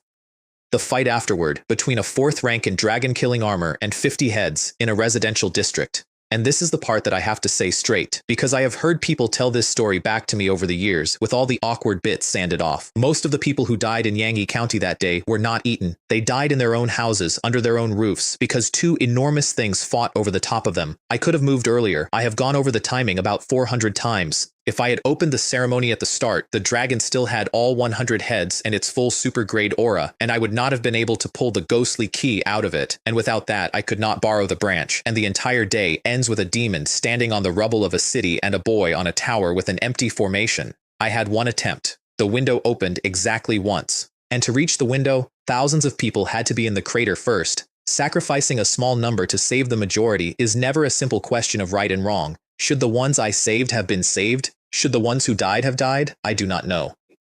I have never known. I did what I believed was correct and then I lived with it, and that is the entire extent of my moral philosophy, and I have never improved on it. I stopped in front of a heap of what used to be somebody's wall. Hu Yuan Long. There was a shape lying in the rubble, covered in mud, and the armor on it was broken open. Bones broken, tendons gone, still breathing. He turned his head with great difficulty and looked up at me. You, he said, are not Chin Hong. What are you talking about? I said, and my voice was still Chin Hong's. You are not Chin Hong.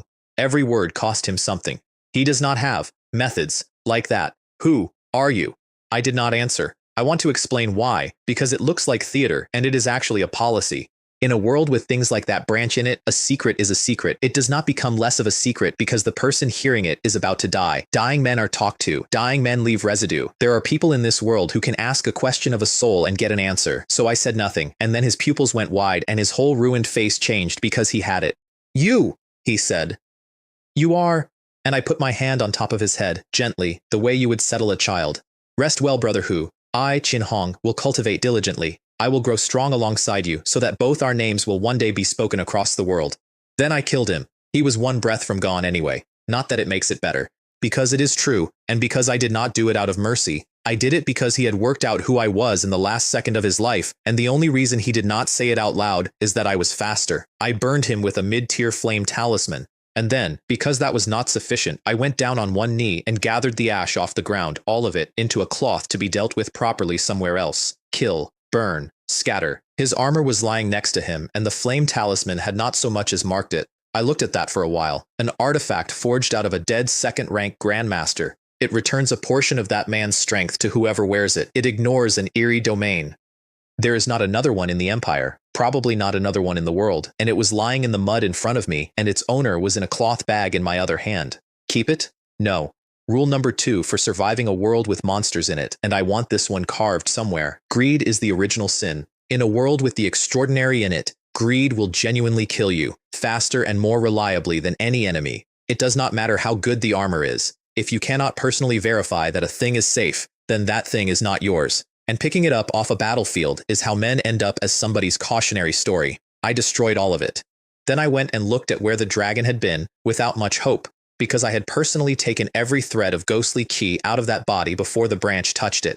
But something in the flesh was giving off light. I dug it out. It was a pearl about the size of a duck's egg, and the power inside it was as calm as a still pond, and of a quality I had no scale for, and because I had already stripped the ghostly ki out of the animal, there was nothing left in that pearl but the purest, oldest, most original part of it, the flood dragon pearl. I turned it over in my hand and did not even consider using it myself. I could go out any night and kill demons and get more out of the tree than this thing would ever give me. But the tree's returns only work on me. They cannot be handed to anybody. A pearl can. Refines the skeletal structure, improves the physique, raises the odds on a breakthrough. And I had a mother at first rank who had never wanted to learn martial arts in the first place, and a 5-year-old and a 12-year-old the size of a 7-year-old. I put it away, and it went to the 3 of them, and none of them ever knew what it had cost to get. I found the other 2 pieces on the same search. The broken dragon nail and the dragon binding rope, both lying where they had fallen, both completely inert. Whatever had been in them was spent, and putting anything back into them would require a blood offering, which is precisely the door I was never going to open. Same problem as the armor, same answer, garbage. I got rid of it all. Then I walked west, because I had 1 piece of business left and 1 debt outstanding. On the way, I went past the unremarkable house with the cabinet in front of the cellar door. The cabinet was standing open.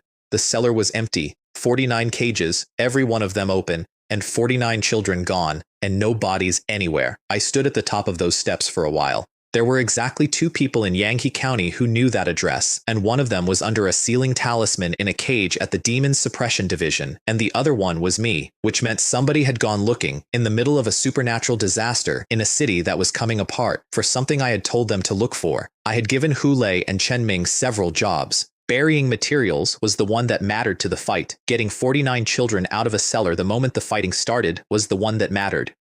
And I did not know if either of them was alive. I had promised those 2 men that if they did what I asked, I would show them a way to survive. If they had died in the crater in the middle of doing it, then I had not shown them anything, and there is a word for a man whose promises come due after the other party is dead, and I did not want it. Over on the eastern edge of the county, Chen Ming was waking up under a roof beam. He said afterward that the first thing he noticed was that everything hurt and his left arm hurt in a specific way that meant it was broken in more than one place. He got the beam off himself and stood up, and the 2 brick and tile houses that had been there that morning were mostly not there. Old who? Nothing. Old Yan? Nothing. So he started digging with one arm, and he threw stones and beams off the pile, and he said the feeling got worse with every one of them, the way it does. Then he uncovered a corner of a very familiar piece of cloth, and nothing under it moved, and Chen Ming, deputy commander of the Patrol Inspection Department of Yankee County, sat down in the rubble and his nose started stinging, and he said out loud, "You idiot! You were the one who was scared of dying. So why did you go first?" Then he wiped his face and kept digging, and got Hu Lei out. Hu Lei was not moving. Chen Ming got him by the shoulders, and was about halfway into an actual howl when Hu Lei started coughing violently. Then Hu Lei opened his eyes, looked up at the man holding him, and said, "Mother of mine, you came down here too?" Chen Ming froze. "What are you clinging to me for?" Hu Lei went on hoarsely. "You want to be dead together as well?" And Chen Ming slapped him across the face. "Dead? Dead my backside. We survived." Then he sat down next to him in the wet ash, and neither of them said anything for a while. Here is what those 2 had seen that day, in their own accounting, and I include it because it is the only casualty report from the ground I have ever trusted. The demon swallowed at least 1,000 people in one motion when it came down. Then, when it hit, the shock brought houses down across 3 districts and killed a great many more. Then the magistrate fought it, and the fighting killed more than the landing had. They had seen more dead people in one day than in the previous several years of professional corpse handling, and they were both fairly sure the number in the city was in the tens of thousands. The only reason they were alive was that they had been near the edge of the county rather than the middle, and the only thing that had happened to them was that a house fell on them. "Is the super grey dead?" Hu Lei asked. "I think so." Neither of them was sure. Just before the house came down on them, they had both seen something filling the whole sky, and after that, they had seen the inside of a collapsed building. But when they woke up, the domain was gone, and the black clouds that had been sitting on that county for 13 days were completely, entirely gone, and there was sun on the wreckage. "So we really made it," Hu Lei said, and his voice went up a note. "Probably." And then Chen Ming, who was in the middle of being genuinely happy for the first time in 2 weeks, watched an 8-foot-tall, bearded man burst into tears, not sniffling, sobbing, complete collapse. He looked absolutely heartbroken. Chen Ming, who had only just gotten himself under control, immediately started welling up again and rubbed his nose and said, "Why are you crying? We survived. That's a good thing." And Hu Lei raised one shaking hand and pointed across the rubble and said, "Spring Full Pavilion is gone." Where the wine house had been, there was a slope of broken tile. Chen Ming did not say anything. Hu Lei howled twice more, then wiped his face, sniffed hard, pulled himself together, and said in a completely different and much quieter voice, "Did you see it? At the end? Did that person's arrangements work?" Chen Ming nodded slowly. "The places that lit up, they were where we buried the things, all of them. I'm not wrong about that." That man is remarkable, Hu Lei said. And he hit it well. I don't think anyone in the world knows he can do that except us. Then we shut our mouths, Chen Ming said. He chose to keep it hidden.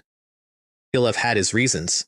The two of them helped each other up and started walking through the mud, and along the way they passed survivors already digging, looking for their belongings and their relatives, and Chen Ming said something to me later about that which I have kept. They were ignorant and they were resilient, and both of those things were how they were still there. They came around a corner and stopped.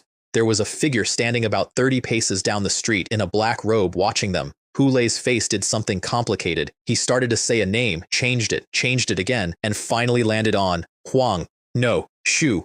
Attendant Qin. Chen Ming was baffled for exactly 1 second, and then he heard the abandoned syllable in the middle of that sentence and got the whole thing at once. He bowed the same way. Greetings, Attendant Qin. I nodded, and I was pleased, and I said, come with me. Working with intelligent people is genuinely restful. They fell in behind me, and both of them were extremely uneasy, and I did not blame them. They had just worked out why they had not seen Medical Officer Li in the county for 2 weeks. He had been here the whole time wearing this, which meant the original. Occupant of the robe was no longer available. We went west. Hu Lei looked at the streets and worked out the destination before I said it. Is Attendant Qin going to the Three Rivers gang? We are. There's cleaning up to do there. The children were the reason I had given them that address, but that was not why I was going to the gang, and I am not going to pretend it was. Qin Hong had to disappear, not die. Disappear, because the second the Empire's investigators arrive in a county where a supergrade was killed, the first question is who benefited, and the answer needs to be a man who took his winnings and went into hiding, and not a man who was found dead in a drain by a 13-year-old. And the fastest way to make a man's identity untraceable is to make sure every single person who ever took an order from him is unavailable for interview. You two are patrol inspection, I said. So you know exactly who in the Three Rivers gang was doing what. We understand, my lord. That saves time. The gang compound had been chewed on by the fighting, but it was near the edge of the county, which meant most of the senior men were alive. When a black robe walked in, somebody stepped forward to stop me, and one of the gang elders kicked that man out of the way hard enough to lift him. Greetings, Attendant Qin. The rest of them bowed behind him, because the elders of that gang knew perfectly well who actually owned it, and every one of them knew that the man in front of them had personally installed their boss. Come inside with me, and gather every corps member, every leader, and every officer, here, now. One of them asked, carefully, My lord, where is the gang leader? He is doing something for me. Do you have a problem with that? No, please my lord, come in. Inside half an hour there were close to 100 people in that hall. In a gang of several thousand, 100 is exactly the right number to be the ones who give the orders. I looked at Hu Lei and Chen Ming and asked the question with my eyes. Do these men deserve it? Chen Ming hesitated. It was an honest hesitation, and I respected it. He did not actually know, man by man, and he was not going to pretend to. Hu Lei nodded once. They deserve it. He did not know either. What he knew was why I had come, and he knew that if you take the top 100 out of a gang that size, you are not going to catch an innocent by accident. Then kill them all. I was not going to do it myself. Apart from a few elders at 7th rank, the rest of them were 8th at best, and I had other things to spend the evening on. Hu Lei drew and went down the steps without saying a word, which startled Chen Ming badly, and then Chen Ming drew too and went after him, slower, because of the arm. The elders came up angry, and I threw one talisman into the middle of the room, and every man in it, including the 7th ranks, stopped being able to move. Using mid-tier binding talismans on street thugs is wasteful, but they had been Qin Hong's mid-tier binding talismans, and I felt he would have wanted them used. After that, it did not take long. Here's the arithmetic I did before I gave that order, and I'm going to give it to you plainly rather than dressed up. Kill 3 out of 10 men in a gang, and you will probably catch somebody who did not deserve it. Kill 11 out of 10, and you will not. I have never decided whether that is a defense or a confession. When they came back up, both of them were shaking and out of breath, and Hu Lei bowed and said, Attendant Qin, I have not failed you. You're decisive, I said. Aren't you afraid I'll kill you next? Hu Lei did not answer, because he had worked it out on the walk over. The two of them had just been handed the inside of the biggest secret in that county, and there is a very old rule about knowing too much. Don't worry, I said. I'm not that naive. But the reason I came for you two today is related. You cannot stay in Yangyi County. Wherever my lord orders, you'd be giving up your posts. What's a post? Hu Lei actually laughed. We only ever took the job for the resources and the money. Chen Ming nodded. Anywhere, whatever you say, my lord. So I gave them their instructions. Find 2 8th-rank martial artists among the dead, similar build to each of you. Make sure they cannot be identified. Dress them in your own clothes and put them in the rubble. They understood immediately. From today, the two of you died in the disaster in Yanghe County. They did it quickly and thoroughly. Hule went over both bodies afterward and removed the small distinguishing details the way a man does who has spent 11 years looking at bodies professionally and knows exactly what a coroner checks first. When they came back, they had hoods up, like mine. My lord, the carriage and horses are ready. Do we leave the city now? Not yet. Both of you come here. They came without a moment's hesitation, and I moved and pinched each of them at the base of the neck, and they went down. Because I still had to take the Black Mountain seals off them, and there is no way to do that on a man who is awake and asking questions. I set up the ceremony in a broken courtyard with the sun going down, and I took both seals off 2 grown men and put them on myself. That made 6, and killing both of them would have been cheaper, easier, and safer, and I had every practical reason to do it. They were decent men, they were slippery, and they took bribes, and they had spent a decade doing the absolute minimum required of them by a government they despised for good reasons. They had also never done real harm to anyone. They had thrown a lantern at a demon so the other one could see. They had knelt on my floor and asked to be shown how to live. They had dug holes in the dark for 2 weeks on the word of a child, and then they had gone into a collapsing city during a supernatural disaster and opened 49 cages. I have never been a man who kills indiscriminately. That is not modesty. It is the whole architecture. I decided at 13 with a kitchen knife in a storeroom that I would kill without hesitating and never without a reason, and every single time I have checked that rule against a real person in front of me, it has held. So I put them in the carriage and drove out of Yanghe County at dusk. There was nothing left there for me. The place was finished, and lingering does not improve anything. Meanwhile, the county government had ceased to exist. The magistrate was missing. Guo Tian was gravely wounded. Zhao Li was dead. Chen Bao was dead. Attendant Qin had vanished. And of all the department heads in Yanghe County, the only 2 still standing were Elder Sun of the Imperial Medical Bureau and Song Xuan of the Household Registration Department. Every office in the county stopped at the same hour. Nobody knew what to do, or what they were allowed to do, or who could tell them. So Song Xuan gathered up a large group of junior clerks and went to the Imperial Medical Bureau and found Elder Sun packing a bag to run away. "You want me," said my teacher, "to serve as acting county magistrate." He blinked at them. "I am an alchemist. What in the name of heaven do I know about administration?" Song Xuan said, with a face like a man asking for his own execution. "Elder Sun, you are the most senior and most respected person left in this county. If you do not stand up, what happens to the people in this city?" "But I don't know how." Song Xuan coughed and lowered his voice. "I do."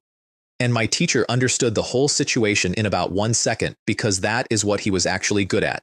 Song Xuan was the only man left who both wanted to do the work and knew how to do it, and he had no standing whatsoever. 7th rank, head of the smallest office in the county. If Song Xuan had stood on a table and shouted orders, people would have laughed at him. "Fine then," my teacher said. "Do it properly." Then he opened his alchemy furnace, and he kept it open, and everything that came out of it went to 2 things: rewards, so that Song Xuan would have something to pay men with, and treatment for the wounded. Song Xuan took the surviving remnants of the military command, the demon suppression division, and the patrol inspection department and split them in half. 1 half went onto the walls because the array was broken and a demon incursion at that moment would have finished what the dragon started. The other half kept order in the streets and dug people out. Then he ordered the Imperial Medical Bureau and every medical hall in the county to treat anyone who came. Then he opened the county granaries. Then he personally walked to each of the 4 great clans and asked for their full support and told them to put their leashes on the street gangs. And it worked. Within 2 days, that county stopped falling apart and started, very slowly, standing back up. The only real piece of luck anybody in Yanghe County got that week was that the dragon's arrival had frightened the small demons so badly that they scattered for a while, which bought Song Xuan the time to get men onto a wall that had nothing on it. Hu Lei and Chen Ming woke up in a moving carriage. Hu Lei got a hand to the back of his own neck, which was still sore, and had a moment about it. He had genuinely believed I was going to kill him. Then a voice came from outside. Not the hoarse one. Mine. They lifted the curtain immediately and both said, "Greetings, my lord." Not Medical Officer Li. "My lord." They had made that decision somewhere between the courtyard and waking up, and they never went back on it. "Get up, both of you. We have known each other a while now, and I think you know what I am. From here on, we look after each other."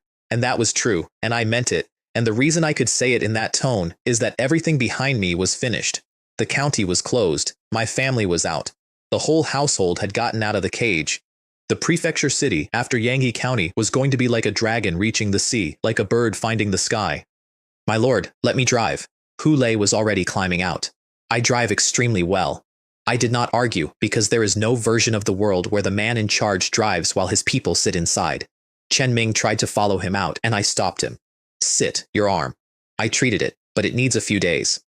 He sat back down and looked at me with an expression of complete unease, and he told me years later what he was thinking, which was that he had spent months believing he understood Medical Officer Li, and had just discovered he had never had the faintest idea, like looking into the sea and trying to see the bottom. I gave them their terms on that first day. When we reach the prefecture city, you will change your appearance before you come to my house. After that, you are responsible for the security of that household, and for everything else, large and small. Give the order, my lord. Cultivation resources are on me. As long as you have the talent for it, you take as many pills as you can hold. I will not be stingy about that.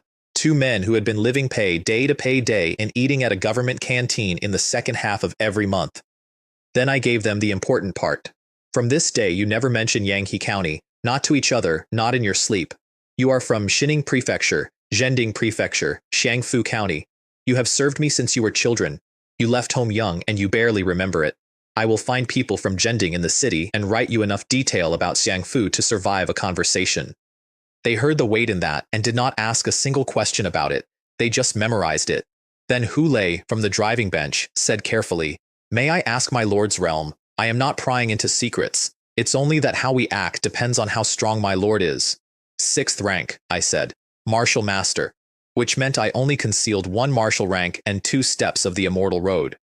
"My lord is monstrous," Hu Lei said, with total sincerity. It was not the 6th rank that got him. It was the 6th rank at that age. And the thing is, I had not planned on recruiting either of them. I had put them on a list of useful marginal officials 8 months earlier and never intended to take them anywhere. What changed my mind was the prefecture city.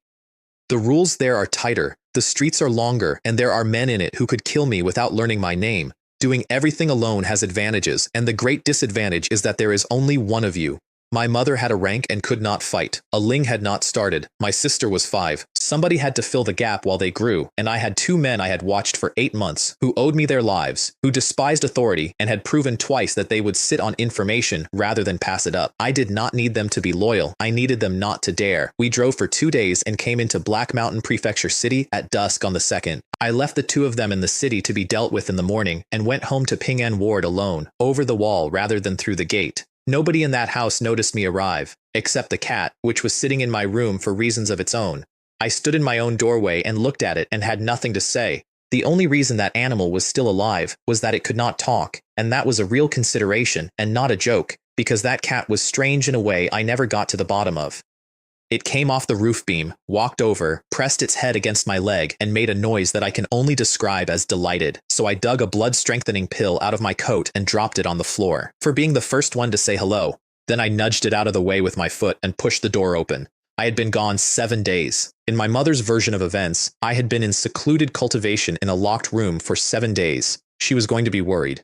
The door made a noise, and my sister, who was in the courtyard doing something to the flagstones, and A Ling, who was writing at a small table nearby, both jumped. "Big brother?" Then, at full volume, at an entirely unnecessary volume, "Mother, Big brother's out of seclusion." Lin Yue came across that courtyard at a dead run. I caught her, spun her around in the air once, and put her down. "You've gotten heavier." The delight went off her face like a lamp going out. A Ling started to get up from the table, and I waved her back down. "Keep writing, it's still ugly. But it's much better." My mother came out of the room so fast she was still drying her hands, and when she saw me she stopped and let out a breath that she had clearly been holding for some days. "You're all right, thank goodness." Then, immediately, "Why did you stay in there so long this time?" She had genuinely been at the end of her rope. 7 days in a locked room with no food and no water. She had been within a day of breaking the door down, and had only held off because she was afraid of interrupting a breakthrough. "Mother, I'm fine, completely fine," and I broke through. And my mother waved her hand at me. "I don't need to hear any of that. I'm going to make you something to eat. You haven't eaten in days, you must be starving." And she went into the kitchen. That was it. That was the entire ceremony. Her 13-year-old son had walked 5 days back into a doomed county, killed a 500-year-old monster in a storm drain, worn his face for 2 weeks, held a super-grade demonic specter with a stolen formation, pulled a branch of something out of the sky over a city, executed a magistrate, and taken 6 death sentences off 5 people and put them all on himself. And she was going to make him some noodles because he had not eaten. I stood in the courtyard for a second. "All right, I'll go and pay my respects to teacher's wife and ask when he's coming." "Yes, go. She's been beside herself." My mother stopped in the kitchen doorway. There's still no word from your teacher. I don't know if He's fine, I said. Word should arrive any day. And it did. 4 days later, in his own handwriting, from the seat of the acting county magistrate of Yanghe County, complaining at length about paperwork. 11 months earlier, I had stood in a doorway on a poor street with a mortar in my hand, doing arithmetic about 600 copper coins, listening to a man in a tax robe explain to his friend what he was going to do with my mother and my little sister. Now my mother had a rank. My sister had a house with a pond in it, and both of them had 300 years in front of them instead of 50, and the man in the tax robe and the man who signed his orders and the thing on the mountain that had been drinking the water out of that whole county were all of them ash, in cloth, thrown into rivers I picked myself. So that is the story of how I got my family out of the cage. There is one more thing, and I did not learn it for a very long time, and I am going to tell it to you exactly as it happened, even though I was not there, and neither was anybody else. Deep inside Black Mountain, there is a place where the fog never lifts. Not in summer, not at noon, not ever. Nothing lives there in the sense you mean. There are things in it, enormous things, and what they do all day is find each other and fight. And in the middle of that place there is a rock, not a boulder, a single unbroken mountain of black stone standing inside the larger mountain, and it has stood there for a length of time that nobody has a number for. Snow has never marked it, rain has never marked it, wind and frost have never marked it. Over the ages, a little moss has managed to get a hold on the lower part of it, and that is the whole record of everything that has ever happened to it. And the black fog that hides the depths of Black Mountain does not sit on that rock, it comes out of it. On the day I stood on the tower of a crematorium and reached into the tree in my own skull and pulled one branch of it down across the sky, the black stone mountain moved. It had never moved. Then it shivered, once, the way something enormous shivers when it is nearly awake. And every demon in the depths of that mountain, the ones the size of hills, the ones that a first-rank great-grandmaster would not walk within 100 li of, every single one of them broke and ran like stray dogs. Then it went still again. It was, in the end, only a thing turning over in its sleep before going back down. Nobody saw it. There was nobody there to see it. And that place, I should tell you, is not somewhere a super-grade demonic specter is permitted to go.